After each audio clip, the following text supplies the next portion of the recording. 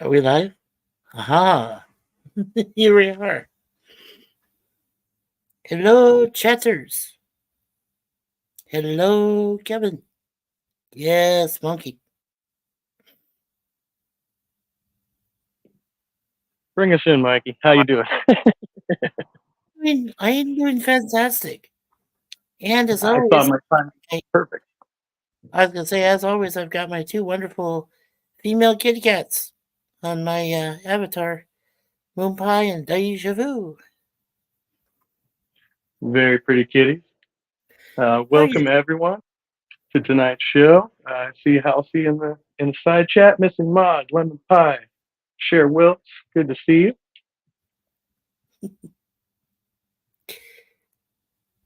So I've been thinking about this topic a lot.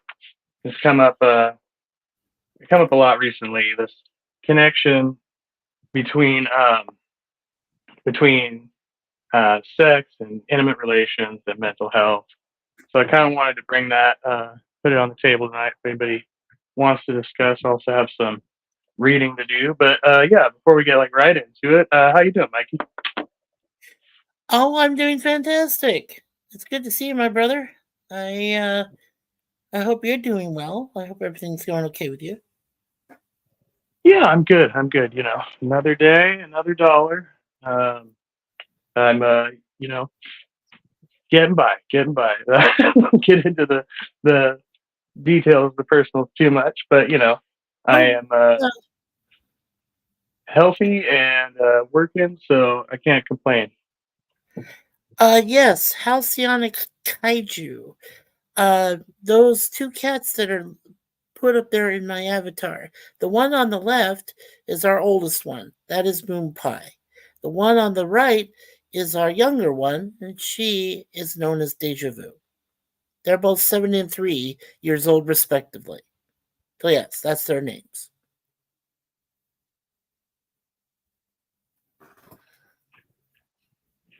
Missing Mod. And that, True enough. True enough. Yeah, we all got problems, right? oh, yeah, for sure. Oh, and by the way, I'm so glad I'm on your panel, Trusty, because this is the first time that you've been able to experience my brand new computer on StreamYard. I reopened a StreamYard account, and knock on wood, I haven't been knocked off at all since I got this brand new computer. Yeah, you sounded great, man. Your stream earlier was awesome too. How'd that turn out? I mean, I was listening in, but I wasn't able to participate as much as I would have liked. Um, Oh but well, yeah, yeah, we had a great first week. Um, like I said, it started the month of April off right. The first 4 days we have a mixture of webcams and live streams, mostly with our friend that you knew last year, Jay Aldridge. He and I do an 18 stream review on Tuesdays and a Shazam ISIS hour on Thursdays. And then on Friday, we co-host, the two of us host a topic time, and we've done 9 of those so far. All random topics. But this last weekend or Friday, we did a subject called nostalgic times. We talked about ads. We talked about old stuff, old shows. It was one of our best streams ever, and we were there for over 5.5 hours. I didn't get to bed till like 7 in the morning that day. Saturday morning, of course. Hey, Bond, James Bond, how are you? yeah. Welcome in, Bon. How are y'all doing? Oh, I'm doing fantastic. That's good to hear. Yeah, doing great, man. So so yeah, the topic I want to talk about tonight was sex and intimacy and how it relates to our mental health for those of us who are sexual beings. I know there's some asex people out there who might not be interested in that. Although I think intimacy probably still plays a role in their life. They're just not into intercourse or whatever. But that's another topic. But I mean, for the panel, I guess, and I'll ask, and this is open to the chat as well. I was just wondering how important do you think sex is in your life? That's kind of how I want to open this up. I will let Bond go first because mine's a little more intimate discussion, and I just want to kind of make sure I pick my words carefully. But if Bond has a good one to start with, let him go first. Well, I don't know if I have a good one, but I would say as I get older, it's not as important as what it was. Still kind of important, you know. I mean, that's about where I am. Honestly, I don't really know where you want to go with this, but I would say on a scale of 1 to 10, it's probably like a 6. So that's just based on that's based on the importance of an actual relationship and how far you want to go to be intimate. Is that correct, Paul? I don't know. I need to think about that. Huh.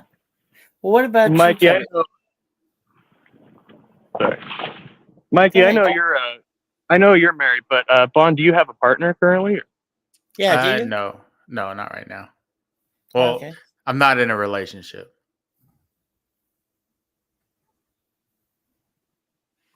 Yeah. So I mean, for me, I'm not in a relationship. Haven't been in one in a while. I've dated people, and it's been interesting. I do find myself wondering like how much importance I want to place on intimacy and like where its place is.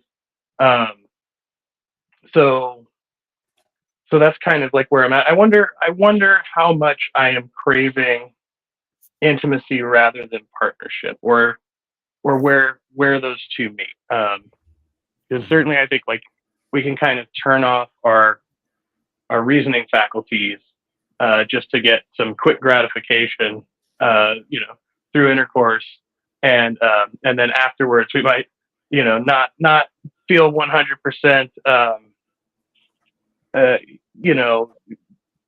right in our decision making there.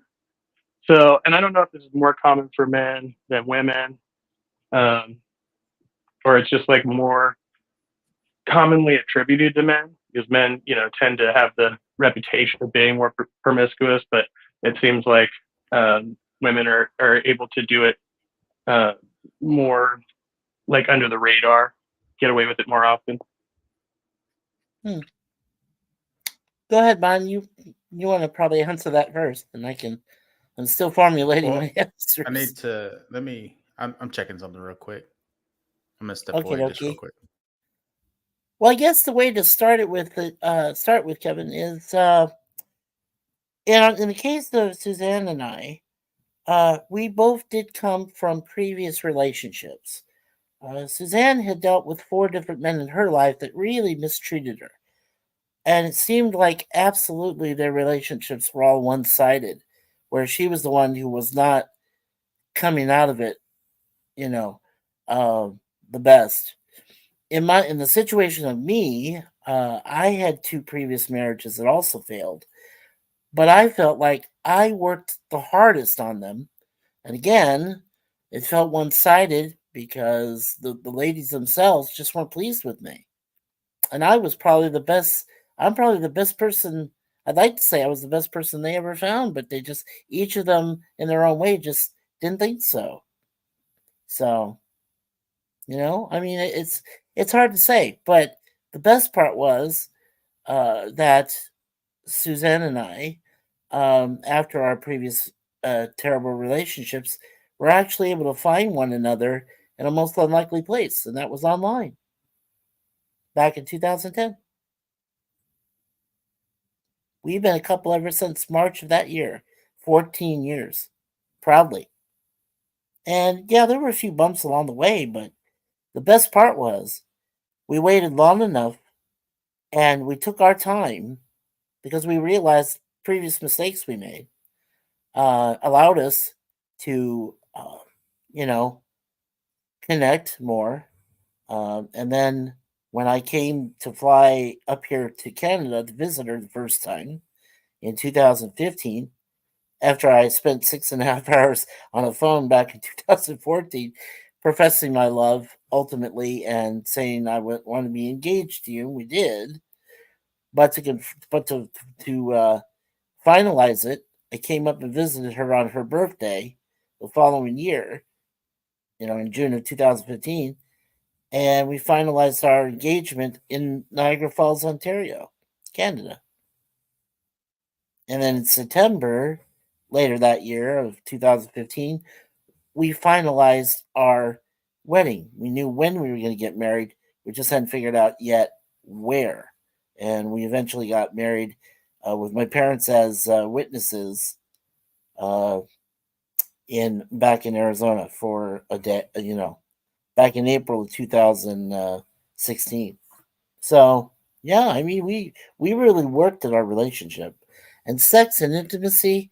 Well, as far as sex was, it came naturally, and we didn't really feel. I mean, since we had previous guys and gals that let us down, I think we realized we didn't really need to become deeply sexually charged. We just became more intimate, became more cuddling, more hugging, more communicating. Communication is the key in any relationship. I learned that early on, and but it took a while. And I know that Suzanne realized it like early on herself, but she needed to build her self confidence up, and that's where I came in. I helped her, she helped me, and the rest is history, pretty much. So, I know it do you helped my agree with mental Bond? health. Do you think that do you agree with Bond? Do you think it's become like a little less prevalent in your life as you've gotten older? I think that's the case for a lot of people that as they get older has become more as seniors, senior citizens. I definitely think that the sex part of the relationship is less important. Yes. Maybe not nullified completely, though I can't speak for, other couples. Well, especially I can't speak for my parents because they've been married for, almost 60 years themselves. So I can't really speak for their relationship, but every relationship is different, obviously. And there is someone for somebody. There's a man for a woman.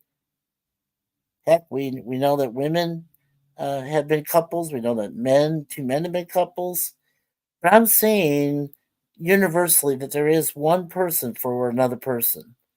You just have to find the right combination and the right emotions, and you also have to believe in you know equal representation. um, one partner has to agree with the other and vice versa, and they have to be able to communicate. That is ultimate. As I said, that's the key. That's how Suzanne and I were able to succeed, where I've seen my brother failed a previous relationship, and then he found someone finally that he could talk to. And one of my sisters, same thing. She had one failed, and then another man came along who could actually talk to her and be a part of her life and embrace it. And so she got happy, And then one other sister, the same kind of situation. So, yeah, it's it's uh it's unique for everybody. Yeah, it's different for everyone. And like prior to your marriage, have you ever been in like a friends with benefits situation? No, actually, no. Mm-mm. No, the only difficulty we had was either Sue's had a previous relationship that tried to get back with her, and I had the same problem with one of mine, one of my previous exes. But we resolved those issues. We made sure they were gone, and now we're both happy. We're very happy.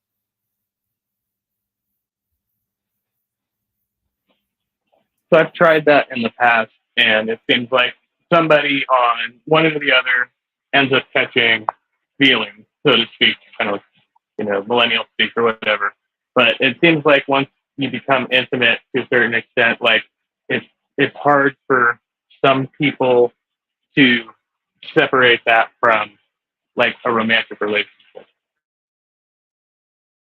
Right. But you know what but that's a good point that you mentioned here about mental health.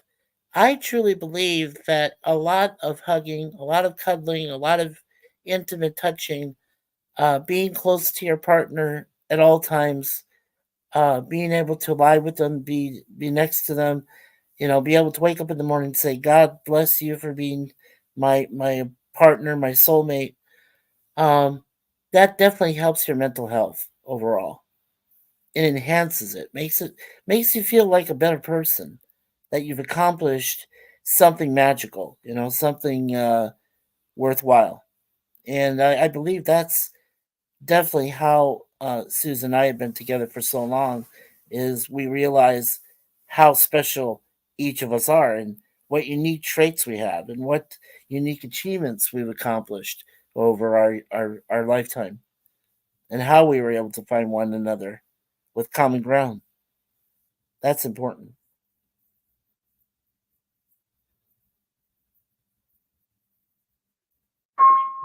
Sorry, I got a lot of action right now. Yeah. Well, let's No see. pun intended. No pun intended. Yeah, well, I was just kind of looking over what some of the chat was saying. Well, for example, Cher Wilkes said, "Well, when I learned to love myself more, I was able to freely give and receive intimacy with myself, with others." Yes, and that's important because you gotta love yourself, Cher. Um, if you go in, like I said, if you go into previous bad relationships, like Susan and I both did, that will affect your self esteem. That will affect your love for yourself, the love for self. It will, in a big way, and you could end up being self destructive. For me, it was really about alcoholism. Really was, without going into too much detail. For Suzanne, it was other things, but ultimately, like I said, we were able to conquer our shortcomings and our handicaps. We helped each other. She helped stop me from drinking, and I helped her low self esteem. It was a great trade off. Really was.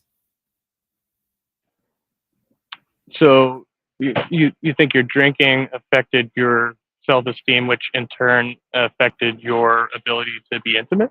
Is that kind of the connection you Yeah. make? Yes. Yes, Kevin. It did in a huge way. Um. Well, when I started drinking was back in when I went into college. This is before I had turned 18 years old. So I would say from basically 18 until I was going into 2010, or no, I'm sorry, 2015. And I had just, okay, I had just turned 49. So before I turned 50, in the first part of January 2015, before I was going to even come out and see, Suzanne for the first time, I asked her directly, uh, what's your honest opinion about alcoholics? Well, she came from a similar background like I did, and we both agreed it needed to stop. We were wasting money. On top of it, we were feeling very low. Like I said, I had very low self esteem about each other, and for each of us, and that was huge. So we gave that up. I gave it up for her especially. She had already given it up before because uh, she wanted to. She made her own personal choice and drive to give up drinking. But for me, she had I literally just came to her and said, "I will stop for you because it's important to me and makes me a better person for you." And she was so happy to hear that. So I've been pleasantly sober since January of 2015. That's 9 years now because of Suzanne. She did everything for me. She was there for me. That's awesome. Congratulations. And you both did that together, right? What was that? I didn't catch that last part. I'm sorry, sir. So you both did that together? Yeah. We both. Well, she had already given up. Like I said, she had already given up. Uh, any destructive vices. She never smoked, which was great. She never did drugs, which is great. She did her own kind of drinking. She had her own thing. But she had already given that up a long time ago. The only thing that she really needed help with was her low self esteem. And I could provide that because at that time, I told her, I consider any woman, and I mean any woman, they could be, thin, plus size, overweight, whatever, but I consider every single woman special. And they all have unique talents. And as I was getting to know Suze, which I call her for short, I found out that she was also a minister. She helped her self esteem by becoming a minister of the Universal Life Church, which is helps with branches of the Catholic Church and Christians. And basically, when we finalized our engagement down in Niagara Falls, we basically got married. I got married to her. So not only did I have a minister lady that I loved, but she also had, the certification to marry us, through her church, the Universal Life Church. So we got married in Niagara Falls, technically. We finalized our engagement and our intimacy there. And then when we moved down to visit my parents for a few short weeks, we got married in Scottsdale, Arizona. Or no, I'm sorry, not Scottsdale, Phoenix, Arizona, in a normal courthouse setting. And my parents, who were Eucharistic ministers at the time for the Roman Catholic Church, but now they're associated with the Carmelites, were our witnesses. And that same day, they also witnessed two other weddings that happened at the courthouse. They were allowed to do that and to help those couples along. So they took care of not only us, but two other couples that were really committed to each other. 3 marriages. I thought that's bizarre. I'd never seen that before. And Cher asked there in the chat, do you think your wife filled the void that you were covering with alcohol? Oh, absolutely. Yes, sure. Absolutely. Yes. She filled it in a big way. She did. I felt, whenever I drank, I always felt less about myself. Always. My self esteem was in the gutter. My self confidence didn't really exist. And I kept getting depressed and angry with myself because I wasn't getting anywhere with any woman or relationships. My last divorce, my second one, ended in 1999. So basically, from 1999 until 2010, that was the 11 most lonely years I've ever suffered alone until I met, dearest Suzanne. So, yeah, good question there, Cher. So, Yeah, do you absolutely. think, I mean, a lack of intimacy kind of creates a space where Well, let you're me literally feeling. yeah. No, go Well, let ahead. me kind of reverse the question, and I'll ask you, Kevin. Do you feel more alive having the chance to have intimacy with a woman, or uh, do you feel just like it's like a duty, it's like an obligation, something that you have to achieve to feel better about yourself? I do feel like it's something I'm compelled to do, sometimes against my better judgment. Right. And see, and that's what you have to worry about because whenever you go into any kind of relationship or any kind of intimate uh, sleeping with another woman, you have to really worry because then you say like, well, how am I supposed to know if I really gonna, is it gonna go beyond just a one night thing? Are you going to love this person?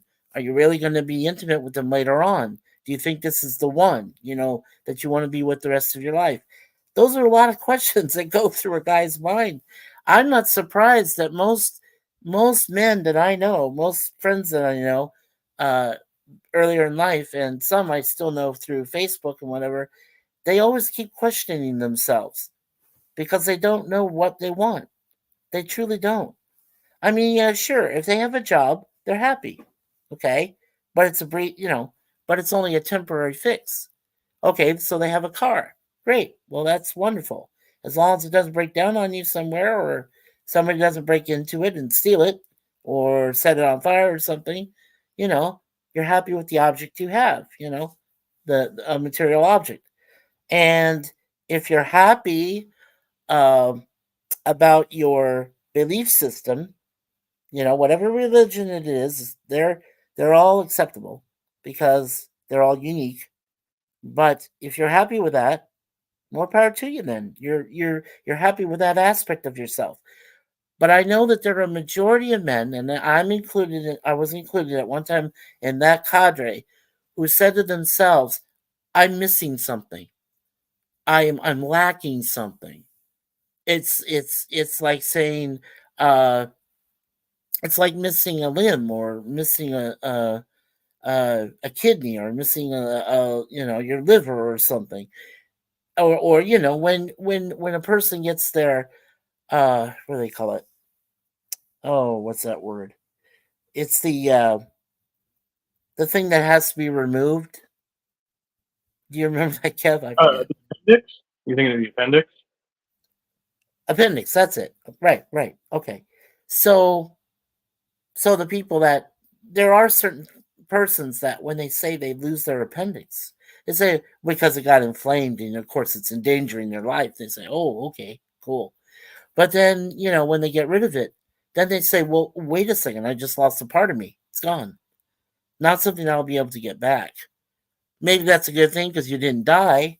But then, of course, like I said, again, that's a temporary fix.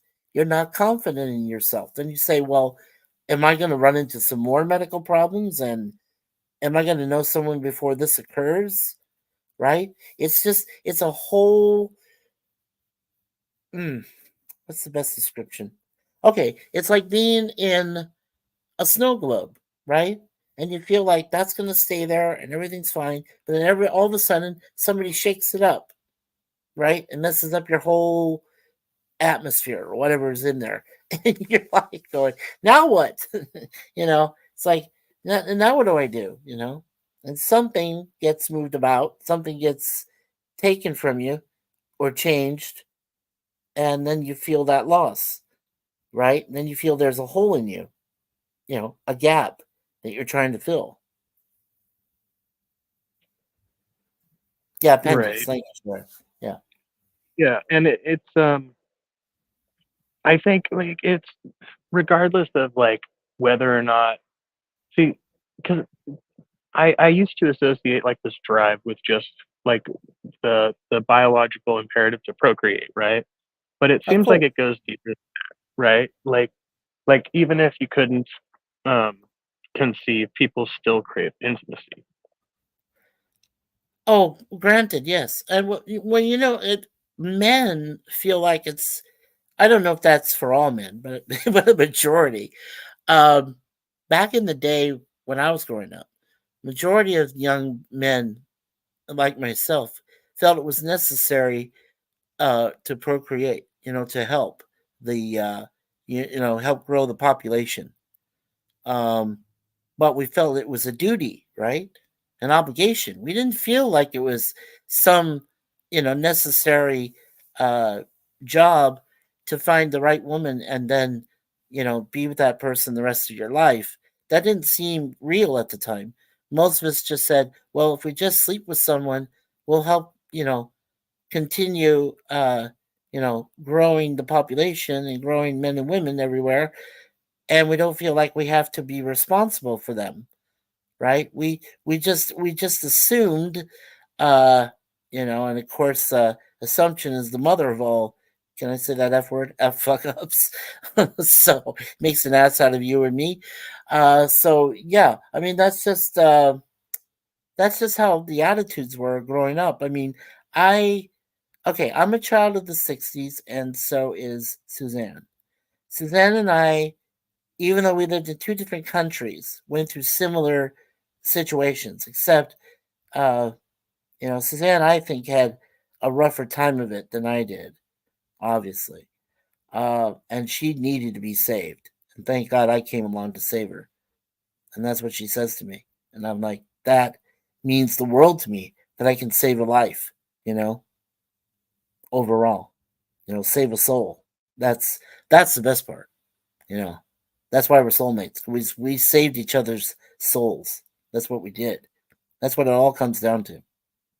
If you can be a person that's better than yourself and you live for others rather than for yourself first, that's huge. That's really huge. So, do you see a good partnership as being somebody who kind of compels you to better yourself, to be better for them? I want to be better for Suzanne, and she knows that. And she also feels like she needs to become better herself for me.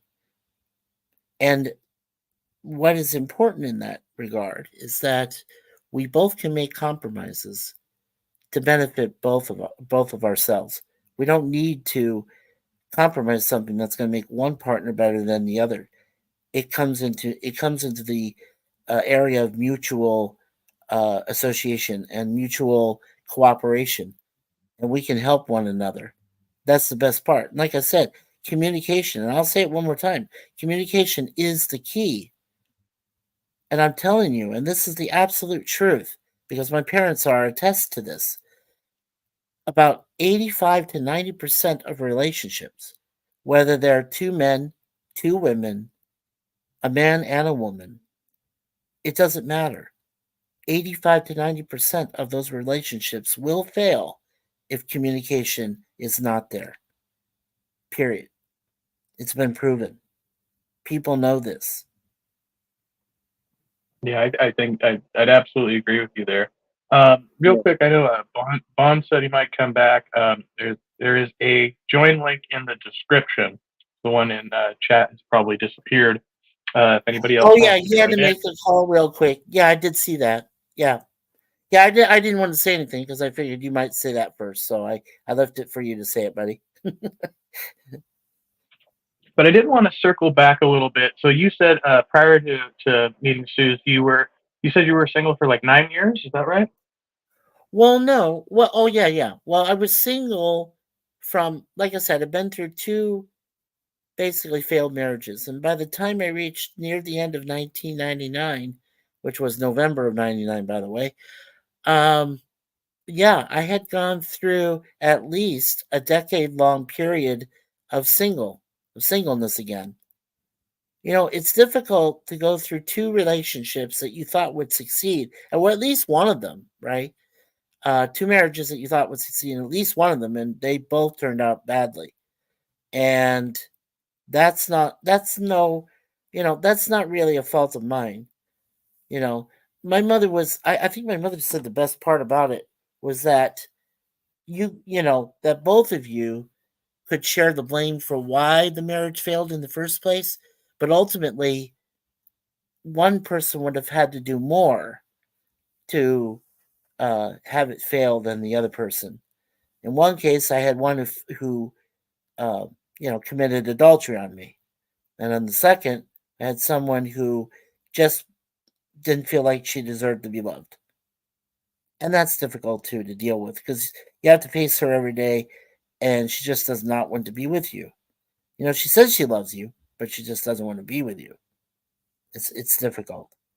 So I tried the best I could, and when all else failed, I said, "Okay, well, then we need to separate and then divorce." So after I came out of those two divorces, I went into a real mental depression. Without saying too much, because I like to keep some of that private. But let's just say, suffice to say that what you went through yourself, Kev, which you're recovering from, which I applaud you hugely for. Uh, Mine was in a deep dark cellar. Like I wanted to die. That's how it was, basically. Like I said, those were the roughest 11 years I ever went through in my life. I mean, I did have Yeah. moments where I was happy. I was singing. So I sang with a couple bands, a jazz band. I sang with the Little River Band. I sang with a buddy's band in Scottsdale, Arizona. We went to a place called The Venue, which at that time was one of the best local band, basically concert venues you could ever play. And I was there. Um, yeah, I don't have, and I mean, I got to see a future musician at work in Seattle. Where you see all those, you hear about all the local bands that, turned out successful, like Stone Temple Pilots, Nirvana, Heart, among others.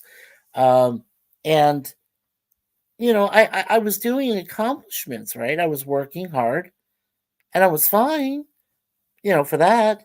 But like I said, something deeply intimate in me, something emotionally was missing. I had a hole in myself. That's what It was happened. not fulfilled. And Yeah. I had to fill it somehow. And Oh, what I was doing, whether it was drinking or hanging out with friends or getting myself into a few times of trouble, it didn't help. It didn't fill the void. And there was a void. I mean, it was there. I could feel it. I could see it. So, yeah, I understand where you're coming from. I want to say, hey, pop culture curator, thanks for coming by and hitting the like. And I hope you're doing better, sir. I heard you oh were. yes, as good as yeah. I'm sorry, Pop. I didn't see you just come in, but yes, I'm glad you're home. We're all glad you're home. We said a lot of prayers for you to get home safe. So I'm glad you're all right. Um, and Cher said up there in the chat a little while ago, you can live for others without being in a relationship. What do you think about that? Like service to others. Is there, do you think? I feel like that can fulfill some needs, but there's still the want for relationship, right? For something that's a little bit more personal, I think. Well, I'll tell you something my mother told me one time, and I think my mother is a very intelligent person, hugely, hugely. She told me at one time that she thought I was going to become a priest because one reason is because I really cared about other people. I did put other people before myself, right? I wasn't really, I mean, I was taking care of myself, but not fully because I wanted to live for other people. And so she thought at one time that I wanted to become a priest, join the priesthood, go through the seminary, do the whole process, and then just, be a part of the church and help others that way. And I said, well, I can think about that, but I don't know. Is that the calling? Is that what God wants me to do? Well, I found out eventually that I needed to find somebody besides myself that just needed the help, just needed a helping hand, and just needed to have a full sense of self confidence and like I said, self esteem. And that was where lovely Suzanne came in. I gave her all of those and more. I gave of what I gave of what I had left of myself to give, my ultimate Yeah. self. And we've been, like I said, we've been happy ever since. I think there's also like an aspect to it where you can neglect your own desires in the pursuit of service to others, and I'd say it's something like the Catholic clergy where they're deeply sexually and intimately repressed, right? And then you end up with these kind of deviance going on within the church, right? But it's Right, because they are from seeking intimacy, right? right. Well, I think what Cher stated there, where she said you can live for others without being in a relationship, is true. You can. I think what you can do. Well, okay. Um, in my honest opinion, I think that we would have more effective guidance counselors, more effective priests, more effective nuns, uh, teachers, uh, nurses, things of that nature, because I think every one of them would need to go through a serious relationship.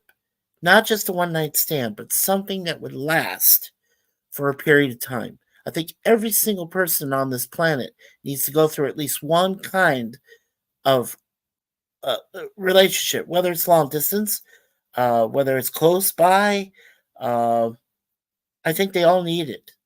That's my motto. If you can be happy after being intimate with one person and be happy with yourself, and then if you're able to decide what you want to do from that point on, if you want to find the ultimate partner, the ultimate soulmate, and make that your mission, you will, and you'll succeed.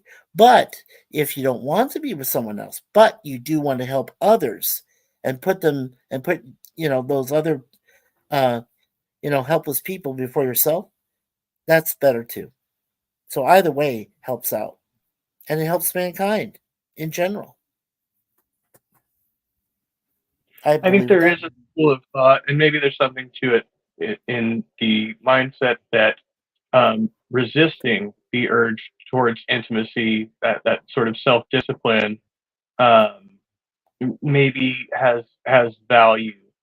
Um, but again, I think you could that could tip into like repression, right? So Yeah, um, I believe that generally most if not almost all men that I see have a sense they know where they're going. I mean, most of them feel like they know, but maybe their sixth sense, like a spidey sense, maybe that hasn't kicked in. There's not a lot of guys that can say they've got a spidey sense. Not, and if they tell you that, they're fools. They're idiots. They're not true. It's not true. Um, but they do have, uh, like I say, they have a self-preservation uh, of their own in place.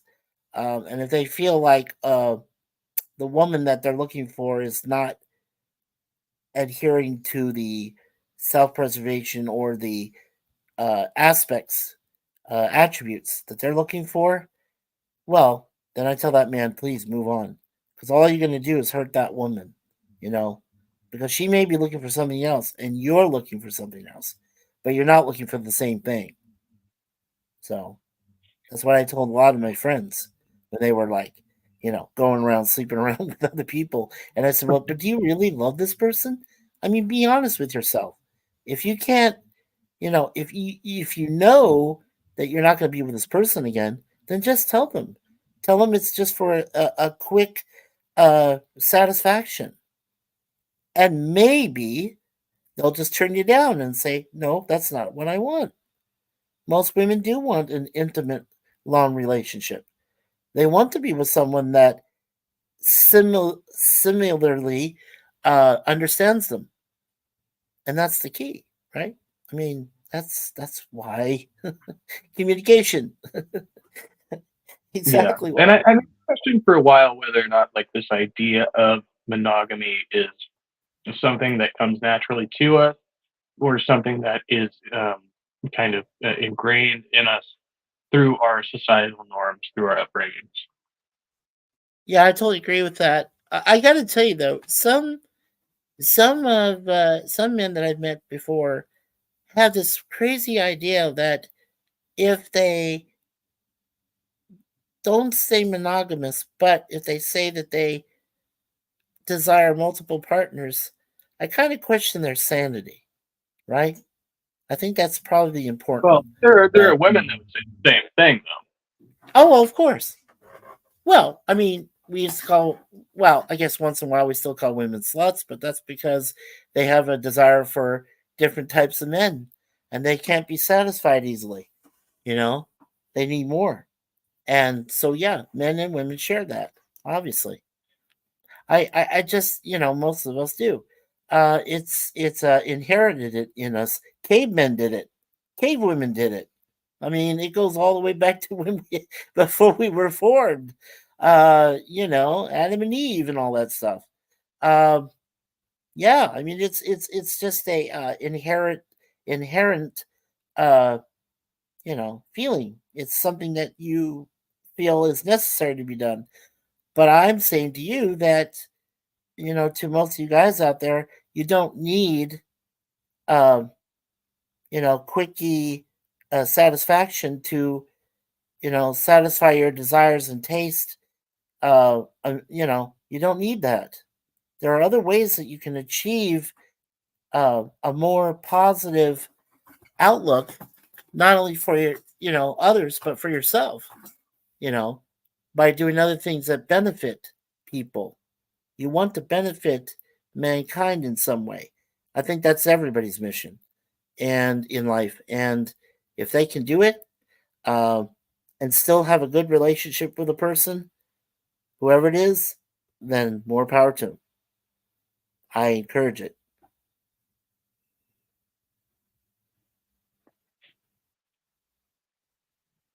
I hope that explains most of it anyway. Yeah, I mean, obviously, if you're not practicing proper self care, right, you're going to be in no position to partner with anybody, right? You're not going to be able to make the right selection there. That's right. I tell you, nowadays, I think it's more difficult than ever to find partners. I really think this is a rough time in our history right now. As we all know, we went through, I'm not going to say the C word, but you know what we went through since, early 2020 until just about last year. That was one thing. A lot of people were isolated. So at that point, when we were isolated, most of us all got lonely and said, "Oh my God, now what? What am I going to do?" I never found anybody I really liked, and I'm still alone. So what do I do? And a lot of us, of course, we all decided maybe we should start going online and, you know, creating streams like this, and ask the tough questions because most people weren't answering them. They were just being to themselves. And we thought, well, I think we need to start asking tough questions. I think we need to start asking ourselves what is our true purpose in life? What are we meant to do? Um, you know, you you know, I like I said before, different religions around the world, they all have their prime savior. In the case of me and Suzanne, of course, it's God, and in Christianity and Catholics, uh, that's our divine entity, our divine deity that we put our trust in, that we rely on. My wife, as a minister, said one of the best words she's ever said. She said, "Leave it in God's hands," and she's absolutely right. She is 100%. No, she is 1,000,000% right. Because I have seen. I mean, I've gone through life for almost 60 years now. I turned 59 in September, and I have never heard or seen or read or watched any one person other than my wife come up with the greatest words I've ever heard. The greatest words I've ever heard. And I am, for one, I am a person who is an emotionally based human being. And my mother and I are bonded like the closest ever. And we both come from emotional backgrounds. It was hard for my mother to meet my dad. It was hard enough for me, like I said, to get through 2 divorces to meet the ultimate partner in Suzanne. Um, yeah, I'm not claiming that looking for anyone, that's connected to you in every way possible is easy. It's not. It's very hard. And like Cher said, yes, you can go on to benefit others if you're not confident enough to find someone like you and be with them the rest of their lives. And that's not a bad thing. It isn't.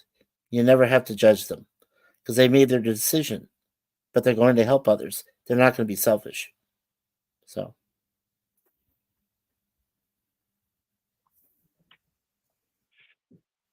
Yeah, so it's a tough one.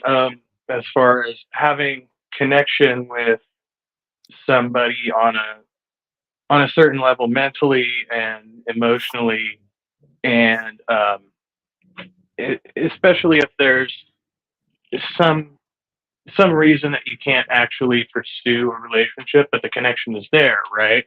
Um, Of course. so I Well, let me just ask you a question, Kevin. And I could probably relate this with you because I'm probably sure I went through it myself.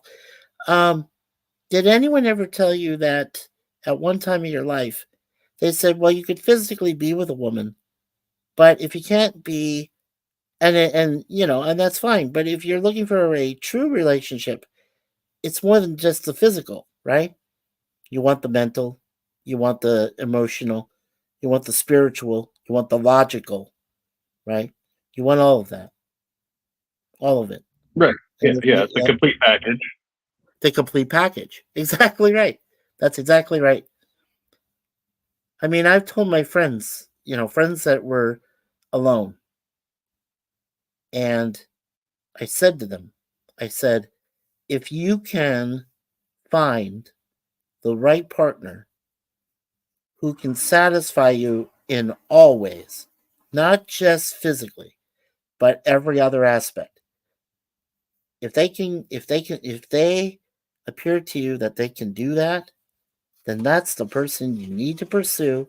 That's the person you need to become intimate with, and that's the person you need to marry and be with the rest of your life. If you can find that person that has a complete package, it's not easy, but they're out there. Men right now, they outnumber us at least 4-1 women. It's true. It used to be a Go 3-1 margin. Now it's gotten even more to like 4-1. So most men have no right. complaints if they're wanting to find a partner. Right, babe? But I mean, going back to even like pre-pandemic, I mean, I think a lot of this, um, the happenings on social media around the internet, we've seen like the Me Too movement and stuff like that, and it's become more and more common, especially with the younger generation, to like I think rejection has become so much harsher, and you have like Yeah. public displays of this where I think it is, it can be a very scary environment for people to even try to court each other, whether it's men or women, but especially in the case of men, like exposing predators and stuff like that. It's like now it seems like whereas, maybe 20 years ago, it would be normal to approach someone of the opposite sex in a bar or something and ask them to have a drink with you. Now you might get like publicly shamed on social media and be called a creep just for asking them to have a drink with you. And I've As seen for those videos. right, exactly. I have a I have this theory, and you can correct me if I'm wrong, but just over the last 20 to 30 years, um, as you mentioned, there was the Me Too movement, Black Lives Matter, the pandemic, the woke movement we're into now, uh, the social media explosion, which has, grown by leaps and bounds. Uh, with your with X, with your Facebook, Yahoo went all the way up to basically X, and then you had all these other social platforms. You got Twitch, you got Rumble, you got Discord. You have all these social media platforms that have grown by leaps and bounds and have exploded. And look what's happened. Relationships have soured. Uh, People, like you said, have been debased for even thinking of wanting to be with another person. They get shamed easily. And you know what? That's the fault of progress. It is. We've come at this point in our society, we come to a point where we have just said that whatever else goes on around us is 10 times more important than what's important in our heart, our mind, our body, and our soul. We're relying on anybody else's uh, conjecture to dictate our lives. And that's what ruins relationships. Because if you're not satisfied with yourself as a human being on all levels, you'll never be satisfied with someone else. You'll never be happy with them because you'll always leave a room for self doubt. And that's one of the worst killers in any person is self doubt, doubting themselves. It absolutely is. And I've seen it. Sure. I mean, I felt it. I went through it. Suzanne went through it. We all did. Most people will tell you they don't. No, they're lying to you. It's what happens. There's always room for doubt. We know that. Everyone knows that. But do you let that doubt dictate your life? No. Don't ever do it. Because it'll kill you. It will. It will literally kill you. And I'm not kidding about that. That is something that is serious. I mean, you gotta have some confidence, right? You gotta have confidence in yourself. It's important. Whatever you do in life, you just have to be confident about it. It says someone I can. Yeah, go ahead, Kevin. I got this one. She says, someone who could teach me something turns me on more than someone who can give me an orgasm. Yeah, I mean, I agree with that. And I mean, it's so it is just as much mental as physical attraction. But I think people, again, in a certain position can get to a state of loneliness where they will go for what is physically available to them. And if the mental aspect isn't there, the emotional aspect isn't there, then you can end up in like a bind, right? Because you've committed, like you were talking about earlier, Mikey, to doing this thing with somebody, but it's really kind of with a dishonest intention, I would think, right? If you know you don't have that connection with them, and you aren't very upfront about it being just about sex, then you're kind of I mean, it's I don't want to call it. It's not just dishonesty, right? I mean, I think it goes not just about that. Right. It could be it's not just about taking that. advantage of. Sure. No, yeah, go ahead. Finish your thought. Sorry. Go ahead. Go ahead, Kevin. No, that was it. Yeah, you're taking advantage of another person's willingness to be intimate with you, right? Like, I think that's another level of dishonesty. It's more hurtful. It's another level. It's another level of deceit. I believe strongly that in order to begin a relationship, the first thing that's necessary is to have honesty in it. There has to be no doubts. You know, you can't lie. I mean, if you lie to yourself, you're going to lie to others. It's in your nature. It's going to happen. But if you can be honest with yourself, you can be honest with others. And that's the first step, really. I believe that. Honesty, according to an author, honesty is the best policy. That's absolutely true.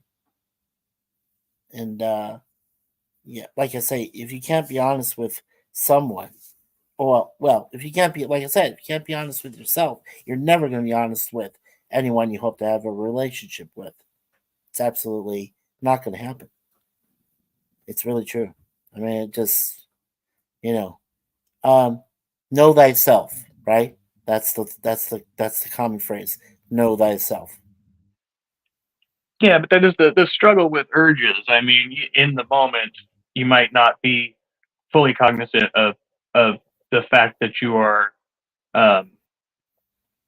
you're crossing your own boundary, right? Like, because it seems like the thing you ought to do at the time.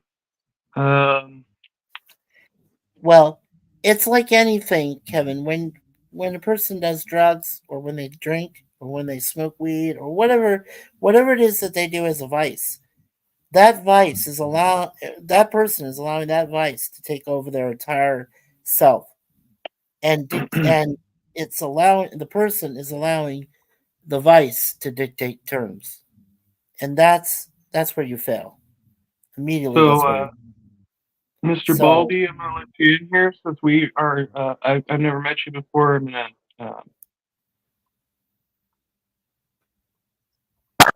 Going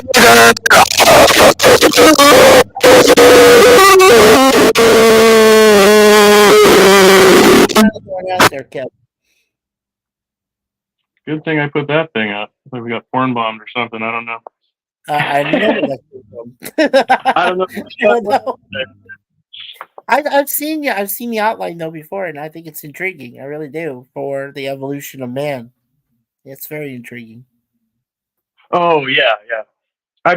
My old channel got taken down for letting strange people in here and put porn up on the screen. So I gotta be, I gotta be careful these days. Yeah. I wanted to ask you a question. YouTube, but I've never heard of this user. What's that? I'm sorry, I didn't catch that last part. It said they were authenticated with YouTube, but I've never heard of that user, so I have no idea who they are, where they came from. So, yeah. I don't know. Well, if you allow me, I'm going to ask a question of the chat, and maybe if they can answer this for me. Do you truly believe that when a conversation starts with another person, are you looking to communicate with that person intellectually, or are you trying to connect with them on an emotional level? And of course, intellectual would also follow mental. So, intellectual or mental level. Or you're trying to communicate with them with your heart. Or are you just trying to start a normal conversation and hope that something catches, like a hook going into a fish?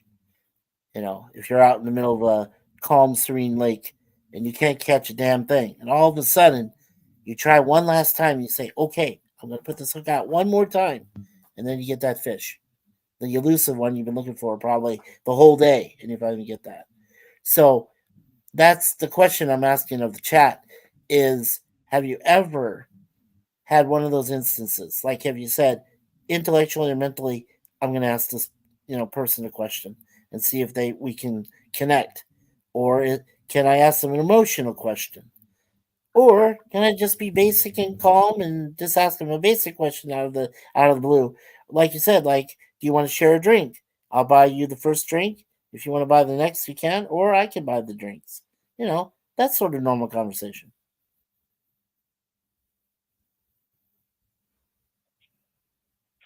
Yeah. Because it's always good to take the first step. How chat's gonna respond there? I don't think you can really. So for me, I don't think I can connect with somebody emotionally if I don't understand their mind. I have to understand their mind to believe that I know where their heart's at, right? Like, does that make sense? It does, because we're now at the point of understanding a person's biorhythms, a person's chemical makeup. We're at that point where we can look at a person or willingly give our background, and they can take advantage, and the person can take advantage and try to find out if they're really interested in this person. Of course, they can take the opportunity to do research or look for background information.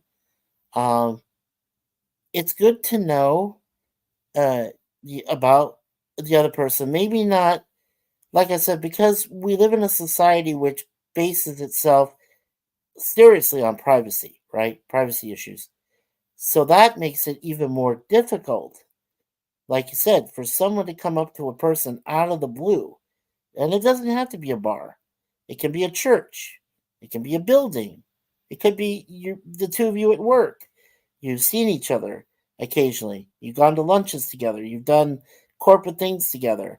You kind of stare at each other every once in a while. And then when you're in the cafeteria or in a employee lunchroom or something, and it's just two of you, maybe is that when you make the ultimate decision to ask the person, how they're feeling and how do you feel about me truly, it's very, it doesn't matter where you go. I mean, you feel, yeah, sure. My wife is empathic also. Yeah. She's very empathic. Hmm. She is. Um, That's how she was able to get into my psyche. And I never got into a real argument with her. I like telling this story. One of my friends, well, he's no longer a friend, but we'll just call him Bill or something. But anyway, uh, he tried to get into my wife's psyche and tried to basically psych her out, right? And at the time, um, Suzanne and I had just got married, and we were still living in together in Arizona. Visiting my folks and cousins and so forth. And he just tried to test her, uh, her capability, her intelligence. He failed miserably, and he got lost in my wife's uh, mind somewhere. I had to send search parties, a safari group, and about two military groups of personnel Sending the to get him out of yeah. my wife's mind. He got lost. He was a Funny. lost man. Yeah. Yeah, you never I mean, test a woman's yeah. resolve, especially their Oh, intelligence. Yeah, yeah, don't test. absolutely. Yeah, And I think it's not just, I mean, connecting to people is one thing, but it's like when you cross a certain boundary and start to enmesh your lives with theirs. And that's when things get really messy, right? Because it's not just breaking off the connection, but, say you've made major changes, like moved in together or something like that, like that's sure. where it gets really sticky. Well, I also think that Cher made a good point. Like we said earlier, she said that you didn't necessarily have to be in a relationship to be um, to be a more um, to be a better person, and I totally agree. For most people, they have a different way of being able to uh, connect with someone and say, "Hey, I want to be your friend. I want to support you however I can. If you need help with any emotional issues, I'm here for you. I'm your listener. You're the talker. You talk to me. I listen to you. Listening and hearing, as you and I both are familiar, are entirely different.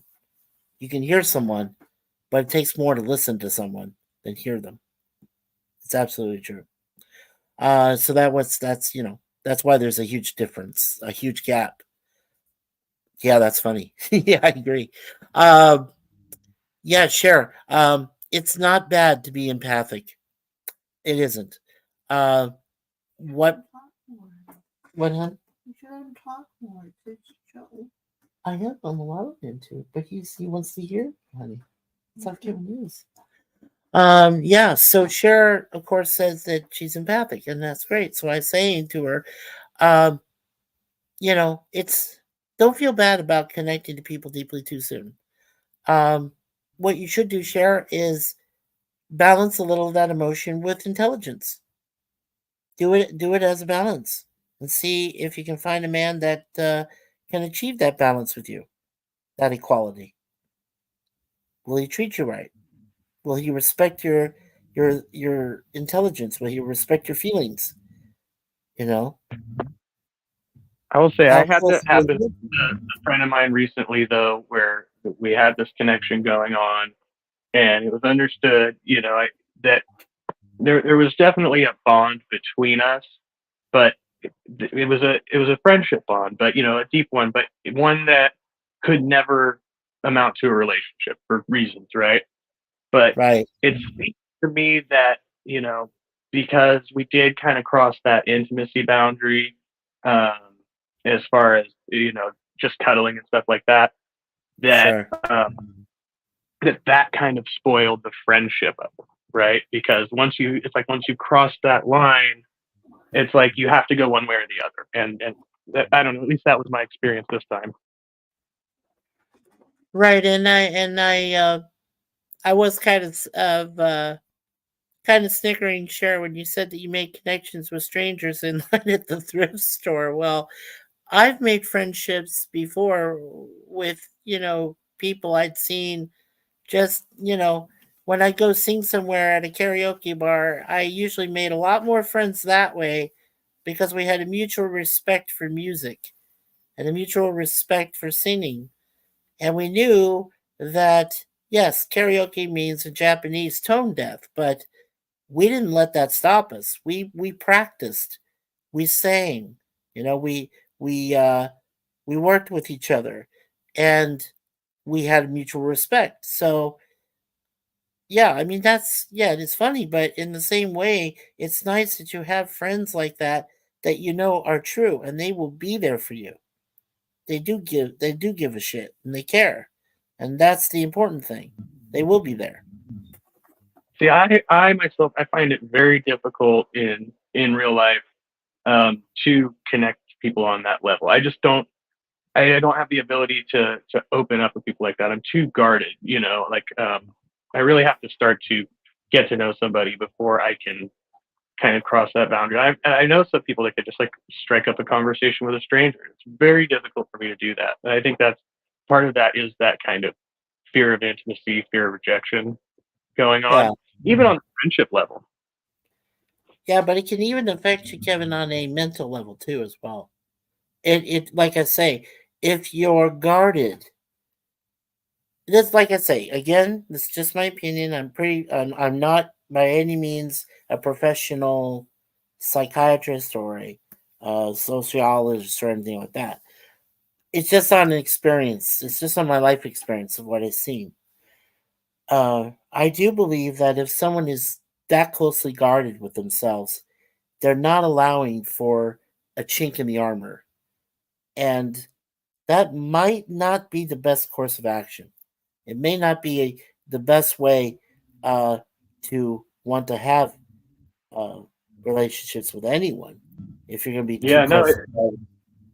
it shuts down a lot of potential, potential relationships. It's just something that's so difficult to break, you know. Right. Well, let me ask you a question, Kevin. Did you ever have that fear of rejection that most men really dread? Being turned down so many times? Yeah, I guess, yeah, I would say like I think it started around high school. Mhm. It was pretty bad for me. Yeah. I for various reasons, uh, I want to say I kind of broke out of it for a bit in my 20s, but during that time, for the most part, I was I was in relationships, and it was so strange to me being on the other side of that, being on a relationship, and then having women, who were then sought after me because they saw me already involved with somebody. You know what I mean? And Right. so, They came after you because they felt like you finally exude some self confidence, and they figured, well, if this woman is with him, she must be happy with him for some reason. And maybe I can find out, maybe the other women say, well, maybe we can find out what that reason is and see what he's like. And, and they had their own ideas about what they wanted to do, because they're all, we're all unique, we're all individual and special.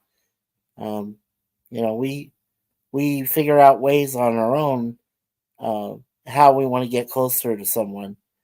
Um, for me, it was just a question of, uh, do I really want to sleep around or do I really want to uh, become more aware of what's going on?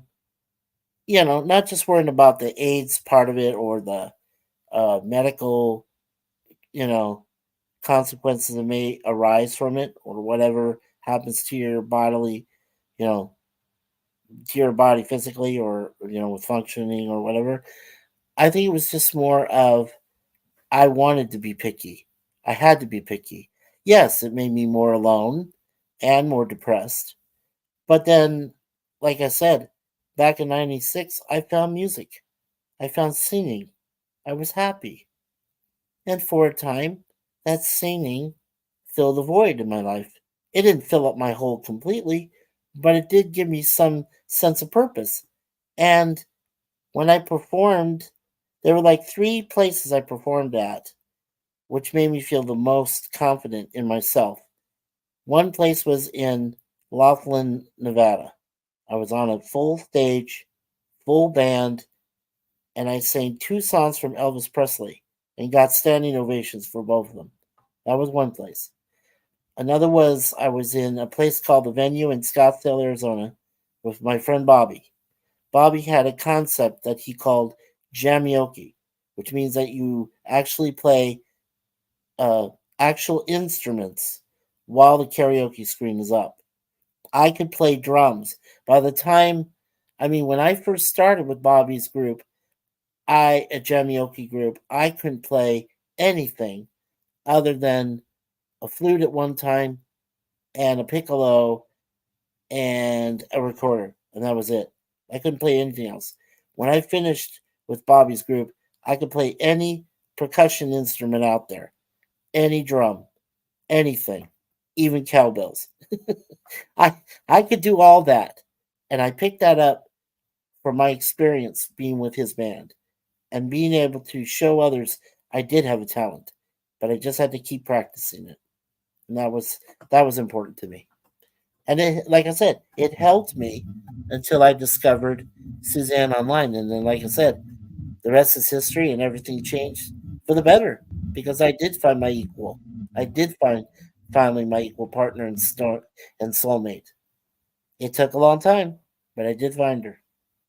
She was 3,000 miles away from me north in Canada, and I was down in Arizona. And here we are. I want to say welcome back to Halsey, and yeah, I agree with you there. I think live performance it's a huge confidence booster, but it can also like inflate the ego, So Yeah, like in those situations, I don't feel like I was presenting my best self. Like I was presenting a character. I was a performer. So people yeah, weren't really getting to know me; they were getting to know an act, getting to know right, but that facade. right, Kevin. But did you feel at the time? Because I know you're a good musician. I can tell. Okay, I didn't even know you that well when I first met you here on streaming and so forth, streams and live chats, and then I realized this man has a talent. He actually can play. He can sing. He can do all sorts of things. Hey, what's up, Wild Heart Resurrected? How you doing, dude? How's it going? Good to see ya. Yeah. Is it? Yeah. So, Kevin, tell me. Did you have your best moments you felt when you were playing, when you were singing? Being bandmates and things. Wait, as far as what do you mean? Oh, and hey, sorry. Good to see you. Well, okay. When did you start becoming a part of a band itself? When did Well, you do that? I've been in various projects since age 13. Wow, So and that's I didn't impressive. start performing obviously till I was an adult. I was around 18, 19 maybe when I did my first live shows. Wow, dude, man, you had more talent than me. I didn't even start. Honestly, I didn't even start really singing until 1996. And at the time, I was 30. I was 30 years old. I hadn't yet turned 31, and I was lost. I didn't know what to do because I had just come out of a really bad first marriage, divorce, and I was lost. I didn't know what was going on. And then luckily one of my sisters came to my rescue and said, you should try this thing called karaoke. Like I said, this was back in the mid 90s. And she said, you should give it a try and see what you think about it. And well, my sister was right. And I haven't looked back ever since. I love it. I love to sing. I may not have the voice I used to have about 5 or 10 years ago, but I could still sing most people, sing with most people and still be happy about it. I do find, I like in my applaud you experience, for I think karaoke crowds are a lot more charitable Yes. because everybody in there is kind of in the same boat, so regardless of your what your performance is, like, people are generally going to support you. Like, and when you're playing original music live and people have come and paid to see it, it's it's a big ego check. Like, like, if there are people walking out of the bar, you know what I mean? All of a sudden you're playing for, a bartender and a sound guy. And it's like, whoa, okay. So, and there's various reasons for that. It might not be because you sucked, maybe just it wasn't the right crowd or what have you. But anytime that happens, like, it's especially if it's your own music, it's a kick in the teeth. Right. You don't get Well, I used just to like be. general Yeah, go ahead. support. Sorry. Yeah. Well, I used to be at one time what you would call a KJ or karaoke jockey. It's like a disc jockey, but you put the karaoke tunes together for people and then they sing them or whatever. I only did that for a short time because I was actually working a full-time job at the time with Safeway Incorporated. So, um, karaoke jockey was my side job. Yeah, I got paid for it. I mean, it wasn't a great job, but I did get I did get good monies for it, and I made tips, and I was able to enjoy myself, have a nice meal, have a few drinks, and I was happy. I was happy with that. Um, but like I applaud you because you started at a very young age. Me, I started later, so it took me a while to get my feet wet and feel self confident enough to say, yeah, I can sing with you. I don't have an issue. Uh, you know, I applaud Suzanne for exposing this one gentleman who shall remain nameless. But what this gentleman did was he led me into a false sense of acceptance. And what I mean by that is he applauded my talents, but then I realized he was lying to me. He was giving me bald faced lies. He stood right in front of me, right to my face, and said I was talented and said I had what it took. And then behind my back, he talked shit about me.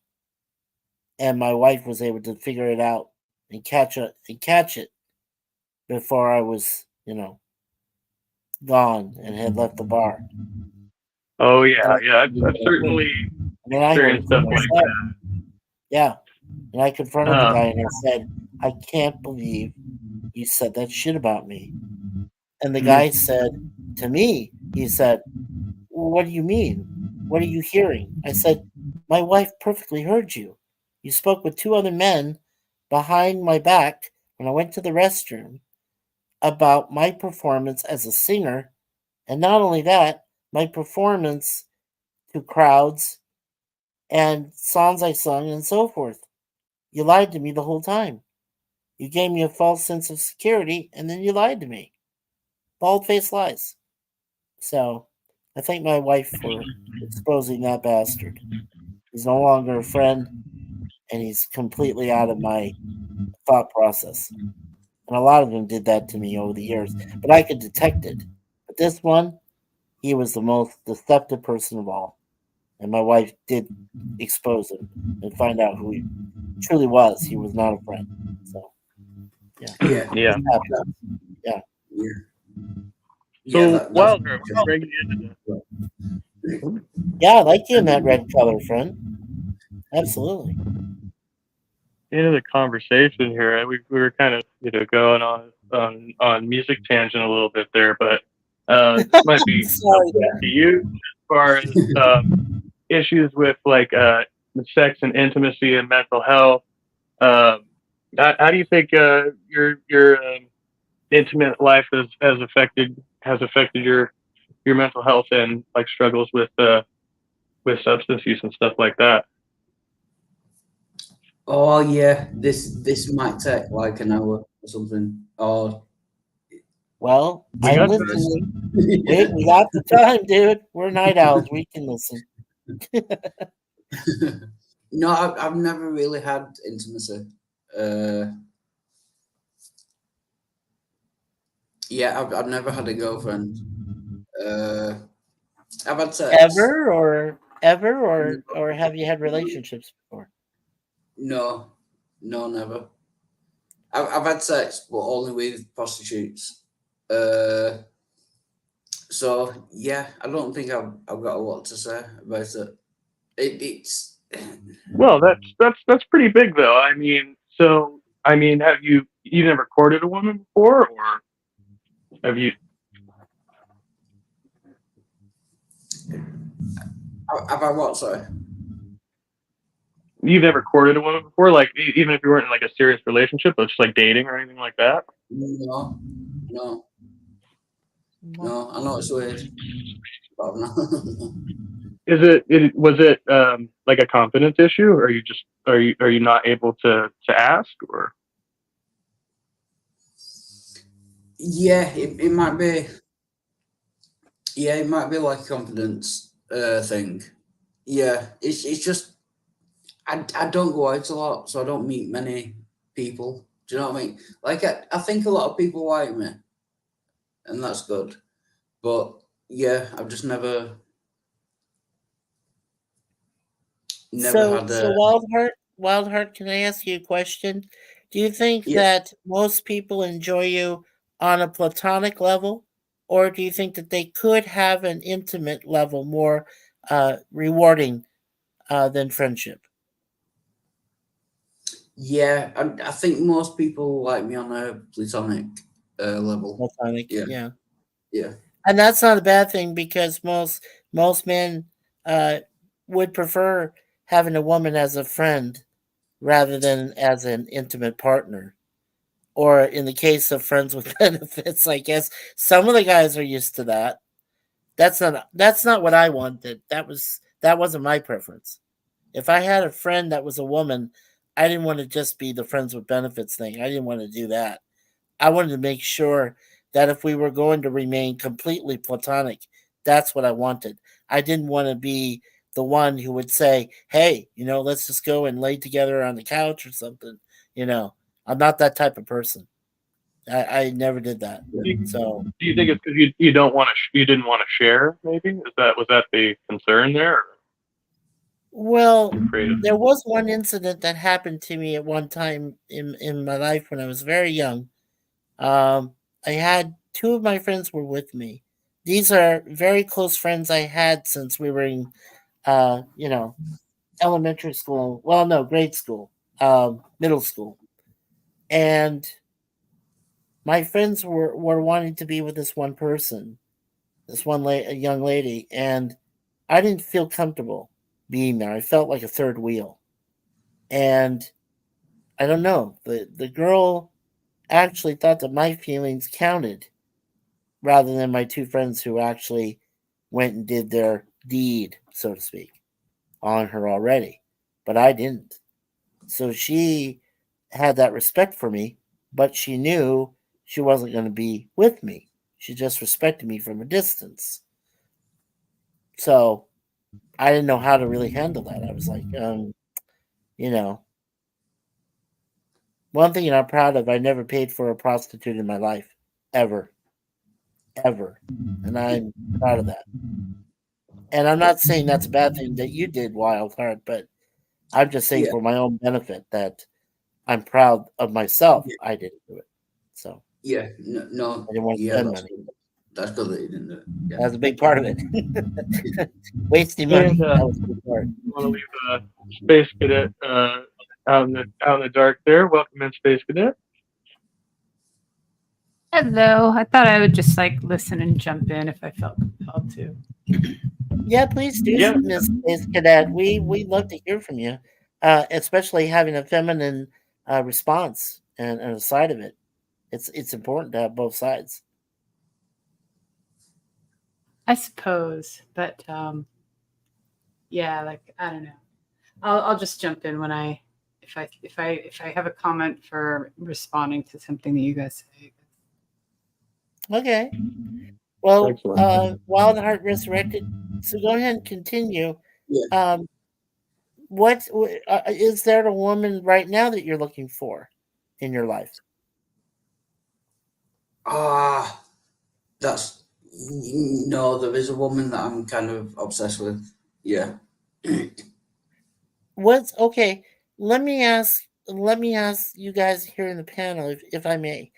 And we'll go with Kevin first, then go to Space Cadet, and then yourself, Wildheart. If you're at this point right now where you don't have a partner, but you would like to have one, what specific attributes would you want to find in this significant other person? What would you want to find? You go first, Kevin. Well, I mean, it's kind of broad to say, like, obviously, there's physical attraction on somebody who's intelligent and emotionally available. I mean, those are kind of like, basic, but like, I don't really have a type. So it's really hard for me to say, like, with physical attraction, like what that would mean. I just know it when I see it, you know what I mean? And that could be like in all different types of shapes and sizes. But it's really a personality thing. And I think I look for somebody where we share similar interests, but but are also able to have like a healthy sense of separation, so that we each retain our individualism, our own sense of identity, which is something I've never really had. Would be, right, and a person that would be able to respect your space, right? Basically. Yeah. So where we're not going to become so enmeshed that they're invading my music time or whatever, that type of thing. Sure. Okay, Space Cadet, go ahead and let us know what you think. What would be the attributes that you would specifically admire in a man that might lead you to a more intimate relationship?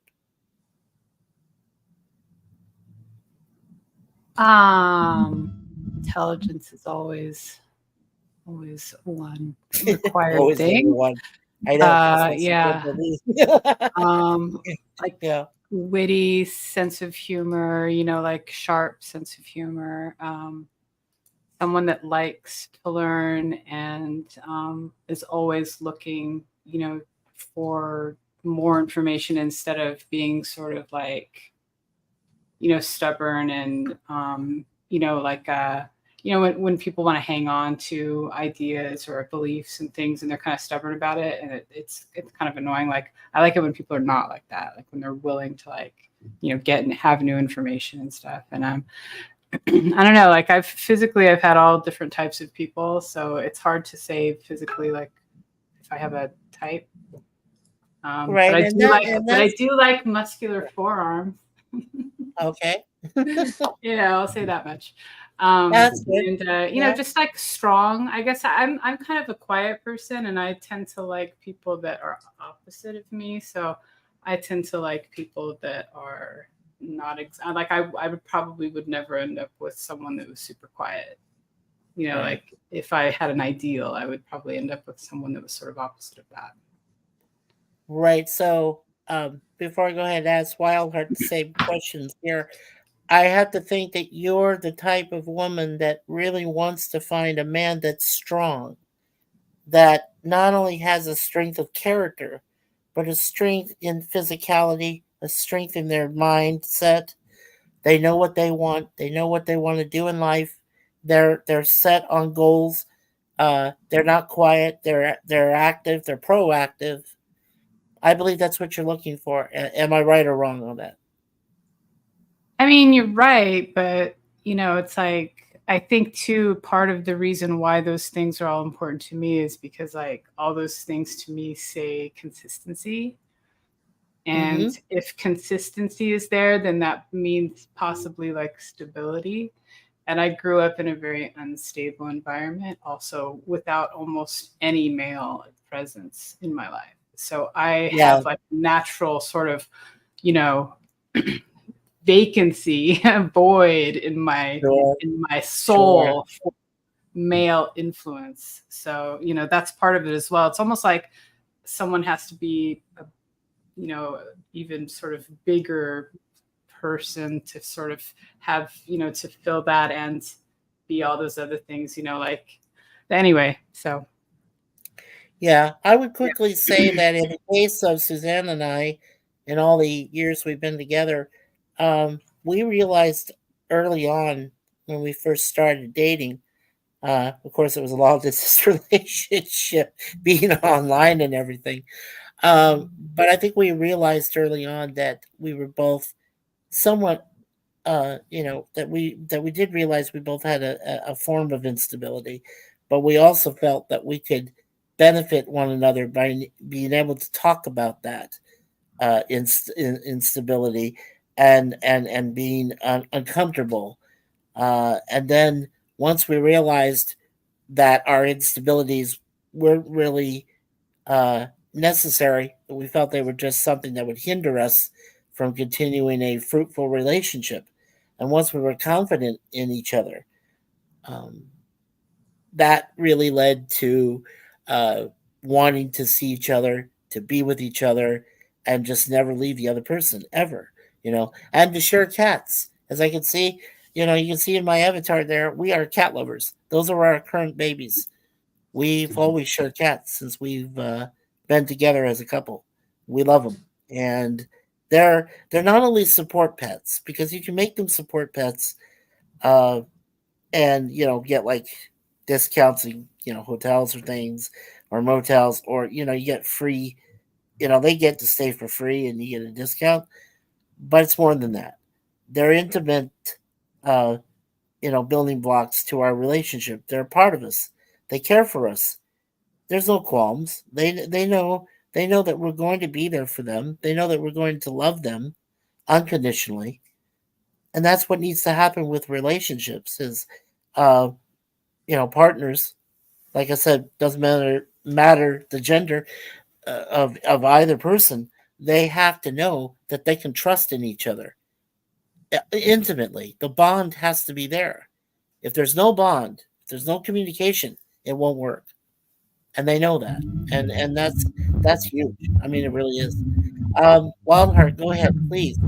Um, if you do feel like you'll become intimate with someone someday, what are you looking for? Deeply that would affect you, and who do you want from those type of attributes? Uh, yeah, it's just someone who loves me. Oh, this is going to sound really bad. No, I don't care what they look like or their personality counts, obviously, but I just want somebody that loves me. That's it. So, but I mean, do you want to have someone for the rest of your life, a true partner, a true soulmate? Yeah, You do want that, then? yeah. I mean, So, I'm not trying to okay. push you or anything, buddy, When you but say somebody but Wildheart, I'm just saying. yeah, when you say somebody to love you, Wildheart, and I kind of question this a lot. I mean, I've had various people tell me that they love me, and certainly display affection towards me, right? And it's not that I don't believe that they do love me, but it's like one of the things that I will ask people now if they're interested in me and they say that, I will ask them, "What do you love about me?" And that's like kind of like where you start to like peel back and find out like whether this person is really in love with you for you, or there's some particular thing that you're fulfilling for them, right? Or maybe they really don't know. They just feel this inexplicable attraction towards you, right? And I find that to be kind of troubling. That's off-putting to me. Like they'd say, like, tell me 5 things that you love about me, or something, or 3 things, even. Right. If there'd have to be like, a very particular set of answers, I think, to that question. I think nowadays there's this issue. Yeah, I think nowadays there's this issue, and guys and Space Cadet, if you want to clarify this, and even you too, share Wilkes there in the chat, and if Sir Lemon's there, let us know too. Is it true that is it well? Okay, actually, I should say, um, do men have more of an ulterior motive to how they approach relationships, or do women, or is it equal? And you guys can go whatever order you want to go in and let me know. Because for me, I think that there are a large majority of men and women that have an ulterior motive.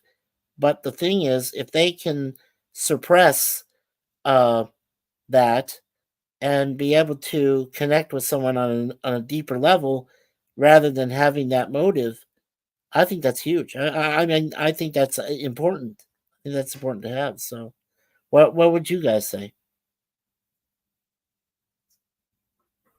Anyone can Well, answer. I think the answer, and this is like, it seems like it's pretty common for women, and I'm not ripping on Halsey, but it also kind of worries me whenever I hear a woman that says she's looking for stability or something like that. It sounds like what she's saying is that she would want somebody to like anchor onto, like she herself, like I guess, looking for consistency in character is one thing, but expecting somebody else to make your position in life or in society stable, right? Like, Well, can I it clarify seems to something? Yeah, go Just ahead, from, Space from, Cadet. from my own thing. Yeah. Like when I say Yeah. stability, like I mean in their own lives. Like I just don't want someone that has a lot of turbulence and like things that big drama, turbulence, things that will be disturbances and could cause issues with us just hanging out and being together, just relating to each other and stuff. Like I want someone that is stable within themselves. Their personality is stable. Their ideas are stable. They're not shifting all the time. I have issues with shifting. Just like in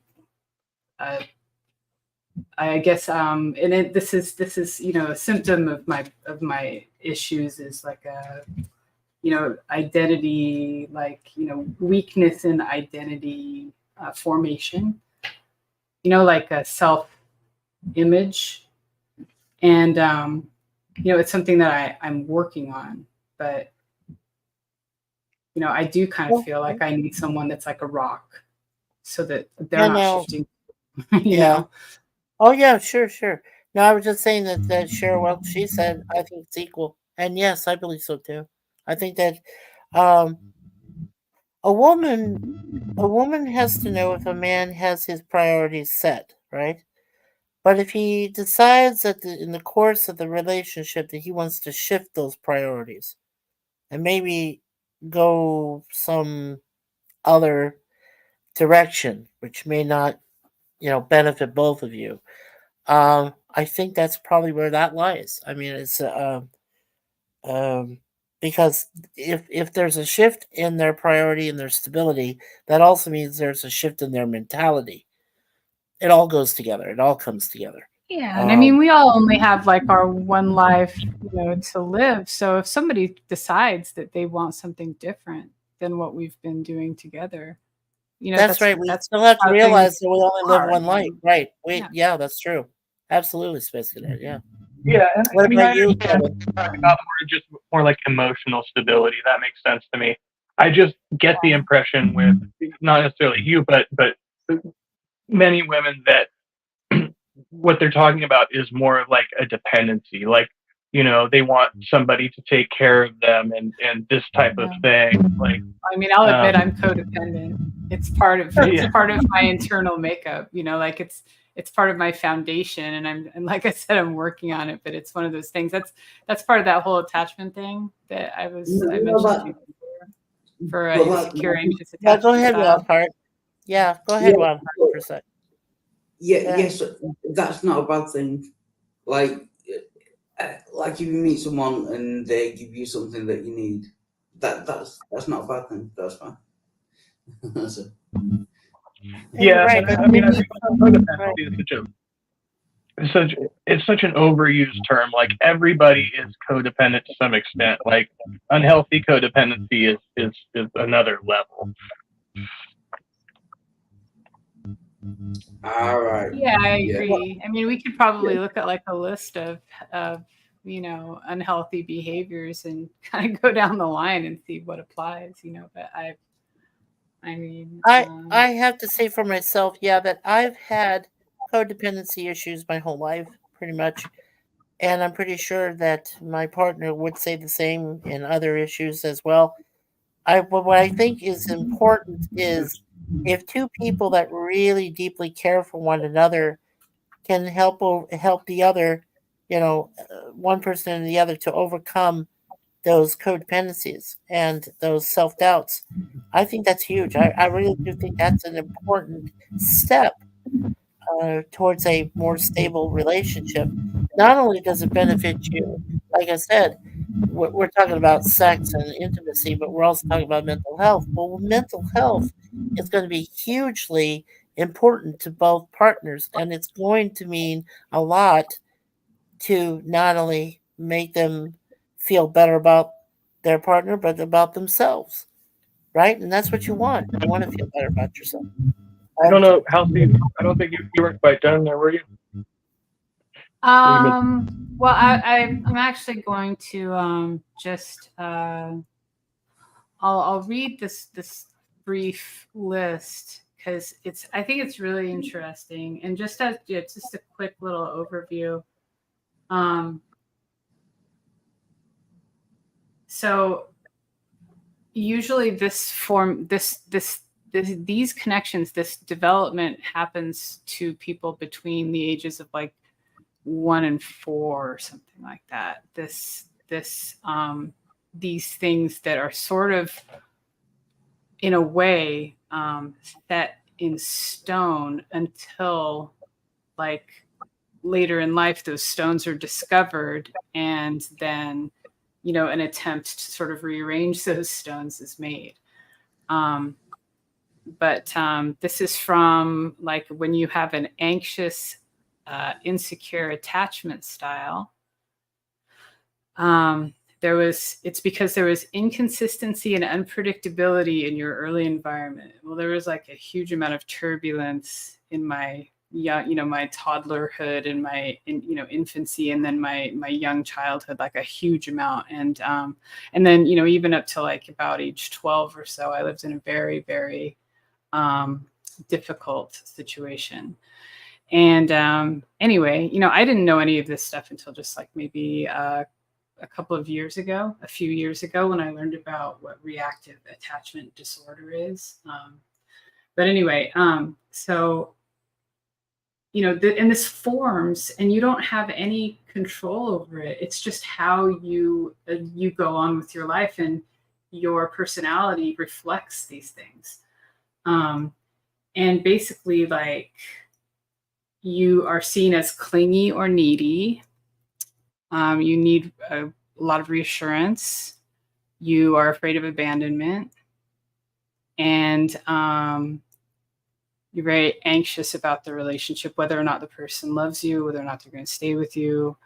And if they spend time with other people, you tend to think that they might be thinking of abandoning you, in some way. And this is, like I said, these traits are in you, right? And they kind of dictate your thoughts and actions all the way until the point where why you're like that, and then you can attempt to change it. But it fucks your whole life up. It fucks all your relationships up. And like so and it's something that, like, you have this in you, and now you know about it. So now how to change it? It's like this whole process. It can take years to change.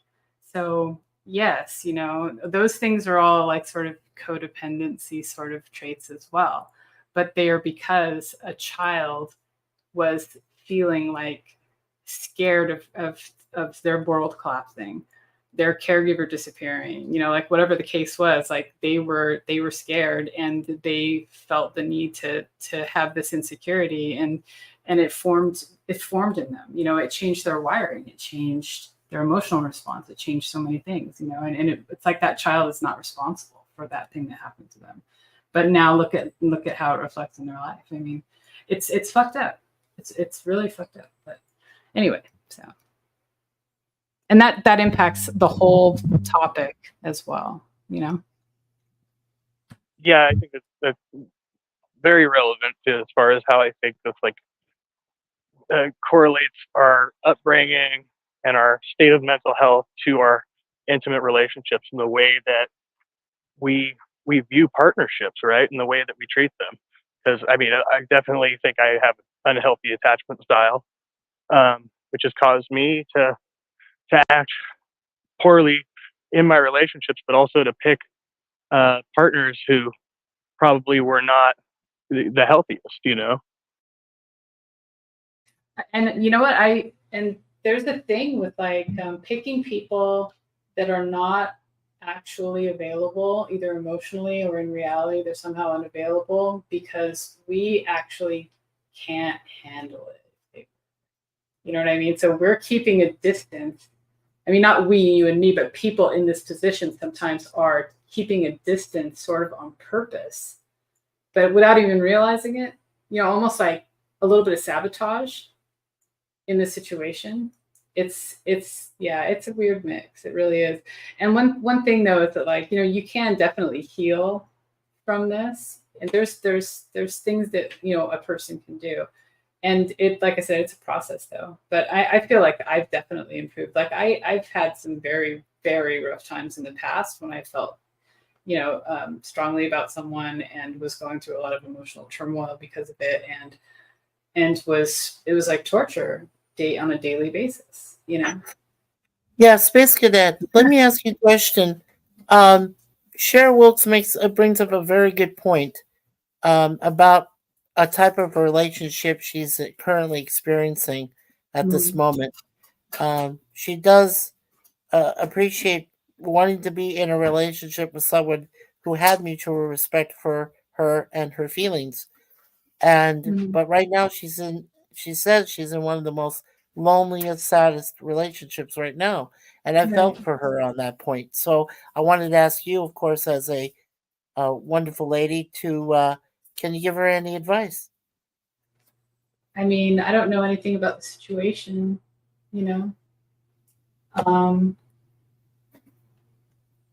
I guess it would really matter why the lonely and sad feelings are there. Right. And it would be up to her whether or not she wanted to share that. So I don't. Otherwise, other than that, though, I don't know if I have anything because I don't really know anything about the situation. Well, what I thought is if you might have had a similar experience yourself, Space Cadet, and if you were able to resolve it in a satisfactory way, then how would you help share in that regard? That's what I'm saying. Okay, so I will say this: I do have issues with feelings of constant aloneness or constant loneliness. Even if it's gotten better, I will definitely say that. But it used to be even in a group of people sitting at someone's house, out in public, anywhere, I would just kind of feel like I wasn't actually there and kind of invisible, sort of if I would just mostly be turned inward, wrapped up in my head, wrapped up in my thoughts. I was basically in a state of light disassociation. And I've been in that state on and off in my life for lots of time. And that's also having to do with stuff that I won't talk about right now, but, more childhood shit. But anyway, so that tendency to feel alone and lonely, and also to have a tendency towards depression is something that I just live with, and I don't identify it with any specific relationship because it's kind of been a constant. Yeah, one of my issues, one of my issues, Space Cadet, and I think you can, and I definitely believe the guys can also adhere to this. is when you're in a group of people and you know that a few of those people in your set group, in your friend group, are a little more intimate, and you feel left out because even though you're friends with them, you know that you're not going to receive deeper intimacy. You're just going to receive whatever platonic platitudes, I guess you call it.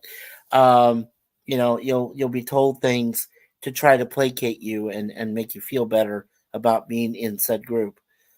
Um, and I was in instances where I felt very uncomfortable, especially I had times where I have two good friends, and I know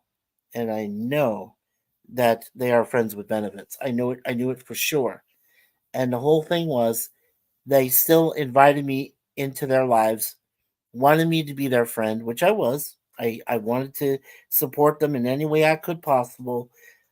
Maybe not financially. I wasn't really a rich man, but mentally, uh, spiritually, um, emotionally, whatever had to come from me, whatever I had that I could give to them, I did my best I could. But I still felt like I was left out of something, that I was left behind, right? And that gave you those feelings of loneliness, the feelings of being depressed, because you don't think you could you don't think that you're capable enough to be there, or that you That's don't even feel not like you belong me. there. That's not the case with me. Like Okay. yeah, I have like a weird relationship with people a lot of the time. Like I have like 3 levels of people in my life as far as closeness. I have a very, very, very, very, very tiny one with people that I'm the closest to. And then a slightly bigger one for like a handful of people that I feel compelled to get to know. And then a much bigger circle of people that I just talk to and have discussions with, but don't really go further than that in conversation or proactively want to get to know them specifically. I just get to know them sort of through osmosis in the conversations and observations and stuff. But I don't I don't make a concerted effort to. I just don't feel compelled with certain people. Osmosis is good enough. Yeah. Um, What about you, Kevin? Well, I wanted to ask Kelsey a question real quick, and this is relating to my experience. Do you ever feel like sometimes if you're in those crowds, if you're not at a certain level of intimacy with people, like you can be at the same table, but you almost feel like you're not invited to the conversation? Like you'd be afraid to interject, like if nobody invites you to join. Is that kind of a similar feeling? Or? I don't know if that's the feeling. I mean, it's not like a sad loneliness. It's just like a feeling of soloness, like I'm detached from the group, And I don't know if that detachment is something that happens because that's just how things are, or if I'm doing it somehow and doing it intentionally, or what. But that detachment, in a way, kind of helps me not feel any like, oh, I wish I was better friends with this or that person.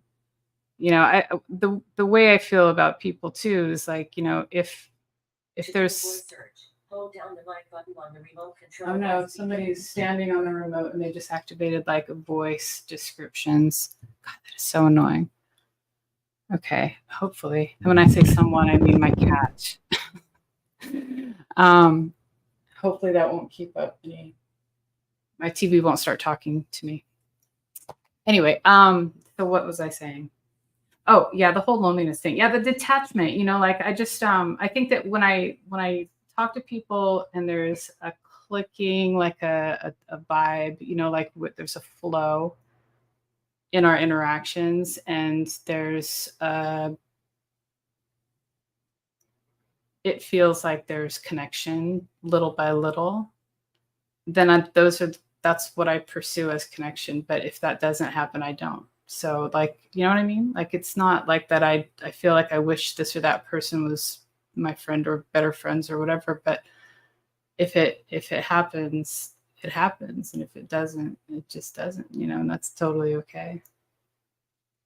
I don't Well, pursue many people in that way, like, at all. Like, I'm Sure.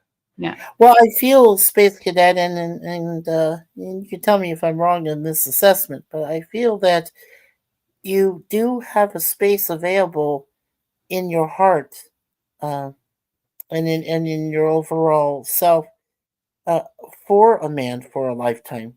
Do you feel that way, or is that I just? mean, I am I am married.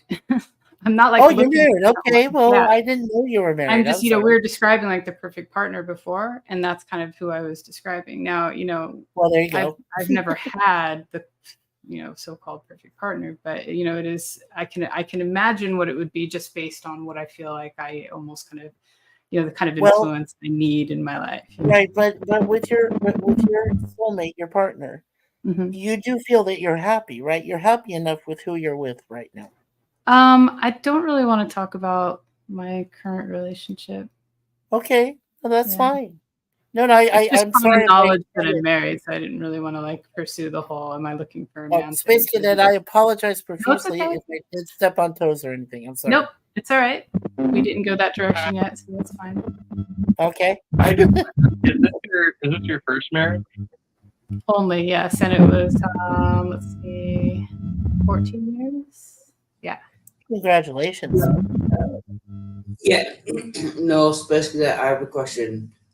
Yeah. How do you get over someone that, like, geographically you cannot be with? How do you do that?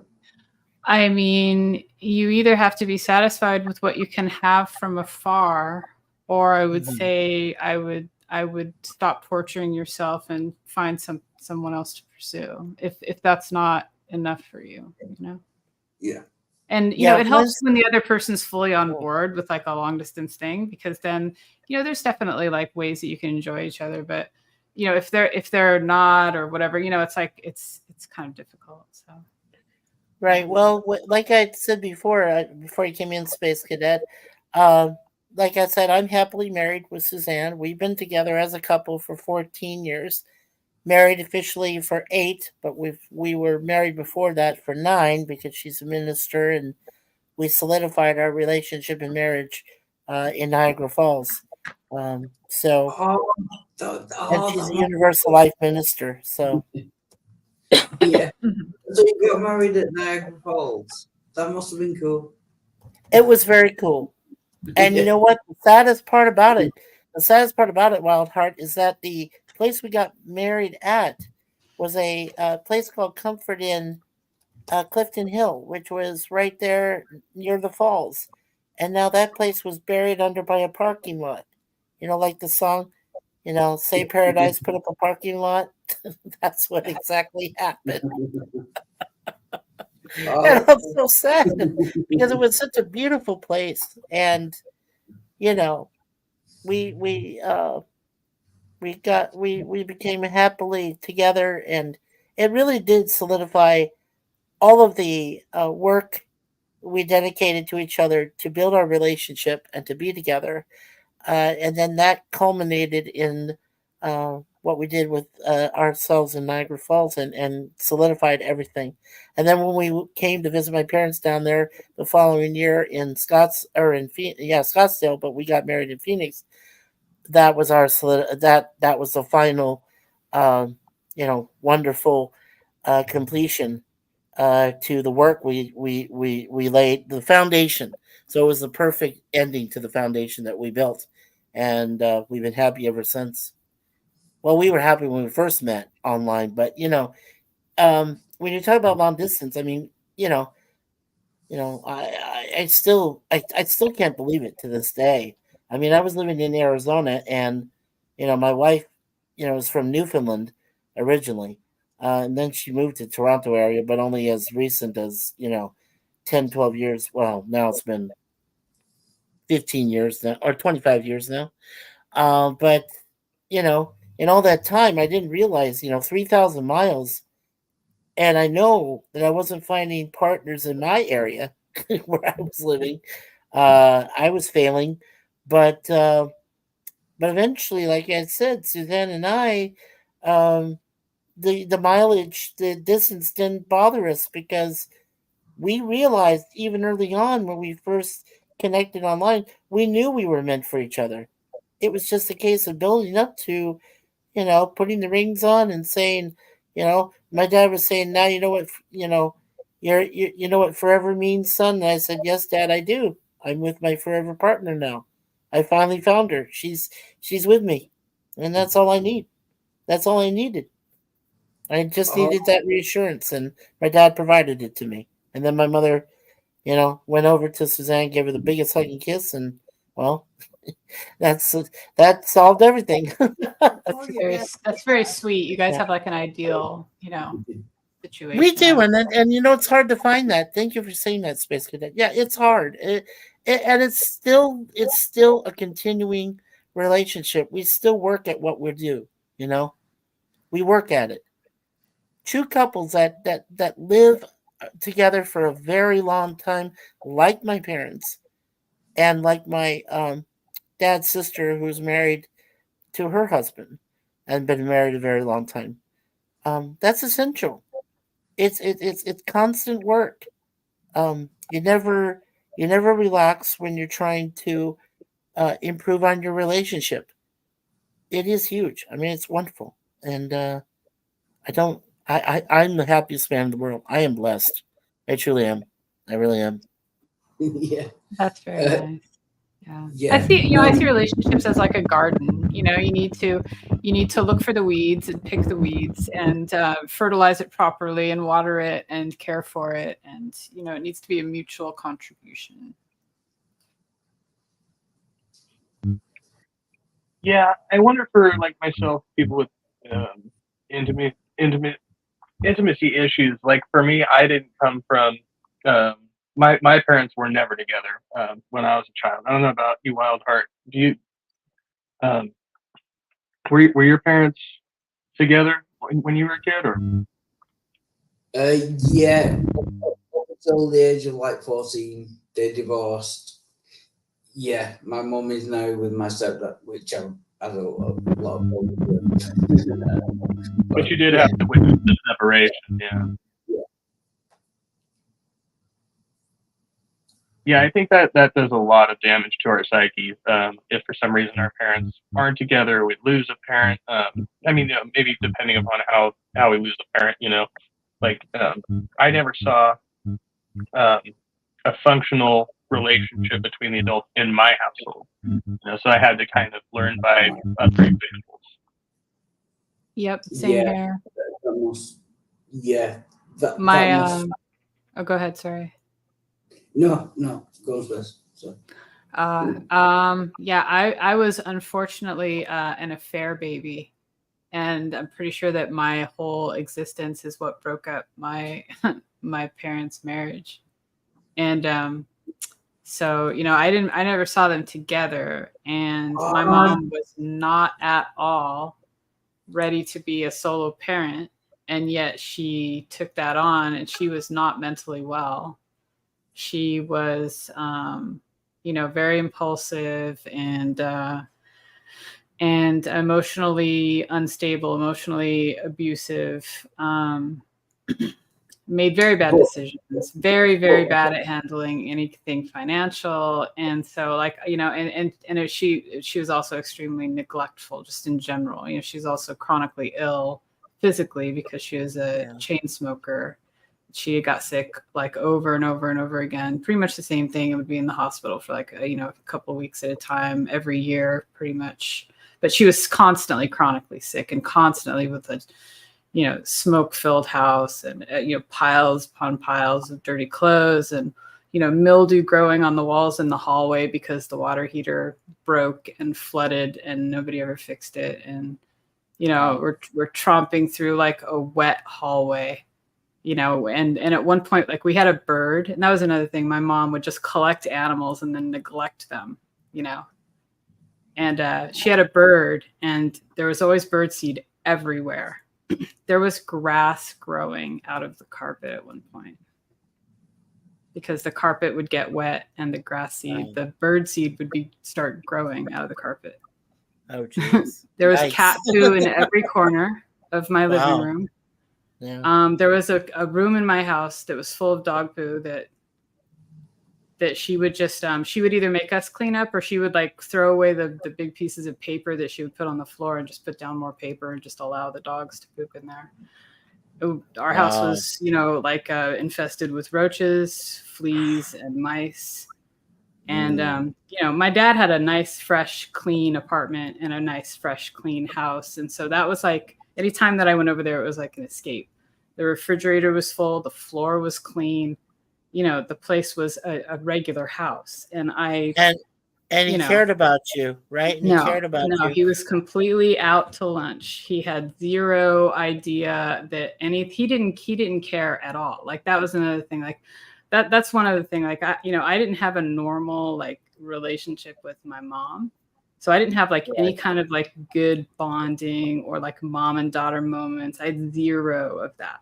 I had zero of those on my dad's side too. Zero father-daughter moments, zero father-daughter bond. So I raised myself, and I was alone a lot. Like I pretty much was an only child because my sister, who I found out was not my actual 100% relative, left when I was about 9. And, I was alone with my mom after that. And my sister went to my dad's house a lot more often than I did. So she was gone, even before that point, because she knew what was good. Right. And she was old enough that she would go there and my mom couldn't stop her, Yeah. if she wanted to go visit. So. Right. When I first met Suzanne, she had come from a broken home herself. Without going into too much detail, her mother really didn't love her. She really didn't care. She had one time had said to my wife that she really didn't wish she had her at all. And as far as her father was, her father only slightly treated her a little bit better. Hey, how's it going, Viva? Only treated her slightly better, but maybe not as good as a, like you said, with a true father-daughter relationship space. Yeah, so I mean, she left both her folks when she was 12 years old. Her mother passed away just before that, and then her father passed away while she was on her own completely, living on her own, being by herself. And it was tough because she went through 4 different relationships of men that treated her like total crap. And and I had only, 2 marriages like that where they treated me badly, but I had a stable family, and I still do. Like I said, my parents have been married for a very long time.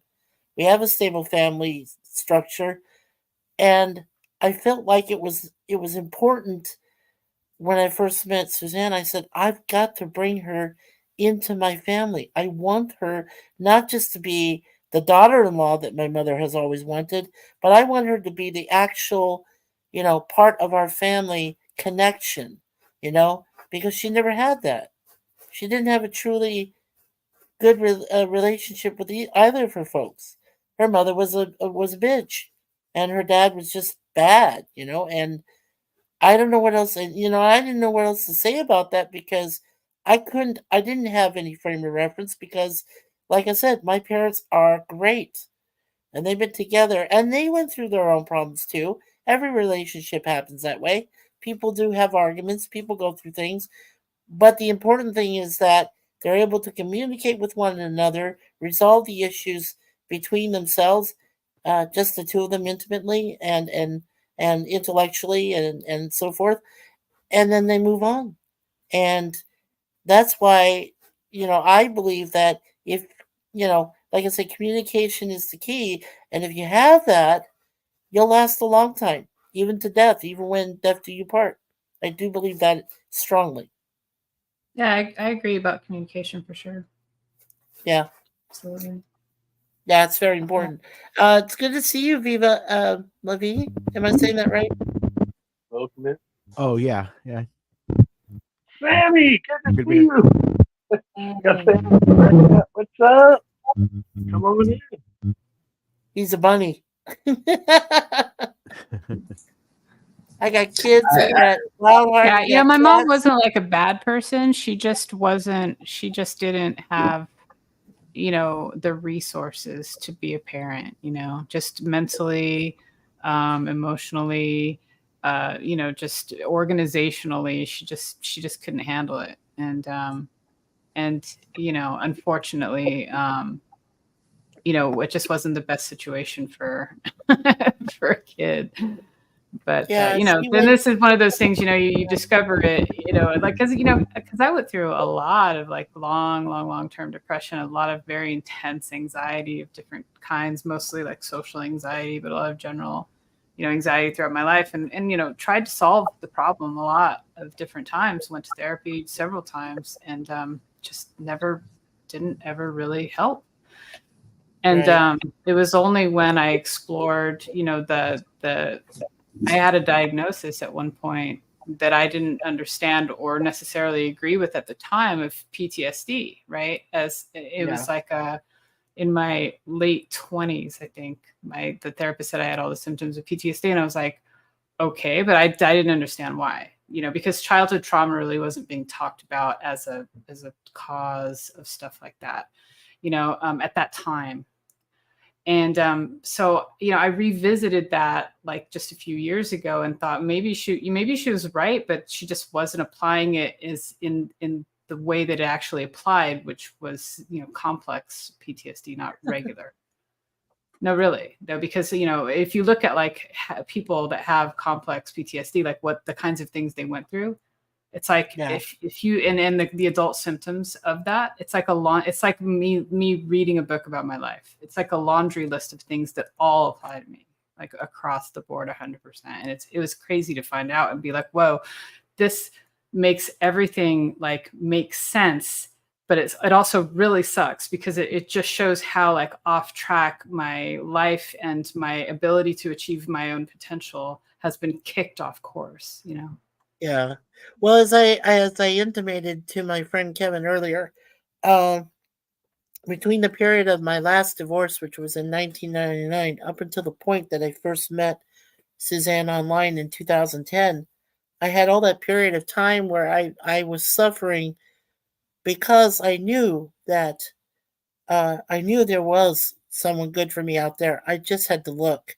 And not only that, but I still felt lonely and I still felt depressed. And I said to myself, well, my music helps me. It allowed me to cover up the vacuum that was my life that didn't really exist and I didn't Yeah. think meant anything to anyone, right? I didn't feel important. My self-esteem was so low, I could be like an ant, crawling on the ground and hoping that someone would step on me. I'd be wishing for death. That's how badly it was. And I got very low. And at one point in my life, I did have a complete mental breakdown during that course of that 11 years. And I was out of it for at least 2.5 years. I mean, I even went to this is how bad it was. During that course of that time, the one thing I'll let you guys know what happened to me was I went to my high school reunion. And this was my 20th high school reunion because for whatever reason. And when I went to that 20th high school reunion, my dad drops me off in his car at the place where they had the reunion festivities and everything. And I was at my lowest point. At that point, I said, look, I just want to get through this night. I don't want to talk to anybody else. I don't want to say anything. I just want to, I'm going to go there, try to blend in, see how things go. And if there's somebody, who knew me from the class says something to me, I'll respond in kind. I tried to get through it as much as I could. They had a contest. Somebody who I knew in my class, it was between the two of us, and they said who's changed the most. And They said I did. I mean, I got a certificate saying that I was the one that changed most in the class between me and this other gentleman who I, knew was a good friend. And well, Were you happy about that? How did you feel about that? Like, what would that's a good question. Well, at the time when I first got the certificate, and people were applauding me and for getting it, and it was legitimate. It was sincere, and I felt generally a little bit of love there. And I said, well, at that point, I thought maybe there's hope for me yet.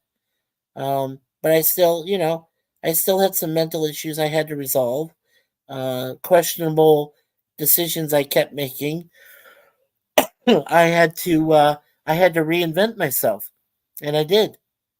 And when I finally found the job that I wanted, because I had been doing customer service my whole life, and when I finally found the job that I wanted with Safeway, and got hired when no one else would hire me, despite my mental issues, then I felt I felt redemption, and that's really it. Takes usually one or two events in your life to change you.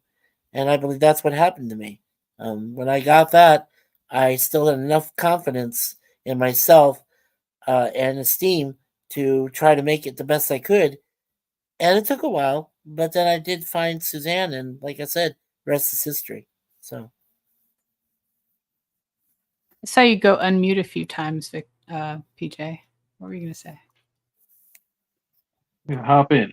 I saw you go unmute a few times, PJ. What were you gonna say? Oh, I'm sorry. No,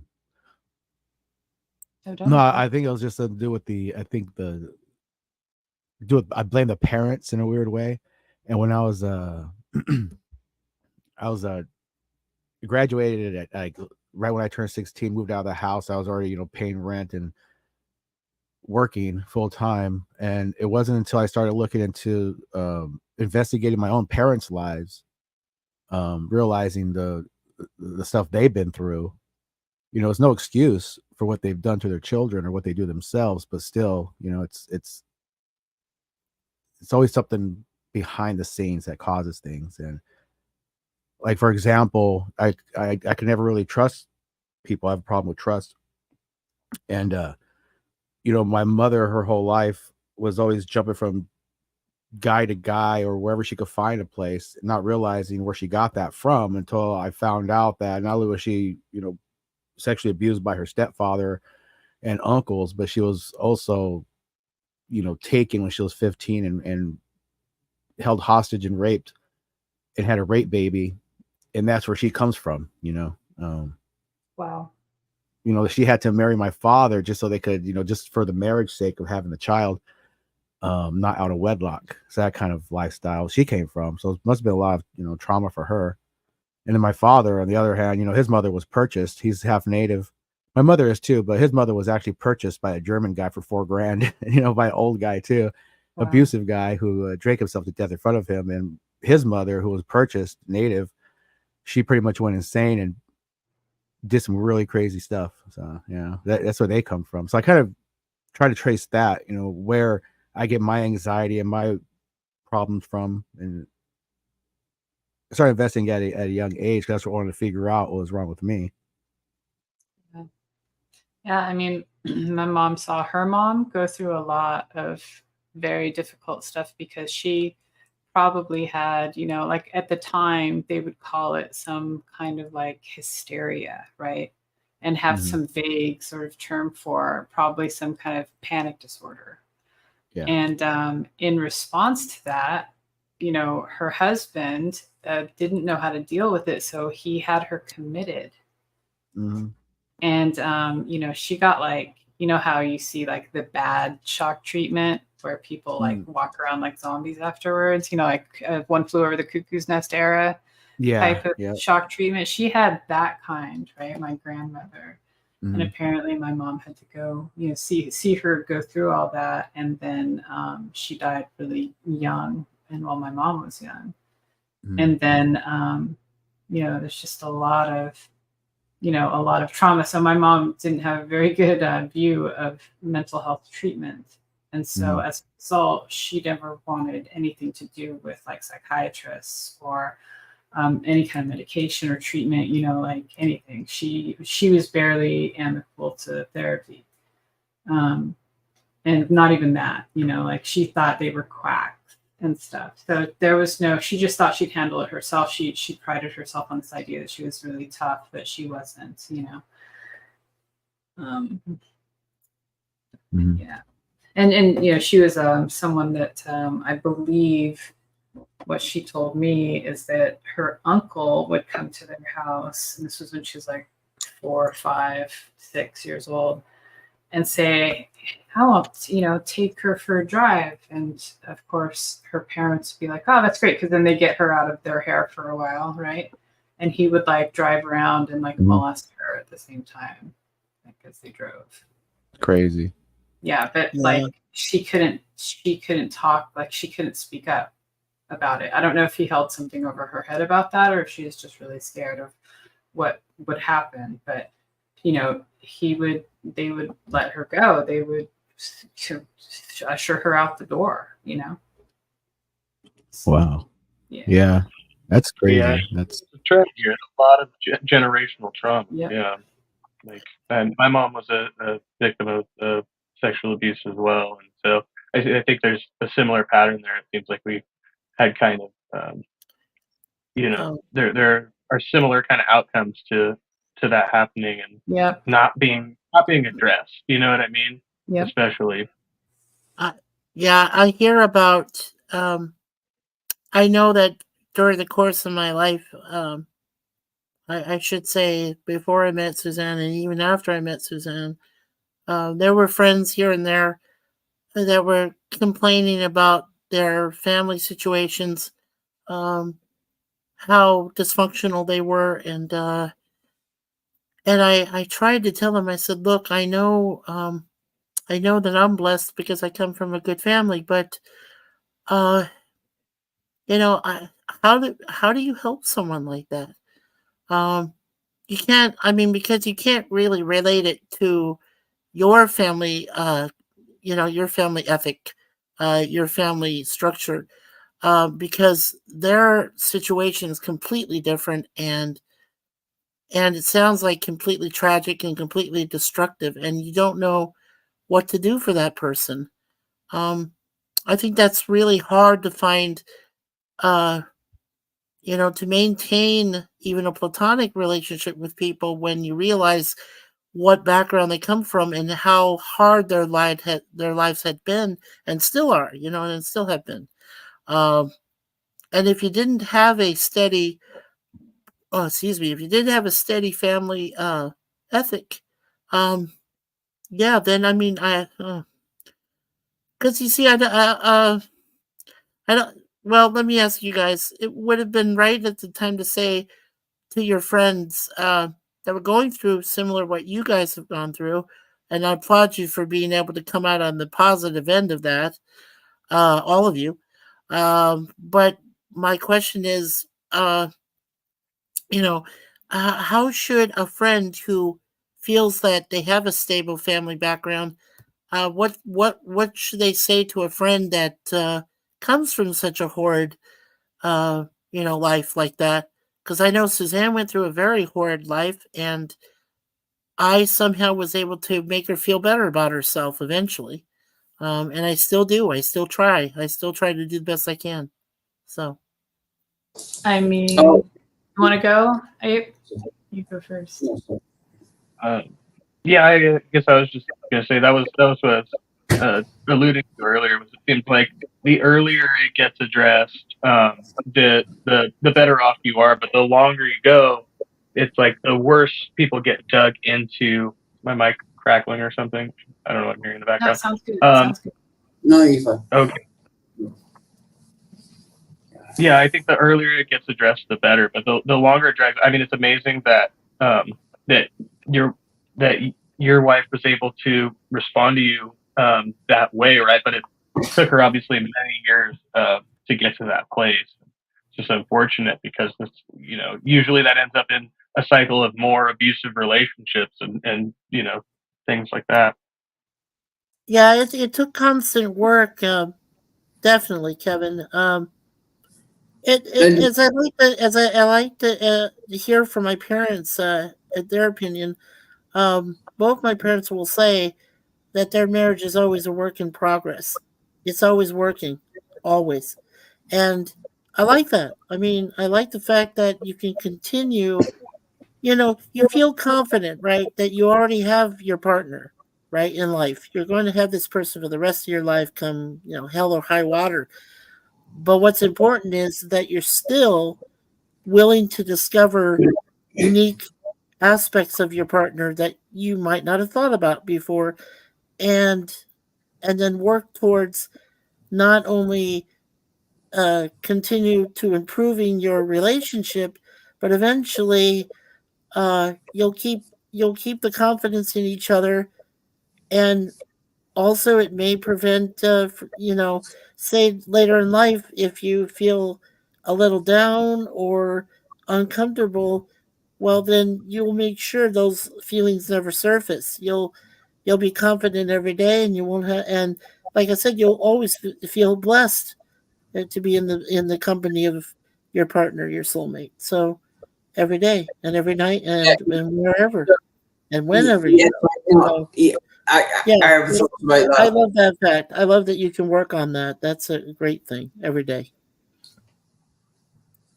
Yeah, I have thought on you can never, like, if something happens to you as a child, I don't think you can ever like overcome that. You can try to make them feel better about what happened, but I don't think you're ever gonna. It's always gonna be the same. You know what I mean? Well, there's going to be that constant because you're going to have to reflect, but then there's going to be a point of possible depression or a falling back on that feeling that you have to reflect upon to try to dig yourself out. So it's trying to stay on the positive, but you're still treading through Yeah. the mud, and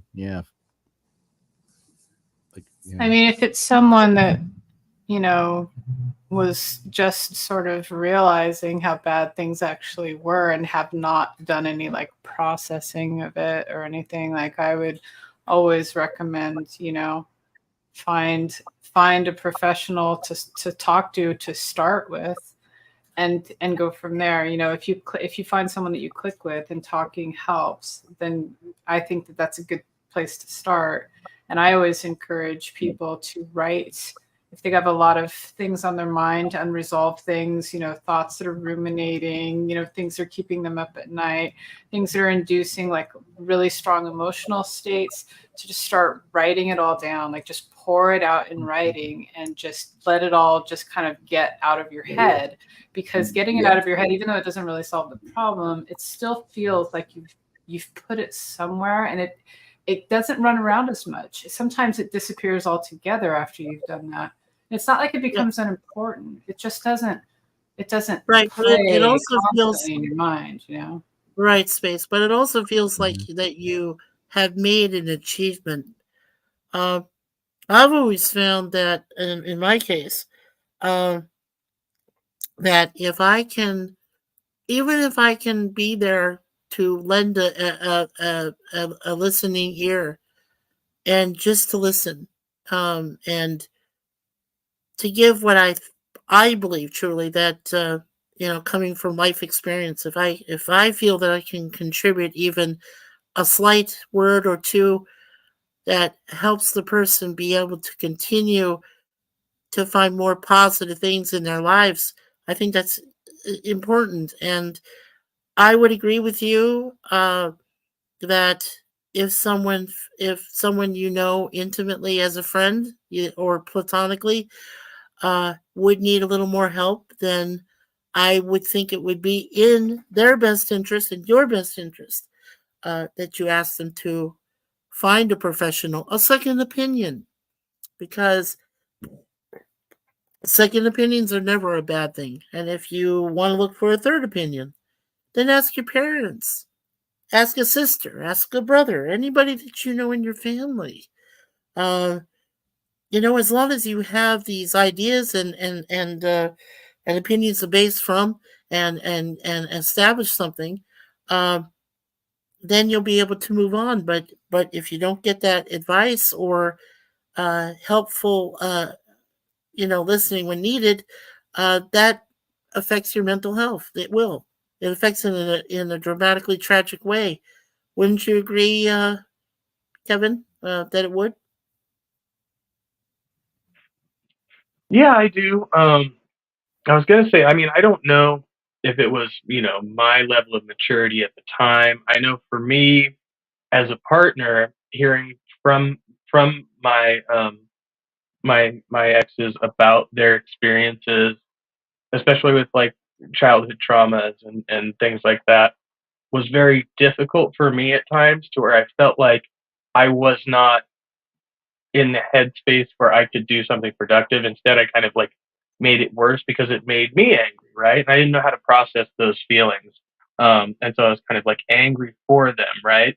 And that wasn't helpful for them. So I don't know how much like the partner should be internalizing, or maybe it just depends on the individual, or if maybe like I feel like that's something that's better with just a close friend or therapist. But again, that's just my experience with that. So I mean, kudos to you for being able to deal with it in a mature way. You know what I mean? And I thank you for that. I wanted to. Well, Space Cadet had to step away for a few moments, so I That told was him to actually take from it. like an hour ago, and I didn't Oh say shoot! back when I came back. Sorry. I'm sorry. No, it's okay. I was just I'm like, wait. terrible. Oh yeah, I said be right I'm back, but terrible then when I never don't said even back. check the private. Yeah, I'm terrible when I don't even check the private chat for my own streams. I'm like, oh my god, this person left like an hour ago or something. I didn't even recognize. Yeah. Oh my god, I'm so Yeah. bad when it comes to that. No. That's Right? okay. Yeah, And, that one of the recognition. things I was going to say about the whole, like, if I knew someone that was going through it, I would say that also, if that person is troubled by things of the past, for them to write down the most detailed memory that they can muster about it, and from their point of view and everything, and do whatever you want with it once it's out there. You can burn it, you can talk about it, you could put it away on a bookshelf, you could post it online, whatever you feel like doing with it. But the point is, you've put it somewhere, and it's one step, like, sort of closer to sort of looking at it in a different way. Because I think that we also have to look at, like, we have to be willing to look at our patterns and our our behaviors and our little micro decisions that we make all throughout an interaction with people and with life even. And Of to course. see where it breaks down, like where did we go from like our intention being clear to somehow failing in our action? Like, where does that break down, or how did it get distorted or something? And where does it need to be fixed? So Yeah, yeah. I had a if you allow me, Kevin, I had a good question for you guys, and also the people in the chat are allowed to answer this too if they may. Okay, in my past experience, I've always heard one thing or another about two specific subjects: listening to people and hearing people. So my question to everyone here in the panel, as well as anyone in the chat, is: what is more important, to listen or to hear someone? What is more important? And I'll give you my answer at the end. So, you want to go first, Wild Heart? Yeah. Yeah. The more important thing is to hear someone. To hear someone. Yeah. Okay. Kevin, what do you think? Listen or hear? Well, I mean, I would say there's like a third option there. Sorry, which is to understand, and I think that's what you kind of probably mean by hear, right? Like, Yeah. that it's not just to listen to the person's story, but to be able to empathize with them in such a way that that it's you almost have to become identical to their emotion, right? Which was what I was saying like earlier. I think my response to hearing somebody else's experience isn't always appropriate, right? Because I'm not identifying the way they felt. I'm identifying my own kind of distortion of what they experienced, right? I'm Right. personalizing. You're basing your own experience for what you've already encountered in your life, as opposed to their different experience and what they've experienced in their own lives. And you're trying to find a common ground. So I think that's why that's a good point, because you added understand. I think that's probably one essential part of hearing, though, but it could be its own individual aspect, is that you want to understand the person. And if you feel like, if you can find a common ground for with that person, I think that's right, that comes into play. And then you're able to maybe offer better advice, or the person themselves can offer you great advice too, which benefits both of you at the same time.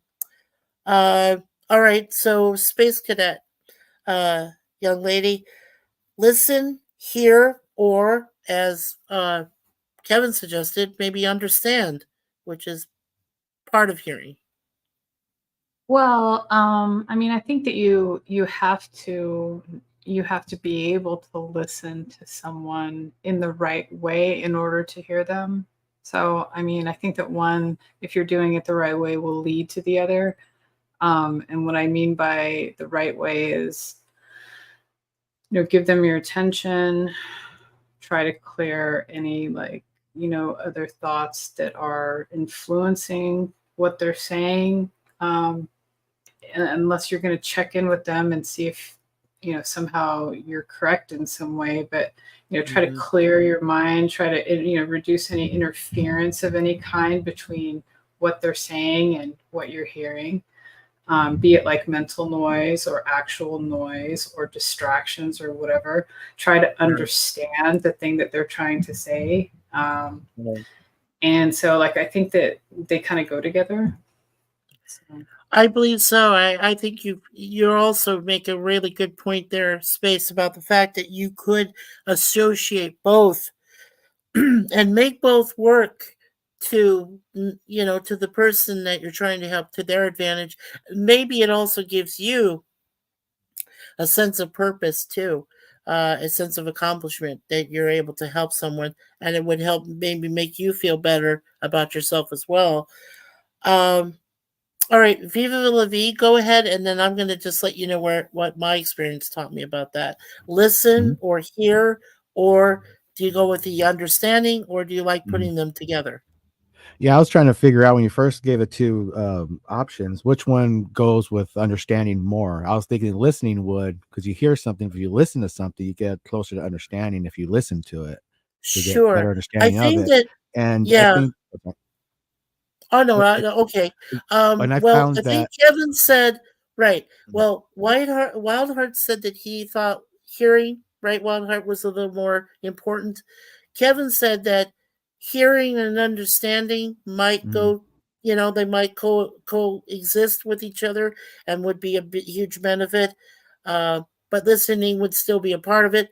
And I believe Space Cadet said you could actually incorporate both listening and hearing and make it even more effective. So that's why I said, do you feel like it's one or the other, or do you feel like both can coexist yeah, at the same time?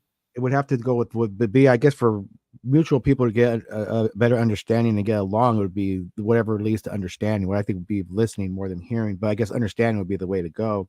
For example, somebody like a child, even you can find yourself in a situation where you'll be sulking over something your parent or a friend or something has said when you're for a day or two, and if you Right. bring it up a day or two later, the person probably won't even remember it, or don't even, it will be so minute. Then you start to think, does that mean that I don't mean that much in that situation? Are they not listening and understanding to me? So should I just like walk away from this? It's like point of evaluation, constantly evaluating, and who's listening, who's understanding, and what they're doing there. Are they just trying to use you for their own purposes, or is it some type of culmination of ideas?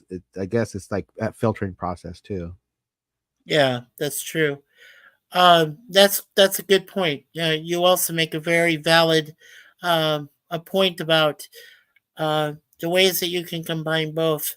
And this one guy says, depending on what they want and what you can offer. So I believe that this one guy has a good answer there, that he would like both to be incorporated as well. Based on my experience, one of my parents would always say it's better to hear than listen. And one of my other parents would, I would say, my father would say, it's better to hear than listen. My mother would say it's better to listen than hear.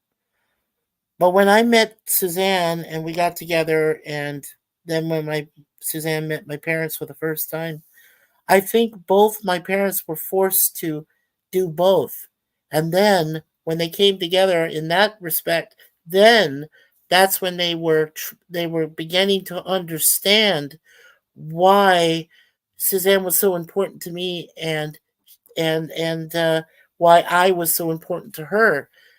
And it was hard for both my parents to know what was going on in our initial time we met.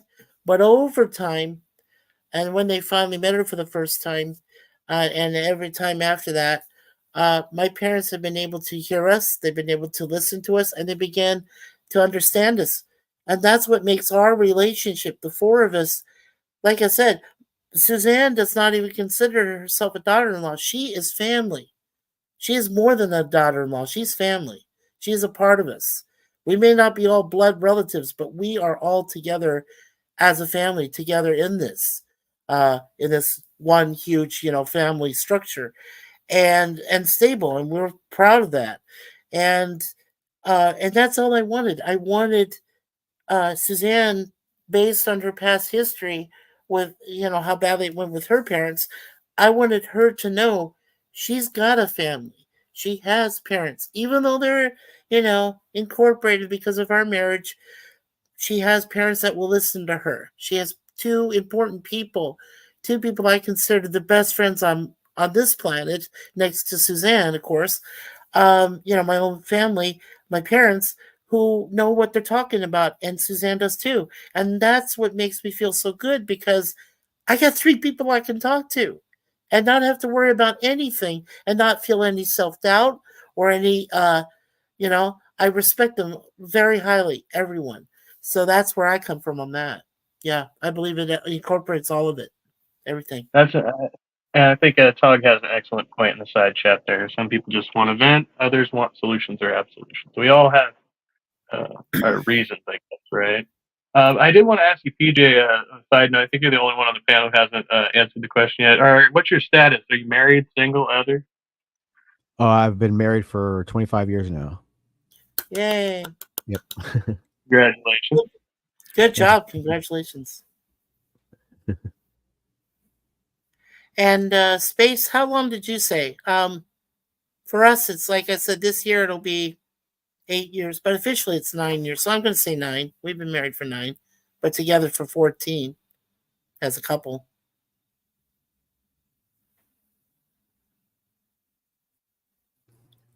Married for 14, together for 19. Wonderful. Congratulations to you, Space. And to answer William, we'll probably go on for about another hour or so. If the conversation keeps rolling, that's the plan.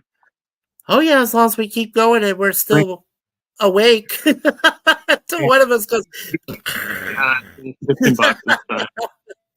Yeah. If I start snoring, you can cut me off, Kevin. Okay. I'm just saying. Just let me know. Okay. Oh, I absolutely will. No. Yeah, okay. Thank you. Thank you. William Freeman, it's good to see you too. Thank you for the bow. You don't need to bow to me. I'm cool. Don't worry about that. He's a very respectful raccoon. Yeah. No, can just say it didn't show up on YouTube, but fuck you, Will. You know what I mean? No, Alonzo, I love you. I don't know if this is me. I did not catch what you just said. Well, Wildheart, Yeah. I was going to ask you something. Now you have had past relationships, right? Uh, No. with other ladies and so forth, but you don't feel they were fulfilling, right? Or were they just minute pleasures at the time, desires or whatever? Yeah, no, I have never had any past relationships with any woman. No, that I've had sex with women, but that was just prostitutes. But I've never had a relationship with any woman ever.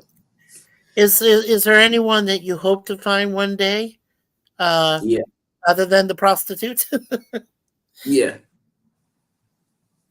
Is there anyone in your hometown that might be a candidate, or do you want to keep that under wraps for a while? No, no, there's no one in my hometown. No, no. So maybe not in the immediate vicinity, but hopefully someone someday that might be either close to you or only a slight distance away. Yeah, I hope so. Well, you live in the UK, right? Yeah, And the UK is a big country. There's plenty of women there, my friend. yeah, I There's no know. lack. But it's sorry, it's Go smaller than ahead. Texas. No, it's smaller than Texas, so it's not that big, really. Yeah. Like England is smaller than Texas. Oh, it is? Oh, wow. Okay. Yeah. Well, I mean, I haven't looked lately at a geographical map, so. but I assume that in the UK there is a lot more people in a smaller space than as opposed to Texas. Yeah, and I'm adorable. So if I just go out and just talk to women, yeah, it's my own fault, really. Yeah. Yeah. Just talking about women. Kevin, did you want to check up on the chat here? Some people are saying, well, halcyonic kaiju. That's so hard to say, but actually I'm glad I get it right most of the time. Well, no, that's Space So Cadet. yeah, no, Just, yeah, same That's music. me. You just call her house. It's fine. We all do. No, so I told it's kind of tangential to the topic. So, but I just I am interested in hearing William's position on marriage. Like personally, I'm not for legal marriage. I have my own reasons, but I find that aside from like I still kind of hold on to the idea of like long term monogamous partnership. I just don't think that we should. I don't see the utility in the institution of marriage as like a legal construct or something like that. You know what I mean? Right. Well, I mean, if people okay, so what about like so does that mean that you were not okay? So I guess I got to talk kind of low because my neighbor is complaining that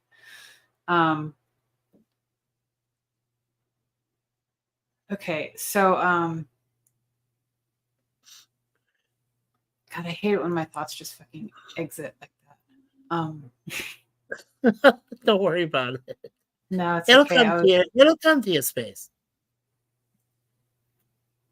Yeah. Oh, that's what I was going to say. So does that mean that we are also against, like, if you're in the position of like you're not in favor of legal marriage, so you're not in favor of any benefit from having the marriage, like that would be given by, like, let's say an insurance company or something like that? No, and I think it creates I think it creates a perverse incentive to become married in a way, especially the way we do it in the U.S. Oh, it's a tax break. It's Right. I don't know if I agree that legal marriage is any kind of necessity, but I do believe in the spirit of marriage as far as two people being like dedicated to each other and looking to each other for companionship and for support and for for inspiration and stuff like that. We always have to look to ourselves as well, but it's good to have that in your partner, and so I like the spirit of marriage for sure, but I don't know Oh, if yeah. legal marriage is the necessity. And I like how you said that, Space. Yeah, the spirit of marriage. I do. I embrace the spirit of marriage. And I will agree when people say that marriage isn't for everyone. I totally agree with that. I know there are people out there that would rather not feel like they're bound to another person, for the rest of their lives. They like to feel a little more independent, and that's not fault. That doesn't fault them in any way, and it doesn't make any less them any less of a person. Uh, so, with that being said, if you do feel that you're the right person to commit to someone that you really do care for and really would like to be with without any qualms whatsoever, then I say yes, pursue marriage. But otherwise, if you do have a way of being able to, uh, be pleased with your life without maybe chemically trying to kill yourself in some way, I hate to be morbid, but I had to put that out there. Well, then then do the best you can, and make sure you find a great friend support system, right? Friends that support you no matter what. What are you talking Uh, about when you say chemically kill yourself? What does that mean? well, like drugs, just kind of any drugs that are harmful. I really don't want to say them here, but just whatever can harm you, affect your, maybe affect your mental capabilities, affect you physically, bodily. I guess I It missed might. what that was connected to as far as your comment.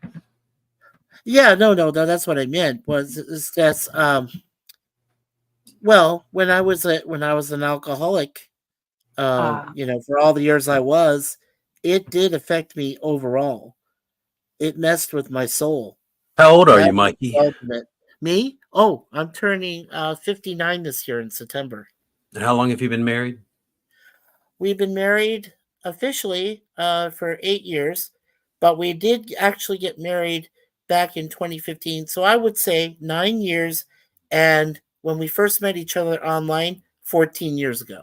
How So old was she when you first met her? she's less than a year older than me. In fact, she's only a year older than me. Okay. Yeah.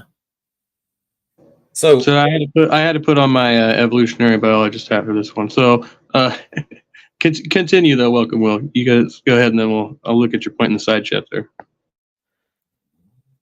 it's your Okay, show, Dr. man.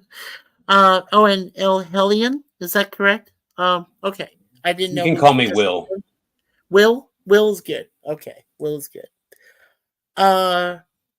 Yeah, so like I said, the point I was making is that some people do feel that it's necessary to chemically enhance themselves and think that it, resolves issues or fills a need, um, which I believe is temporary. It's and if they have a hole in their life from whatever past experiences they went through, whether it was a dysfunctional family, parents or siblings or uh, past experiences with other people in life through work or school or whatever, I feel that it's necessary for them to find other means rather than saying they want to, if they feel real badly, I think it's better than having to go out to a bar and go drinking.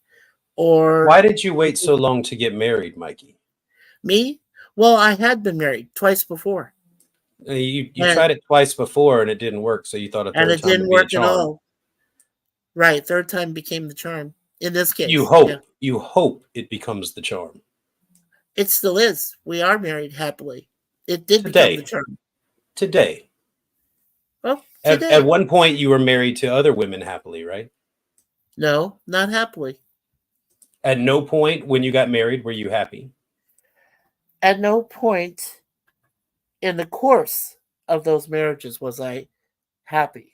And can you explain Maybe why? in the initial first time I met them, but then over the course of that time, they disappointed me. They let me down. One So you cheated on divorced me. them.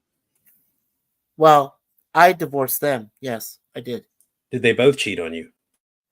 One did, the other didn't. The other one didn't want to be a part of me anymore. They didn't want And to be a okay, part of the relationship. help me with that. The first one cheated, so we have grounds there that wasn't going to work. So the other one just decided, I don't want to be bound to you anymore. Is that correct? Yeah, that's correct. She wasn't. She was a plus size woman, and I was still at a point in my life where I was, my body was decent, whatever. But and I was happy with who I was, Wait, so physically. physical condition played into it? Is that why you're Yes, bringing it that did. up? Yeah, physical condition did. Well, come that's not into a that. stationary, Right. static thing. I mean, the condition of somebody's body changes just through natural aging. So Yeah, of that course seems it like a did. bad. But we weren't. Well, I'm just saying it does, but we weren't married for that long. The first one actually lasted longer than the second one. How long did the first one didn't. last? The first one lasted about almost 7 years, and the second one less than 3. Okay. So 70% of all marriages are initiated by women, or not marriages, but divorces from marriage are initiated by women, and 70+% of marriages end in divorce. So if you were a skydiver and someone told you that there's a 25% chance that your parachute was going to open, would you jump out of the plane for fun? Nope. Okay, so That's that's a the no-brainer. statistic. That's a no-brainer. Right. Now, the Yeah. reason for that is biological. Well, it's Okay, also self-preservation. if I might. Sure. Marriage is a binding, it's a contractual binding between two people that's artificial and man-made. If It human is. beings want to be together, it's almost impossible to keep them apart. And vice versa, if they are opposed to each other, you cannot keep them together. So why have the state get involved and make legal binds that artificially hold relationships together long after they're done? Long after your old lady's got a dick in her mouth that ain't yours, you still have to deal with lawyers, judges, courts, all of that nonsense. Okay, that artificially created red tape, when the correct response is get the fuck away from each other. Men are to reproduce. We are geared from the time testosterone floods our system to the time that it ceases to reproduce. Women are geared towards hypergamy because of preservation, survival, and men are middle of a fucking sentence, limey bastard. Anyway, hypergamy is not something that they can help. There's not anything wrong with it. It's just the fact that if they see you as weak and they don't respect you, they will not stay with you. Go ahead, Wildheart. Well, why do you hate women? It seems that you hate women. Because I don't want to lock them into a relationship with me and trap them. Okay. I like to leave them free to go when they wish. I like to leave myself free to go when I wish. Yeah, no, that's fine. I mean, do you think it's fair, Wildheart, that if you fall in love with a woman that you have to ask your government if you can live with them? No, that's not fair. No.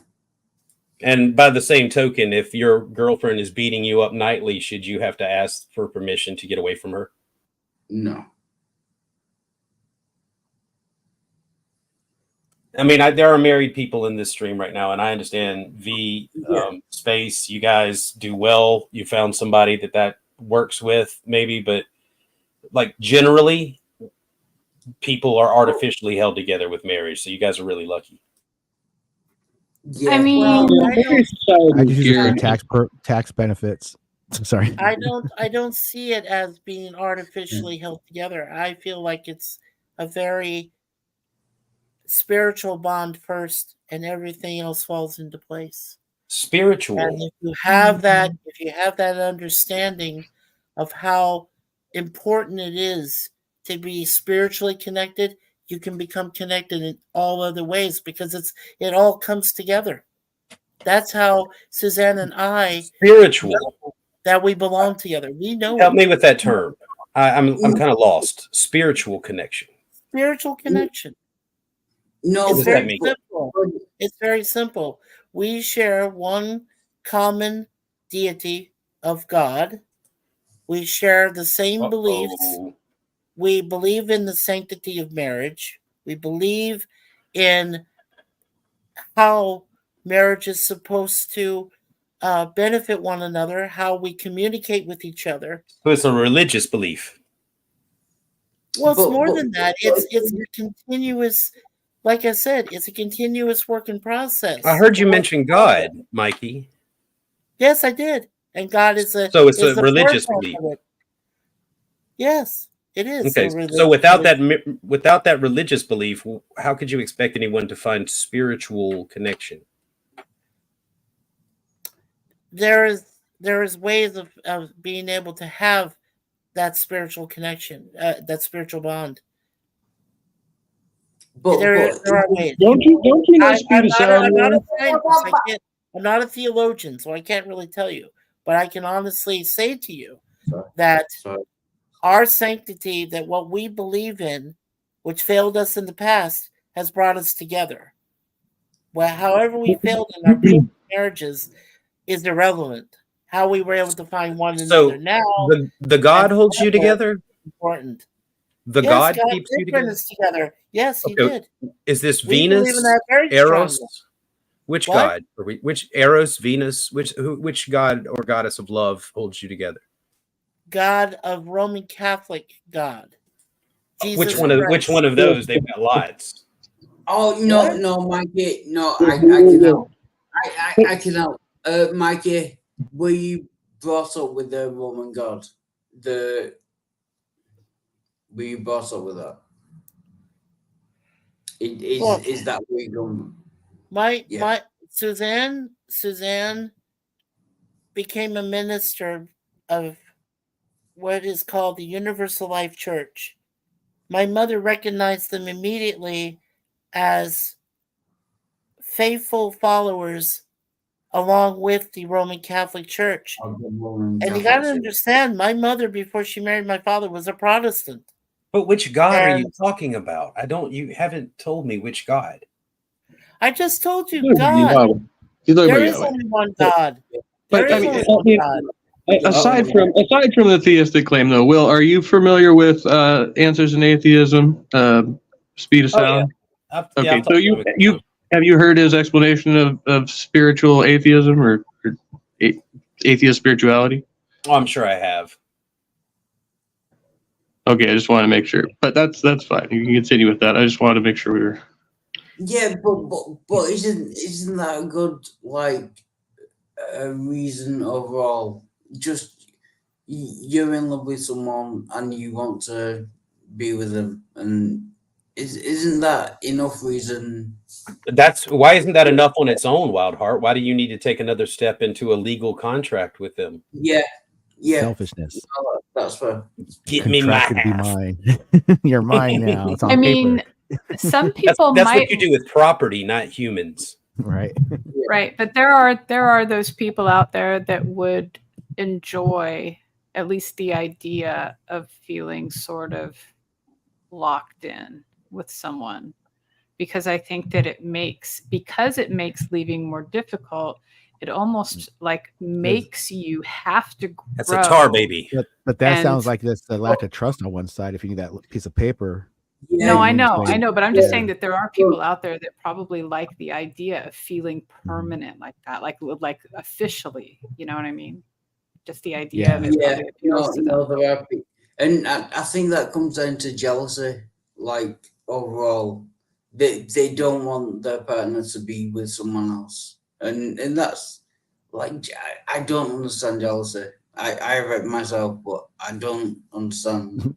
That's why I make my wife wear her jibba when we go out.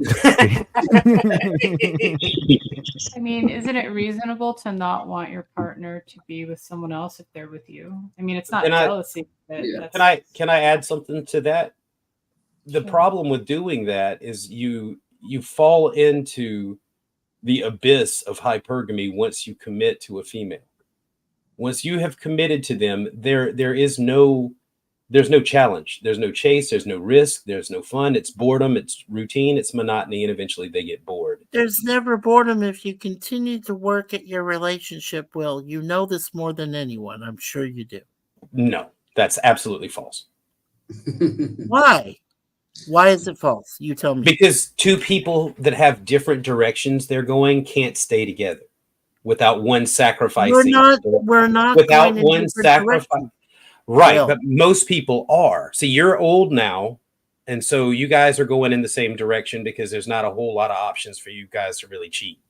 Well, why do you need You just to, need why somebody do to you be need with break as you're it- getting old. Well, why do you need to break it down into options? There shouldn't be any options. We're happy with one another. No, there should That means the options will. are power. What are you talking about?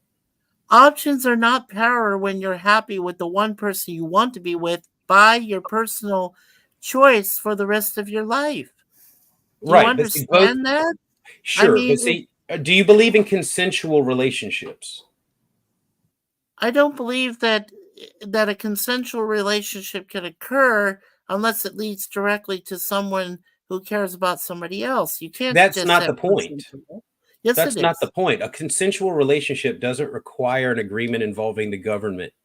If I want to live with Okay. someone, hold on. If I want to live with someone, I don't need to ask permission. I don't need to promise them that I'll never leave them or any of that, because that could be lying.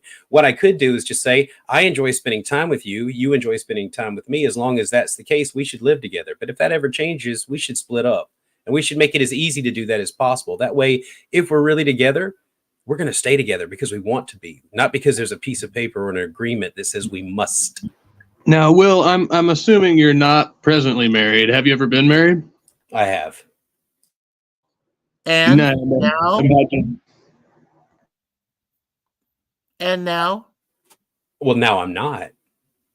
well, are you hoping to find someone else in your life that you would be completely and affectionately connected to for the rest of your life?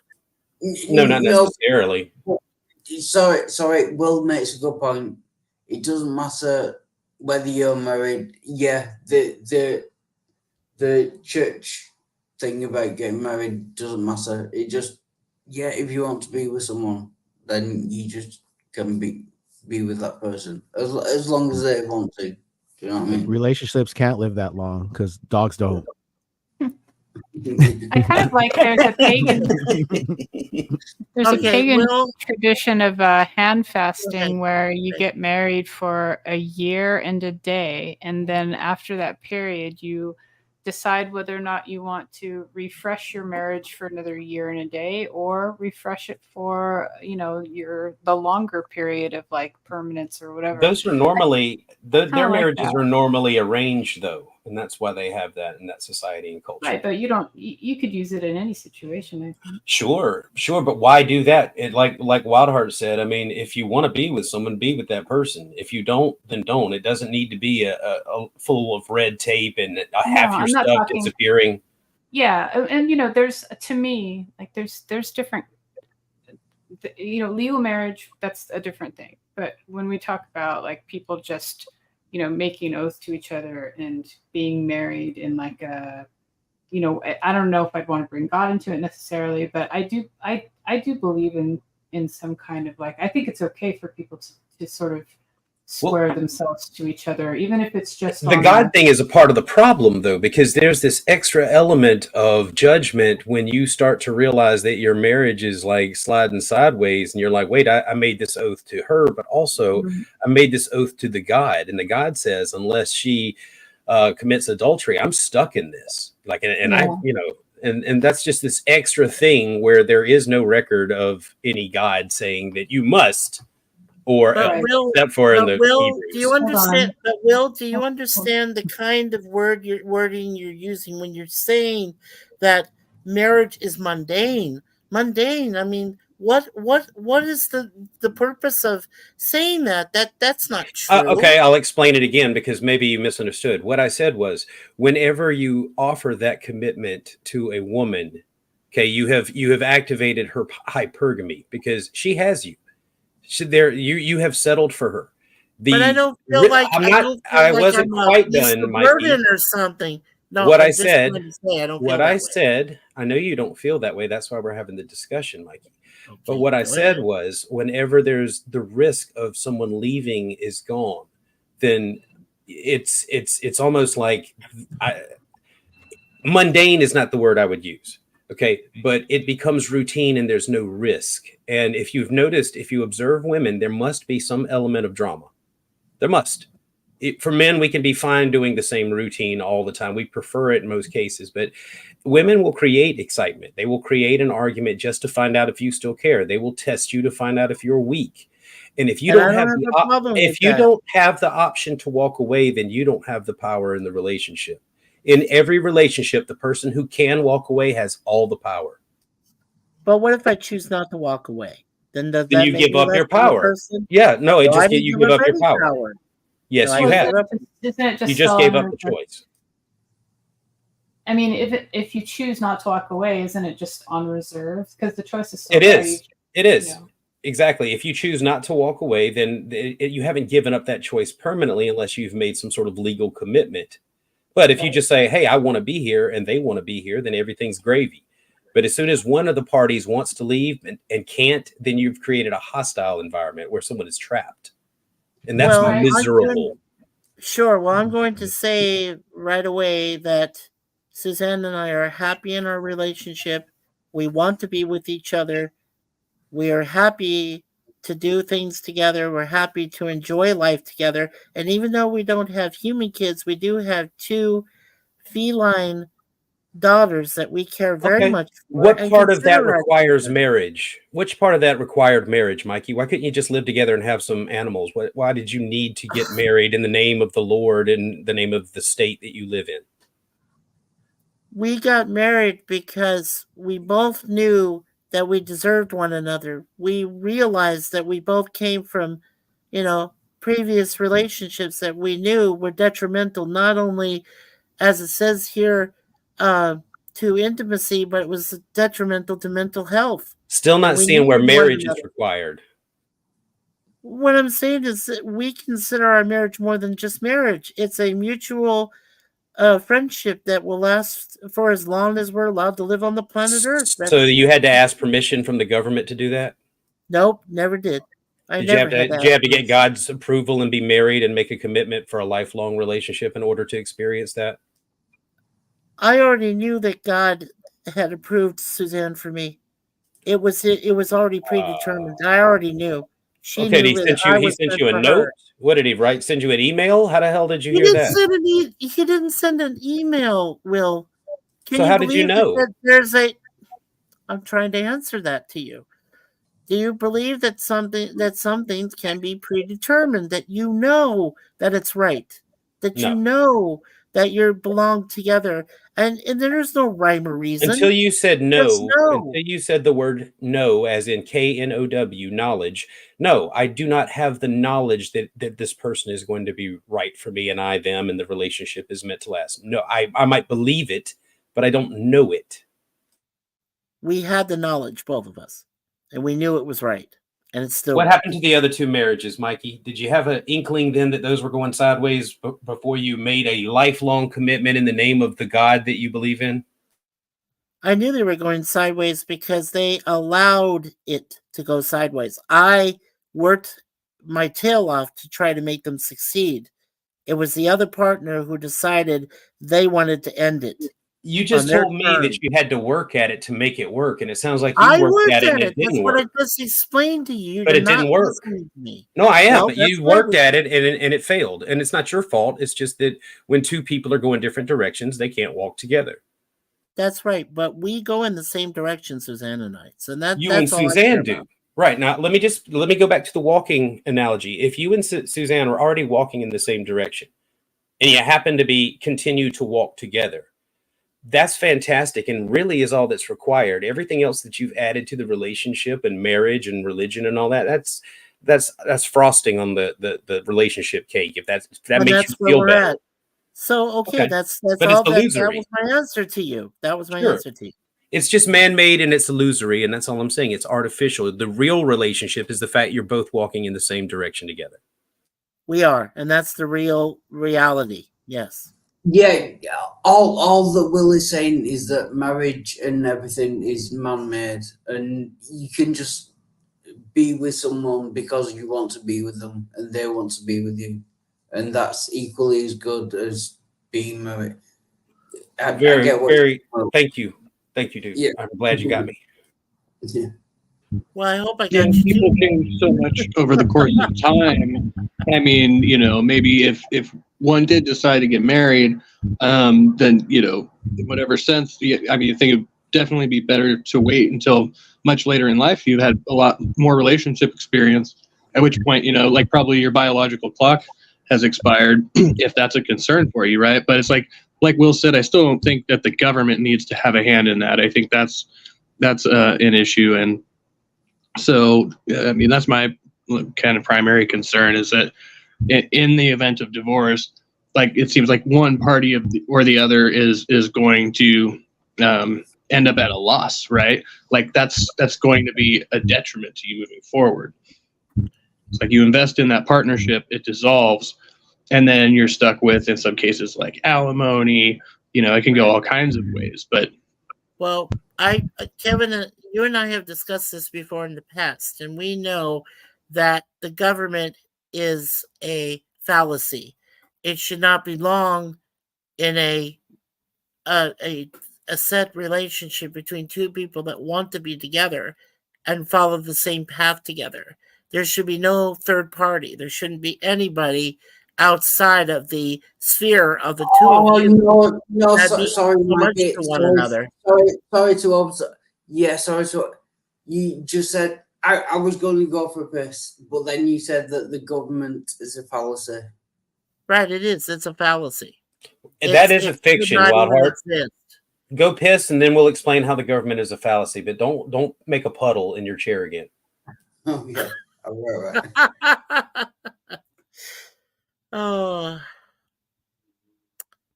all that matters is that we're both content in our marriage, and that's all that needs to be said. That's all that needs to be said.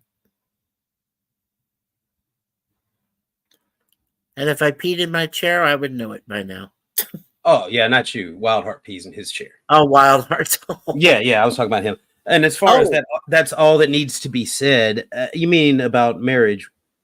If that's all that you think needs to be said, I think that prescribing marriage to people because of a religious belief is a dangerous activity and has led to a lot more harm and split up families than Christians would like to admit. Well, you as well as anyone know that the three things people do not want to discuss is politics, religion, and death. All of our favorite topics here. Yeah, I was about to say there's no evidence for that. That's what your employer doesn't want you to talk about. Or the Thanksgiving table, right? Well, the funny thing when you guys talk about marriage, when I was thinking in a weird way, even before I was thinking I got married like Trump. I was like, okay, this is the way it's going to be. This is what I want. This is what you want. This is what you expect. This is what I expect. If it doesn't work out, this is going to happen. Now sign here. With all due respect, though. No. So explain to me. Sorry, I'll come down. Explain to me how the government can be a fallacy. What fallacy is it? Okay. I think I was going to let Mikey go first. Okay, let me go first. Okay, I'm going to explain it as best as I can. The sanctity of marriage should be, like I said, between two people that really want to be with each other, that really care. No, the government is a fiction. Well, you know what? It's like there was a time in history where couples felt we don't need to go to a church to get married. We don't even need to go to the Mikey, you don't speak Wildheart's language. I mean, I'm sorry to tell you that, but he's gonna tell you his question is about the government being fiction, and he's gonna keep you on point. I'm trying to get to it. I try to explain myself. I'm saying, that there was a time. I love you, Mikey. I love you. Wildheart. Mikey. Yeah, no. Explain to me why the government is a fallacy. I'm going to. What fallacy is it? I'm trying to. Okay. I'm trying to say that there was a time that couples felt that they felt confident enough in their relationship that they didn't need to step into a government office like a courthouse to become married, or maybe in their religious views or religious beliefs they didn't feel they need to be in a church. All I'm saying is that I'm sure there would be many contented couples if there was no interference whatsoever. If they decided You're they losing wanted him. to elope and go off on their own and live their lives. Yeah, that's not a fallacy. Yeah. Okay. So It is a Will, fallacy. why don't you go? We'll go ahead and explain it. for Okay, yeah, sure. All right, so Wildheart, what Yeah. if you would describe the government as being something? How would you describe the government as what it is, as a thing? Go ahead and describe it. The government will be an overarching thing that describes laws and describes things. So Yeah. government is made up of what? Who is the government? The government is the people. The people are the government. Okay, so there's people like you and me. People. So if Yeah. you and I, if we were on an island together, I love the island references, and I love the imagine you sunburn. So if we're on an island together, Okay, no, Will, can just say that I love you. And I love you. I love you too. All right, now why are you wearing Speedos on the island? I told you about that. Loincloths only. All right. I was going to say Oh no, Speedos will be. no Okay. grass skirts. Okay, sorry. Maybe we'll talk about that after we establish government. So it's you and I, right? You and I are going to have to Yeah. live together until we're rescued. Now we could come up with rules, you and I, right? Yeah. All right. So how do we determine who makes the rules? I can go ahead and tell you, in reality, I am very capable of hurting you. It depends how many people there are, because if there's more than one people, then like if there's just No, one it's just person- you and me, and let's say it's you and me, and Yeah. we want to make up rules, but you're stronger than me. Okay, you're stronger than me. Yeah. You're mighty, and I'm weak. Then I will be the government. Yeah. Right, because no matter what, if I disagreed with a rule that you wanted to do, you just fucking do it anyway, right? Yeah. Right. So all government is based on right of might, but it's still just people, Yeah. and it's still just paper, and it's a fictional concept that we have given authority. Because if it's just you and me, you have the same rights as I do, right? We're just men. We're on an island. You have the right to survive. I have the right to survive. We both have the right to hunt our food, eat our food. Like we know what we have to do to survive, right? Yeah. And can just say thank you, Will, for walking me through this. I really appreciate your insight. No worries. I got a lot of experience with Yeah. this sort of rebellion. But what I'm saying is, so there might be government between the two of us, even though it would be you denying my rights because you are more powerful than me. But we elect people or we appoint people, and we have the illusion that government is somehow bigger than us, better than us, right? They've made rules and we have to follow them because they're a thing. I would say bigger than us, not better than us. That's good. Yeah, because we are the people. Do you know what I mean? Until you become the government, right? Yeah, you're still the people, but now you have might, right? You Yeah. have might. But all of it is really just like you said, it's just people. The illusion of authority over you. How does one gain authority over another? You tell me, explain to me the process of how one man becomes the boss of another man. That is never, ever possible. No. It's an illusion. Use of force or threat of force. Right. But that's that's right of might. And the idea of a government is illusory because you're still just dealing with people. And the threat, if you don't do what those people say, is that they're going to beat the shit out of you or put you in a cage or whatever. But as far as the idea that it's someone gives you rights or something like that. That's not how shit works. You have the right to survive, and the government is a construct, a matrix that we've created in Yeah. society. So we have rules, but it's fiction. It's all on paper, just like the lines on a map. If you go to the edge of Manchester, right? What's your neighboring county or shire or whatever you have? Lancashire.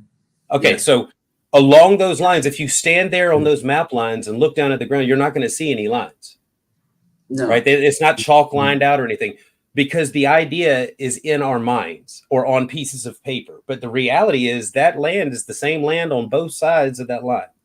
There's no real line there. It's a fiction. It's a construct that we've agreed to participate in. This is the Manchester property. Okay, Will of Prometheus. Yeah, cool title there. Okay, let me ask you something important. When it comes to government, are you of the general thought process that you believe in a full-on government control, or would you rather prefer a limited government control or no government control whatsoever? I'm a minarchist. Which is? It means the least amount of government necessary to maintain and defend individual rights. And to have a protective city and state. And I was pretty clear in my explanation. okay. So you do want a limited government. Yeah, the most limited. Okay.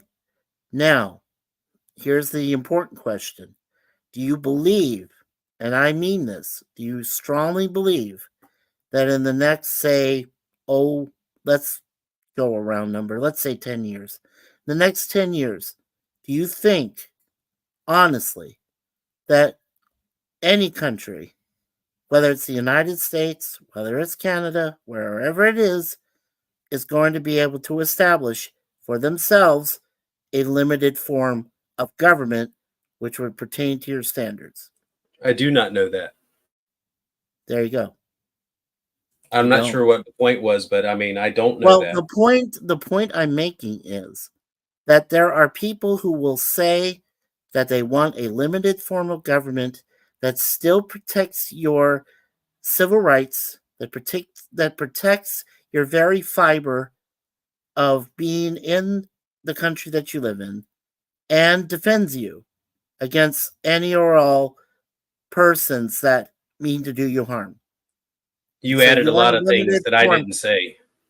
Well, but the point I'm trying to make is that those that want a limited form are very few in number, and those that ask for it are still fewer in number. And the unfortunate reality is that we have governments that are not limited.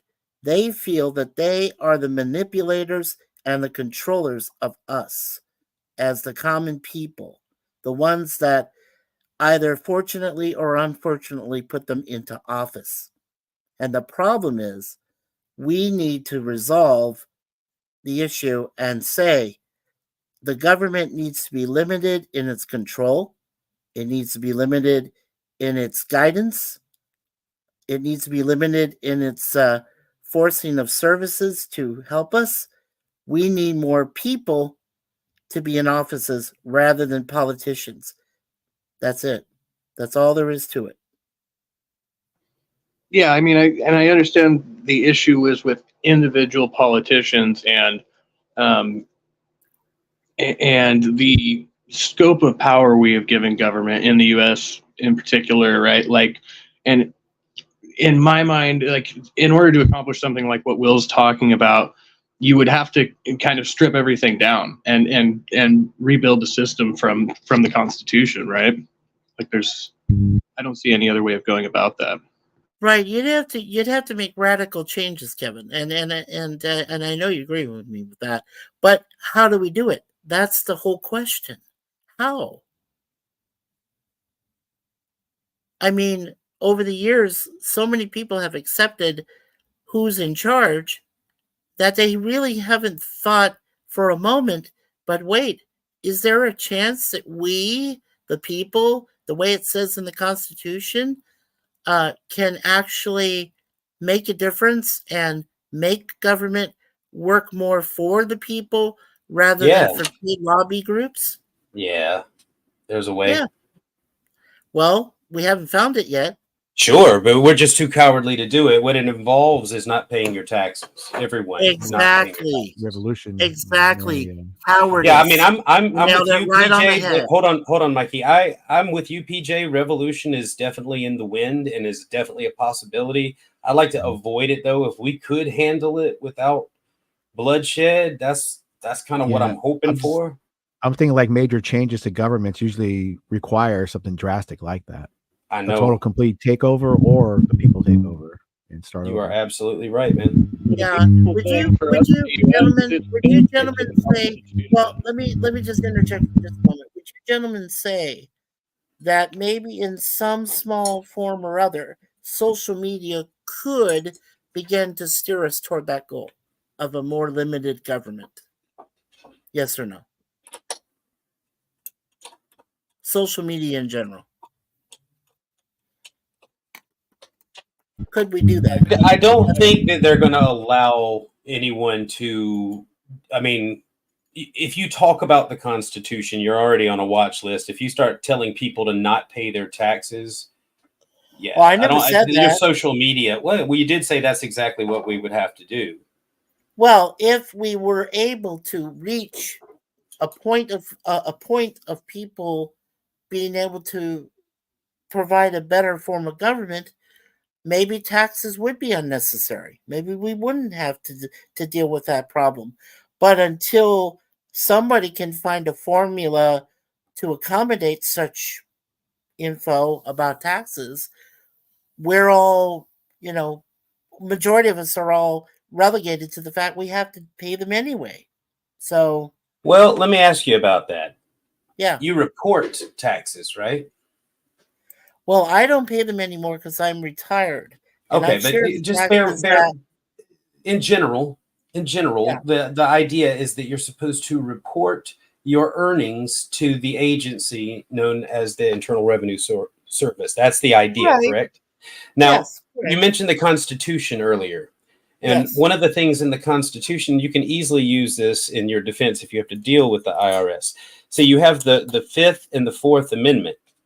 Right. So one of them is to be secure in your papers and all your business, and the other is to not incriminate yourself in any way in an investigation or otherwise.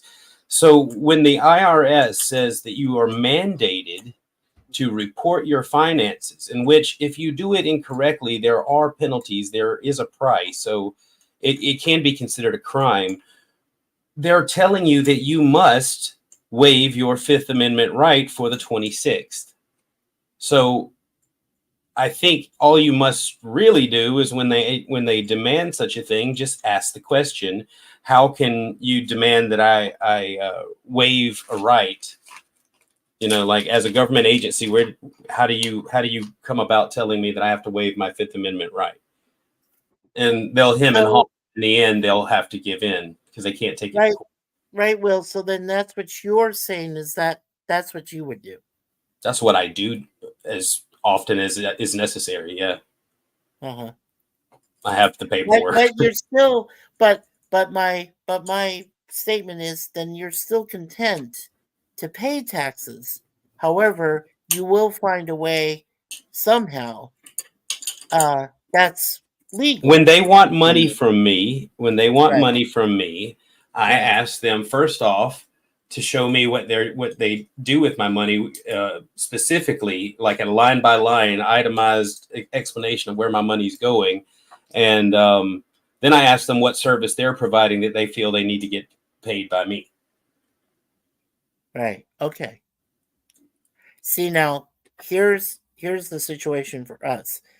Since we both live in Canada, and since I made it my personal choice, not only personal choice, but also the fact that it was becoming more and more expensive to live in the States, which is mostly the reason I decided to move to be here with Suzanne. I'm content in the fact that when we do pay taxes, we pay it only on the disability because we're both disabled persons. We have type 2 diabetes. We both have body issues, where we have aches, we have arthritis, all sorts of maladies, all sorts of problems. And we only have to worry about taxes on our disability. That's all. We don't have to worry about work because we can't work. We're unable. We can't physically, bodily walk into a building and say, "Well, I'm going to work today." We can't do that. Well, and both in also, that- you're getting older, retirement age, and whatnot. But you have diabetes. That's I'd say type 2 doesn't that have to do with like you're not born with that, right?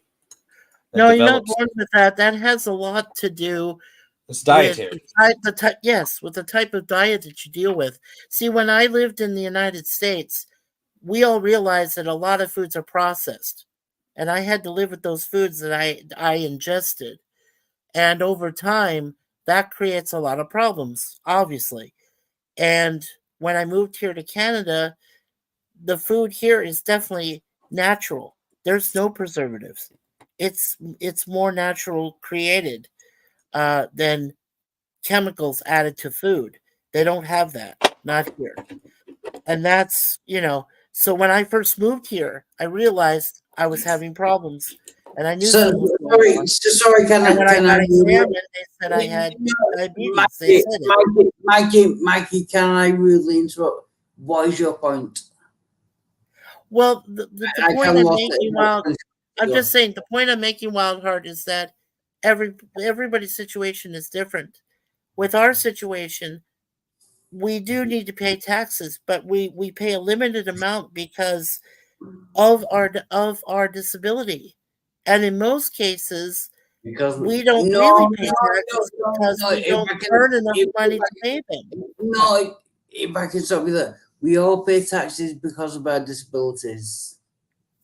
Well, most Well, do, in a but weird it way, we depends kind on of do pay country. taxes because we rely on other people to take care of things we don't want to. So it's a kind of a disability to pay taxes. We don't want to go build the roads. We don't want to take our own trash out. So there are, I guess some benefits, but there are, like in business, I could tell you a way not to pay quarterlies and get away with it. But they don't like to hear you talk about that because they want their money. They want to have their hand in that pot. It's part of the process of government. Just keeping control of people too. The more you keep out of people's eyes and out of the picture, and you rely on them for that, then the more of a hold they have on you. Yeah, right. Well, Have you ever tried I fasting? Worked for I'm me. sorry. I know you said you were religious or whatever, Mikey. Have you ever tried fasting? Yes, Because it's like really good for people with type 2 diabetes, as long as you. it is. We actually, okay. Here's the thing. This past Lenten season, we did fast, and we succeeded. We fasted by not ingesting any form of chocolate whatsoever. No. Basically, You're not. That's not what I'm talking about at all. When I say fast, I mean like water. You drink water. I just Me- drink I'm- water. I've done that before too. Yes. Okay. All right. I've done Yeah. that. So if obviously you have some weight issues, right? So why I not use wouldn't the say weight biblical? issues? I would just say I'm a Come little. on, man. No, I'm being Come, honest with you. I'm telling come you. on. You were talking about your girl too, right? Like, anyway, if you want to get I down to I'm understand. just big boned or whatever, that's fine. Whatever you want to, it doesn't matter. What I'm just saying is that the answer it seems like would be the biblical solution, which is to fast. Well, I do fast. No, No, I don't mean from fast chocolate. because- That's not a fast. What are you talking about? Like Well, enough to it's reset not your just system. chocolate, Will. Okay? You asked me what did I fast on during Lent this season. I just told you what I did. And that was I did one. not ask I that gave up question. one thing. I did not wasn't ask that fast. question. That You I did not did. ask you. I asked if you fasted, and then you said I like a said I did lentil. fast. You were talking about a religious like Lent where you give up a thing. That's not You give up really a thing. Right. So I'm talking about a health term, a practice called fasting. It is tied to religious stuff. Okay, but I'm trying to point out that you know what you're doing fine. Forget I mentioned it. Go on with what you're doing. I'm sure it's going to work out for you. Well, Mhm. we eat healthier, right? Which is part of it. We do drink less. We drink more water than we normally do. But yes, we drink a lot of water. We do our own form of fasting, which helps us, and it has. We've both lost lots of weight. We're doing well. We're doing all right. That's all that matters. Yeah, no, Trusty and Will and B and Space Girl, should you question like people's beliefs if it's helping them out? Do you know what I mean? It depends on whether they're. For me, it depends if they're trying to push the shit on me. If they're trying to sell me their propaganda, their bullshit, then yeah, I think you're well within your rights to put them in their place. Okay, Yeah. Will, would you say that I was trying to impose my beliefs on you? I'm not. I didn't. Why did you assume I was talking about you that way? Well, I wanted to ask the question to make sure I wasn't doing something wrong. That's why I asked it.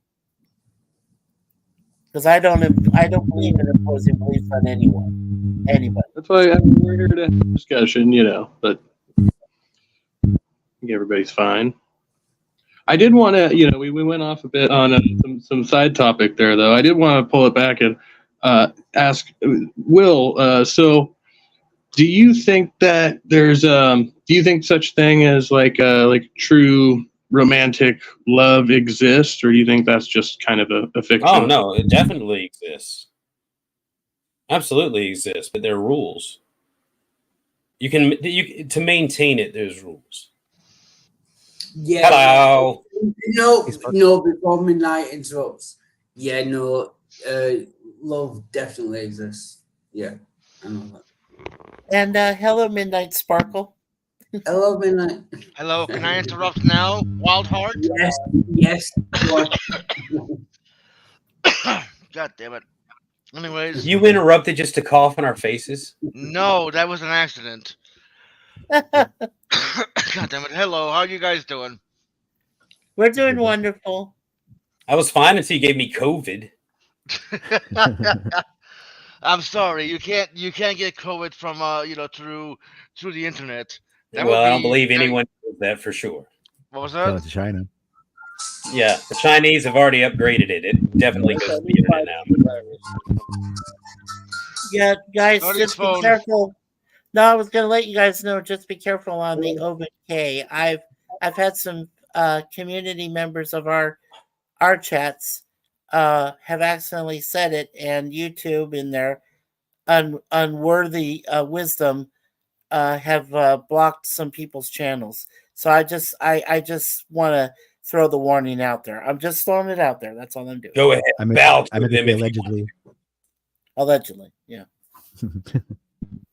I'm just Yeah. throwing it out there. That's all. YouTube hates albinos. By the way, Is there a videos- stream that you come into where you don't announce that someone hates you? No, Yesterday it was Mark Reed hates me. And that was the first thing you said. Mark Reed hates me. What? All right, Why? fair enough. But no, I'm bringing up that I've had two streams of mine, removed by YouTube simply because I had the word albino in it. No, That the was- one of them had to do with dog's vag looking or trans vag looking like dog's vag, right? No, that oddly enough, that's still on my channel. I'm happy that it is. It's because we all know the comedians by heart, vaudeville and all that. God, that fucking stream, and that insanity that happened before and after that stream. Well, enough about that. Yes. Well, I gotta tell Kevin you- was asking a question. All right, go ahead. Yeah, no, I was going to say, as far as comedians go, we don't have very good ones left. There aren't many. It's very limited right now. I don't know. Wildheart's pretty funny. Well, yeah, he is a funny guy, and we all love him, but we need him to become a professional comedian so he can get out there and make money and make Well, lots of he has friends. he, and- he has a disability. Okay, I understand. So do I. It doesn't bother I me. know. that That's why much. I'm counting on you to understand that he has a I disability. do understand. Believe me, I do, Will. It's Yeah. okay. I He's understand. actually had a cock cream sandwich before. We tried to talk him out of it, but he ate the damn thing. Sometimes the disability writes itself. Right there. Real life can write itself. That's what it can. So, Do you think he's talking to someone on that phone right now? He's not. He's not. He's nutty as a fruitcake. Look at him. Oh, please. But we all love him, and we're all glad that he's doing so much better. You're not totally glad because you really enjoy tattling on him every day. What do you mean I'm not totally glad? I just said you really enjoyed tattling on him every day when he was being bad. All right, fine, a little bit. Are you happy? See what I said earlier, Mikey? Ladies love to create drama. You know, most ladies, I don't want to be a generalization person. Most. Yeah, but I do Not because like all. I'm in the real world and I communicate in generalities. Well, most I of the live in the time. real world, but I don't want to be I don't want to generalize, Just because something someone's an that's exception apply to doesn't all make them. women. Yeah, just because someone's an exception, there's something different about them doesn't mean we have to cater to them. So generalities will work, and if they get offended by the use of generalities, then that's tough tits. Now, catering to their whims is the ultimate choice of the man. If the man can't make that choice, then there is a problem. I'm not sure I understand anymore. sexism. Well, I all understand because I said it. all right, no. So I do want to wait. I want to go back because Will, you said that romantic love it is you accept it, but there are certain rules. I want to know your rules of romance here. Okay, so it boils down to polarity, feminine and versus masculine. And then it also has to do with what each of those require out of a relationship. And the more masculinity is present, the more the opposite will be necessary to satisfy that. So the more masculine someone is, the more feminine their balancing behavior that will attract them will be. All right. And then the more feminine or the less masculine the male is, it doesn't even have to be the male, but the less masculine one is, the more masculine the other has to be. Like give up some of that femininity to kind of compensate. So it's hard to find the right match. And feminine behavior is very different than masculine behavior. And so you don't think like two masculine people, you don't think that would work out in the No. long term? No. There has to be a balance. They'd be fighting every night to see who's the top. So Yeah. it's like, Somebody's No, got I to be in mean, you control. really see. I'm sorry, PJ, go ahead. Oh no, I'm saying somebody has to be in control in a situation like that.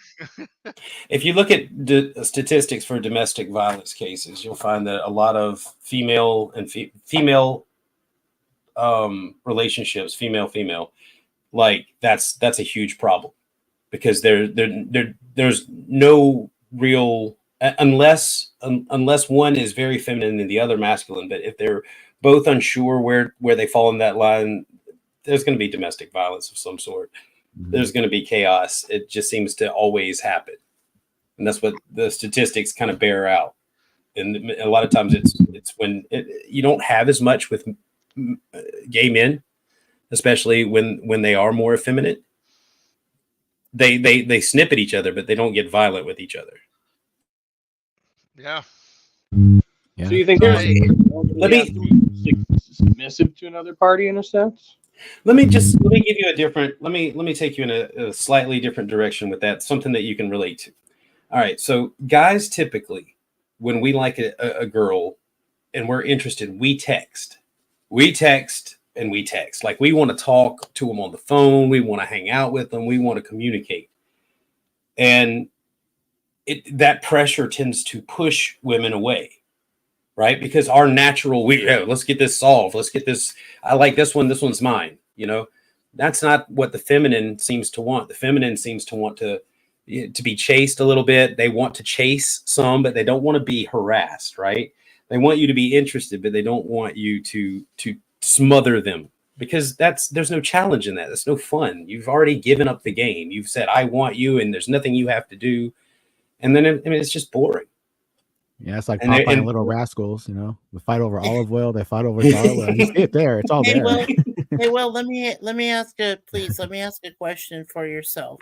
Do you feel it's necessary, because as Kevin has so expressly pointed out, mental health wise, do you feel it's necessary for someone to be in a relationship in order for their mental health to improve, or maybe even be better than what it might be at the time if they don't have someone in their life? I think you're describing codependency in a way. Well, Like, we were talking earlier before you came in. We were talking about we all have a codependency. We all do. So, But it seems like you were talking about mental and emotional codependency.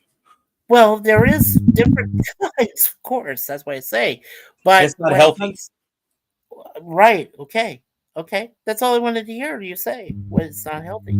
So what you're saying is that in a way, a majority of people do feel they need to have someone, even if it's a platonic kind of relationship, not necessarily intimate, but platonic, in order to have a better mental health about themselves, to have better mental health. What was the question? The question is, do you feel, you yourself, would you feel better mentally if you were in a relationship or if you're not in a relationship? It would That's depend on the partner. Okay. That's a good answer. That's a good answer. It does depend on the partner. You're right. It does.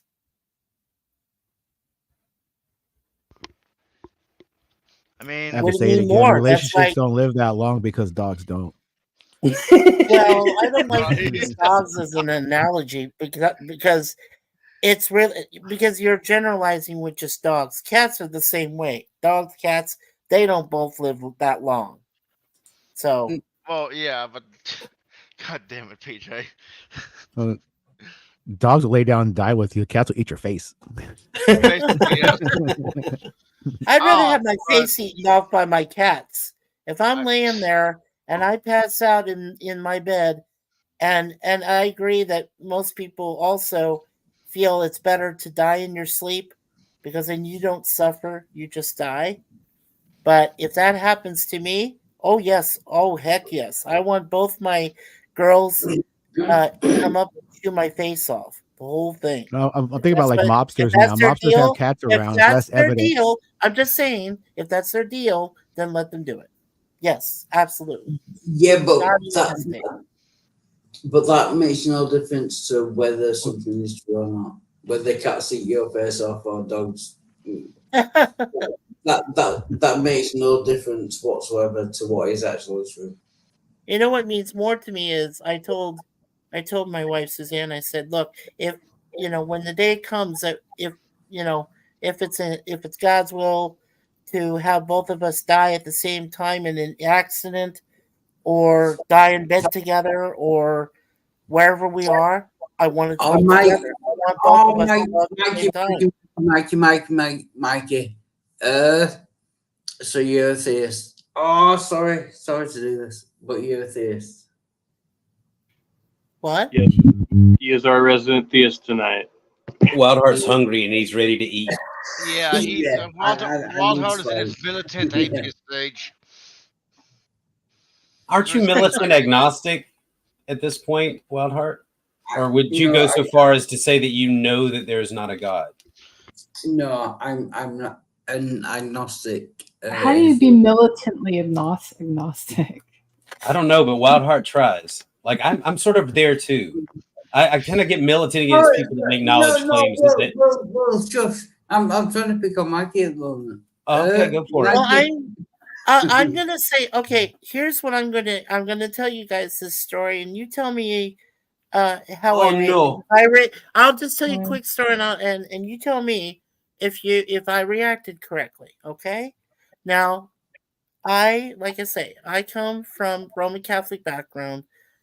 I'm The very answer is no. I'm very into God, okay? I'm just saying that. Now I had a friend who I knew in school who was very atheistic. Very. Okay? And he told me, he says, look, I don't know how you can pray to a God that I, in my own opinion, I know does not exist. And I said, okay. I said, I believe that one of the important things about believing in God is my belief system. Now, that being said, if you're an atheist, the one thing you do believe in, even as an atheist, is they believe in their self-preservation. So they believe in self. Now, my No, question to that atheist You don't was, have to no, let me believe finish, in please. self, though. Wildheart, let me finish. No. Wildheart, Sorry, please. Mikey, before you go, Okay. no, I can just break this down very simply. Why do you believe in God? I believe in God because my faith tells me so. My faith is important. Faith is important. When you have belief in faith, I want nothing to can hear the steer rest of you the wrong. story, Wildheart. Can we just hear the rest of his story? This is the I first one just I've wanted been to finish interested the in. story. Yeah, So, sorry. thank you, Wildheart. So, what I told my atheist friend was, well, if you believe in yourself, okay, your own self-preservation, that's totally fine. But then when you think about that, then how were you formed? If you know that you believe in your own self, where did your form come from? It didn't just appear out of nowhere like a magician's, like a rabbit popping out of the No, hat or anything I like asked my that. parents. Oh, okay. Yep, they told So me. I then even saw the video. I understand birds and bees. Okay. So he told me that too. And I said, okay, so what do your parents believe? And he told me that his parents did not believe the same way he did. But he couldn't find a logical explanation for why Mikey, he existed, other than the fact that he was born from I two people. apologize for That's interrupting, it. but why do you believe in God? I believe in God because I know he exists. I said it Because I know depends he on is. faith and it depends How on do you belief. know, how do you And know that he exists? Okay, now you've done it. Yeah, I'm not. No, you got it. You got it, Wildheart. Mikey put Yeah. himself out there. He said, I know because I believe. So go for it. Yeah. You know what to do. I believe. That's all I need to know. No. I No, mean, you I don't. have You don't. Hold on. You said two things that are contradictory. You said, I they're not know and contradictory. believe. I No, do. you I don't know I know. believe and I have Stop. faith. That's all that Stop. is So, needed. Stop. You may What? believe. You certainly Uh-huh. believe. But you do Yes. not know. But I do know. You do not. In my heart, I think, do. you think No, you know. no. You Okay, believe. I think I know. He's saying Wow. he's saying he knows because he believes. Right. Is that Belief is possible? not the same as knowledge. No. It's not wrong. I'm trying to say it's not It's wrong to have incorrect. a belief that's absolute. Okay? So then No, I How- that's not. how- That's not what you said. It's not what you said. Well, You said, "I but know you because I wanted- believe." Yes, and I believe and I know. And that's what I No, say. you I believe, believe but it's you do not absolute. know. The only I thing do that know, you I know is know. that you believe that. No, sorry, Mikey. Why do you know that God exists? What is the How? reason? shouldn't that be What- how do you know, not why? He Although I tried guess that. both He's questions already tried apply. how. He's Oh, already well, tried how. never mind then. Yeah. Look, I No. know that he exists. And I believe in him. Can you and show know. us? That's all I need. Can you show us, Mikey? Show you what? What do I have to show? Whatever the God is, this thing you believe in. Can you show us because you know it? So you must have seen something. Can you show us what convinced you? What convinced me is that I have been around people that have died. I have been around people in my lifetime that were near death. I've been around people, my family members and others that have passed away before that time. And I even saw my dad lying in a hospital bed who suffered a major heart attack and could have died. but because his faith in God was there and has always been there, and it was passed down through his mother and his father and his father's father before him. It was passed down through generations. And I've read the Holy Bible. Okay, but you haven't said anything that you're saying a lot of things convinced you that can't convince us, because we weren't there, Well, and you I didn't don't know. describe anything about what happened after he died or anything I'm just supernatural. letting you. You said he had a Will, belief that's decades old. Will, I'm trying to let you know, I believe in God. And if you have a different belief system, I don't condemn you. I don't fault you for it. That's all I can say. That's all I'm going to say. Okay? You have what you want to believe. I told the atheist friend of mine the same thing.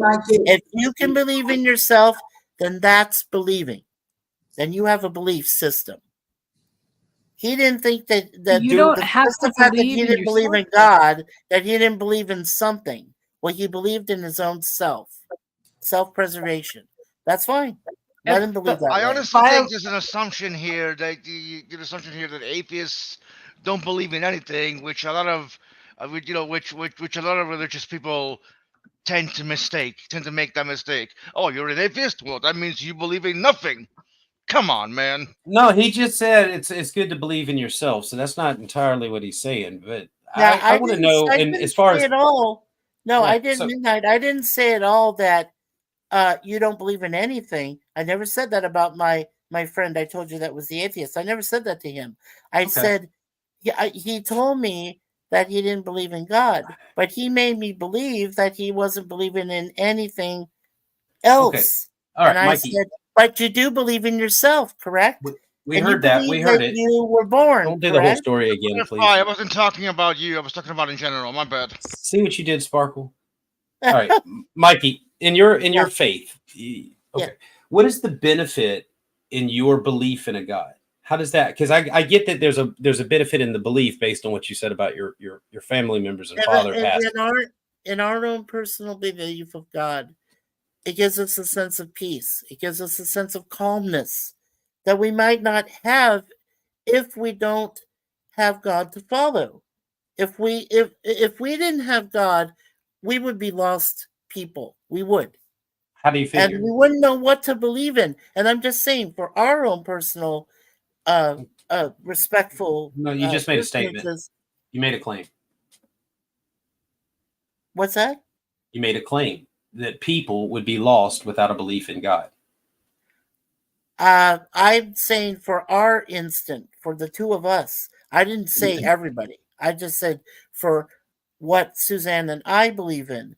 If we didn't have God, you could believe we in would be flying lost. monkeys, and that helps you, and that's great. But like, I'm asking you, is there any difference in your following this God or believing in flying monkeys, if that's what gave you peace? Is there any benefit beyond just telling yourself everything's going to be okay? We're happy with ourselves, and that really is all we need. Our belief system, our faith in God helps us to realize that we are happy. I'll take that as a yes. And we're content. Yes. So the benefit is that it allows you to comfort yourself. We comfort ourselves, yes. We're Right. at peace with ourselves. So its utility, the belief in a God, the utility is to comfort yourself that everything's going to be okay, that someone is handling all the tough stuff, right? We leave it in God's hands. That's what my wife said. She's a Right. It minister. allows She you would not to know. worry. That's exactly what I said. So the utility of religion is to allow someone not to worry about things. As long as it brings you peace, yes. The So if I utility. believe that God is a school of fish and it brings me peace, you'll sign on with that. You'll be like, yes, that's fine. That's great. That's true. Well, that's because I'm not imposing what I believe in. But what if you believe in that? That's fine. Now I'll you accept say, you for whoever you are. okay, I would say that if the religions, I was a Christian for a long time, and I did not feel, yes, there was the kind of idea that, I'm special and I'm saved because I said the magic words and believed the right thing. But then there was also this extra frustration and anxiety because every time I did something wrong, God had to kill his kid. Well, I can't speak for that at all, really. I can't, because You I you haven't. can't speak to it causing anxiety to believe in a judgmental God of wrath. We had that interpretation in the first part of the Bible. The Holy Bible gave that to you. Wait, That's what it said there. but you don't believe in that shit, do you? I tend to believe that God is a merciful God. I don't believe him to be wrathful. I don't believe him to be So punishing. throw out the Old Testament and we just talk about the New, and we gotta get rid of Revelation too. Sure. If you want to go with that, I will We say have to to. you right now, I would throw out the Old Testament and stay with the New. Yes. All right, and you would want to get rid of Revelation also. Now, Revelation is going to happen, whether we Are you like it or sure? not. So then the Yes. same wrathful God of the Old Testament makes his return and tortures people for all time. It's not torture. I don't know why you're calling it torture. What is it's hell? Maybe it's just punishment. It doesn't sound fun. Can I pass it? Well, Can I wave I my don't know my? if we can pass it. We're all supposed to face the final judgment together. And would this be wrath? Because I believe the term It is a wouldn't cup be of wrath. I would not call it- Excuse me. I believe what it says in Revelation is that a cup of wrath would be filled to the brim, and then the trumpet would blow, and the wrath of God would come down. But There would be a two-edged sword out of the rider on the white horse's mouth, and it would slay everyone. And I remember everything that you're saying, which is accurate because I've read it. My question to you is, why do you have to treat it like it's going to be negative? Why can't you? It doesn't paint a positive picture. That there's How going to be else would something you treat positive it? What the coming from fuck? this. Did you hear anything in that description that sounded positive? No, I didn't. But I can't see why you would want to remain in the negative outlook from what. Because we're talking about the God that would do this to someone. No, all right, understand that the Old Testament that you don't like refers to him as the potter, and we as pots, right? And it says that who is the pot to tell the potter who he might or what he's to do with his pots, whether they're to be created to hold oil or wine, or whether they're to be trashed, destroyed, and burnt.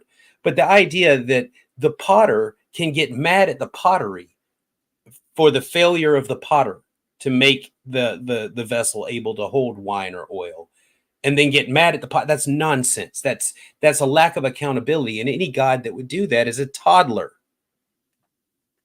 Revelations is about that. Let me ask you this, Will. What really? Because I'm guessing you're very cynical about many issues. I get it. I understand. What caused you to become so cynical? It's a basic question. Observation. Oh, okay. Well, Watching God's sense of humor. Yeah, God listening to Christians. Go ahead. No, Go ahead, Bob. Yeah, and I would say he's not cynical. He's just skeptical. There's a difference. He's what, Wildheart? Skeptical, not cynical. Skeptical. Yeah. Well, you do understand that according to the Adam and Eve story, he put two people on this planet along with a whole bunch of animals. And then one of those individuals, by the way. Wait, Wildheart, let him finish. This is going to be good. And then one of those individuals was tempted. Mm-hmm. And it happened to be Eve. Mm-hmm. And I'm not saying that that's how it was maybe supposed to go, but it was it a sin? Wait a minute. Whoa. Okay. First off, did she do something wrong? No. Let me finish, please. So temptation is not a sin, but acting on that temptation became a sin. Okay. So, Mikey, do you believe that Adam and Eve were actual persons? Well, I'm just trying to understand, Wildheart, why you said he's skeptical. I get the point that you said. You brought up Adam and Eve, and you'll understand my skepticism since you brought up one of my favorite stories. Okay, so you just described a scenario, and if we go back in the beginning, God put man in the garden. Man couldn't find a mate, named all the animals. Then we add Eve, but through taking a rib out, we've got a man and a woman. They're in the garden for God knows how long, because only He would, and they didn't sin. There's only one rule: don't eat of the tree of the knowledge of good and evil. You can eat of the tree of life and all the rest of the fruit, but don't eat of the tree of the knowledge of good and evil. So God, now, if this God is all-knowing, then it's no surprise that the serpent is in the garden. It's no surprise what the serpent is going to do. It's no surprise that it's going to work and succeed. So obviously it's part of the plan. Now, if God is not all-knowing, then that means that the serpent, whoever it is, slithered his way in and played a sneaky game behind God's back. So either way, like, one is entrapment and the other is incompetence. So either God entrapped man and forced them into a decision that He called a sin, and now judgment is waiting for all of us, or God is incompetent, wasn't watching the kids, and something bad happens and He's blaming the kids. Yeah, pretty much. Okay. You know what? I'm gonna ask, please, and that let's end this discussion by saying, I appreciate what you said, Will, and I understand what you've said, but I stand firm on how I believe. I stand firm on how Suzanne believes. That's all that's important to me, and however else anybody else thinks about what we believe in or not believe in is irrelevant. What we believe in together, me and Suzanne alone. You asked why I was skeptical. No. Well, what he's saying is it's more important to him, his relationship with his wife, than religion, which I agree with. I can't argue with that. I get that. He asked, why you called me skeptical, and I wanted to answer, and he brought up Adam and Eve, so I use that as my example. That's why I'm skeptical. Yeah. All right. I'm calling this one. I think that's probably about good on that topic for now. So we got to get ready for a wrap up. But good explanation there. I kicked myself out there. Any final thoughts on that? So I'm just not like cutting you off there, either you guys. Well, go ahead, Wildheart. All of you guys, go ahead and give your final thought. I'll just give whatever I give. We can go. No, I'm good. I'm good. No. Okay, Space Cadet. Dear lady. No. Between you and Will on the topic at hand is what I say, and then we'll. Yeah. Okay. I'll just. Yeah. Go ahead, guys. You go first. I'll go last. Go ahead.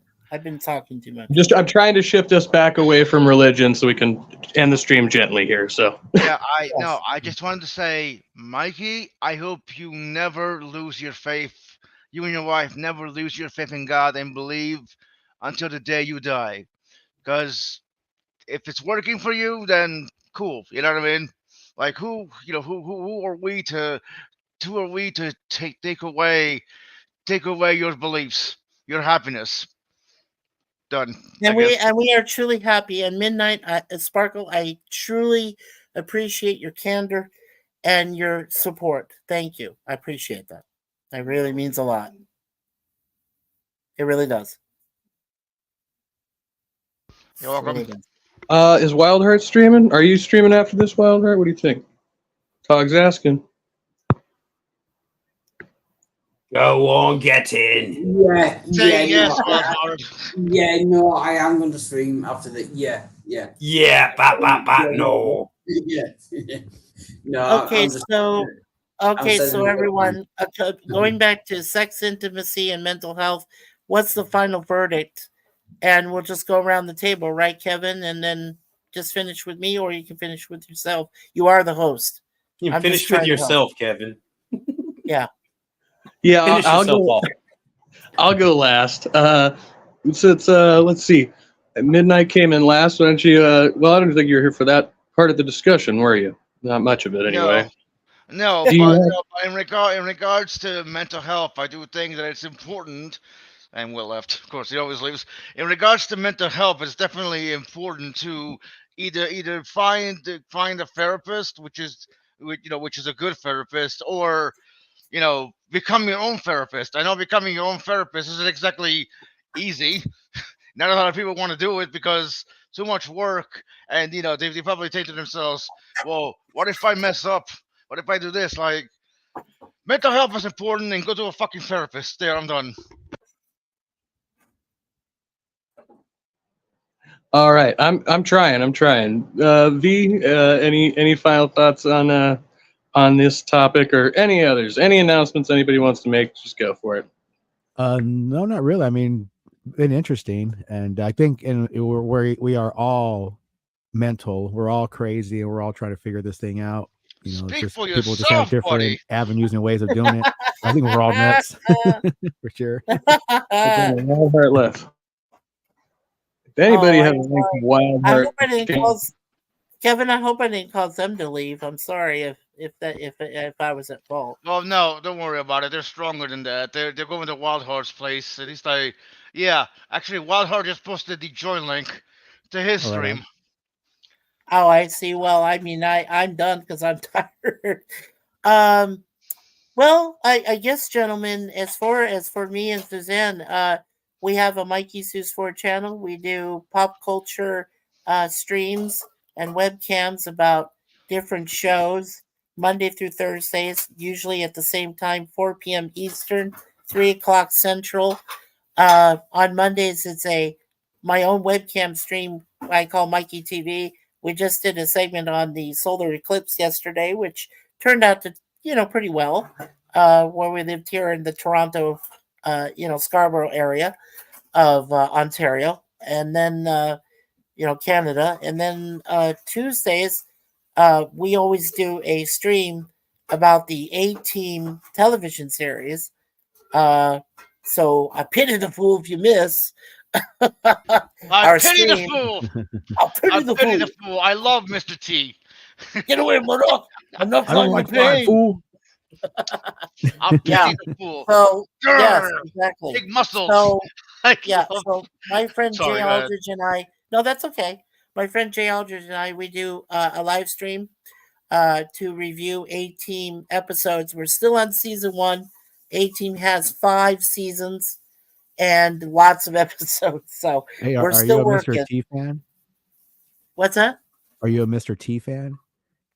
I am a Mr. T fan, actually. Have you ever seen one of the movies he's in? One of my favorite movies when I was a kid called DC Cab.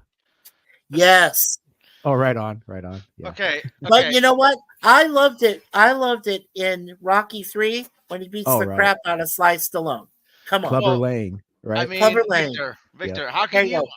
how can you not like Mr. T? He's the epitome of testosterone. That's what the T stands for. He Mr. teamed up. Testosterone.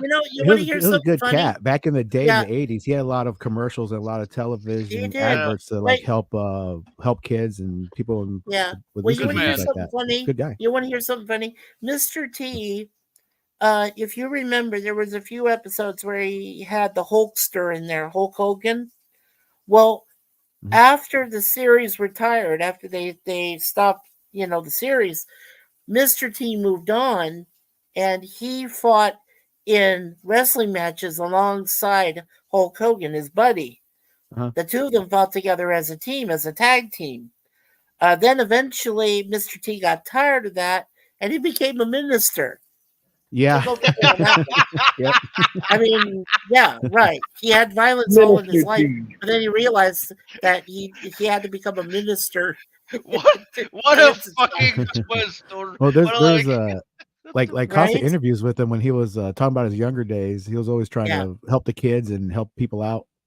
No, he was great about that. Yeah. That's the other reason I like him so much is that The he whole- did yeah. donate to lots of charities, wanted to take care of kids and things, and Yeah, he give was, them he a was a big better life part of than that what he had Just growing up. drugs thing in the 80s with Punky Brewster and Nancy Reagan and all them. If you remember, well, Yeah, I'm old. right. Yeah. Well, He's they 40 years old, she's like designated 50. Mr. T. I'm sorry. Go ahead, Midnight Sparkle. No. I just wanted to say, God, I hate stuttering. Victor here is like 50, isn't he? You're like 50. About a year away. Yeah. Yeah, something like that. I'll be 40 this year. I feel old. I'm older than you, Vic. At least Why? spiritually. Why do you feel old, Midnight Sparkle? I'm going to be turning 60 in another year or so. I'm going to be 59 this year. I feel old. I mean, I can feel old. I can feel old. Although I should probably start feeling young. Like, you know what? Fuck it. I'm young. Fuck you, old man.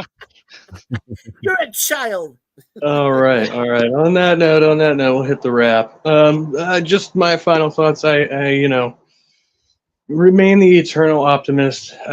Try to believe that there's, somebody out there for everybody, and eventually we'll all find one and live happily ever after. But I'm going to encourage everybody out there to go check out Wild Heart stream. Search up Wild Heart Resurrected. I'm going to head over there, and I'm going to play us out with a short video I clipped up here, just a little food for thought. So, all right, have a great morning, everyone, and I'll see y'all later. Sheriff's Office would like to talk to you. You hear me, son? Getting a shirt? Never responded, and Hey, look. there's a couple people in line. Tell them what's going on and be like, I had to get out of a bad situation. Well, it's her. It's It don't matter. Meryl is the girl that he was hanging out with. Huh? I think so.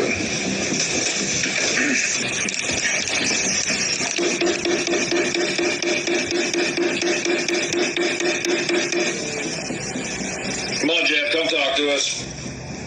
Yeah, we can't leave her here. It don't matter, I mean. But I have at least until 7 in the morning, right? Bigger me. Well, let's get it. What y'all want to do? Back up. Back up out my house. Now, we're here because she called us. That's fine. Let's go to jail then. Why? Y'all better fucking bandage me up. I mean, the safest option would be for you to find somewhere else to go. Yeah. In my house, y'all trespassing. I like to press charges on you niggas. What's up? Okay. I'm ready to go to jail now, nigga. What's up? Okay. Well, you're gonna go to jail. Let's get it. Turn around, you're under arrest. Yeah, 100. Beat me up, nigga. Y'all can't beat me up, both you two niggas together. Yeah, 100. Sniper thing, nigga. Y'all about to lose. I'm working on it. I really am. All right, what I'll do is I'll have the jail call if he bonds out. Okay. So that way you know if he's coming back or not. And do you have my phone number as well? Do you have minutes? Yes. Okay, then what's your phone number? 27 to 29.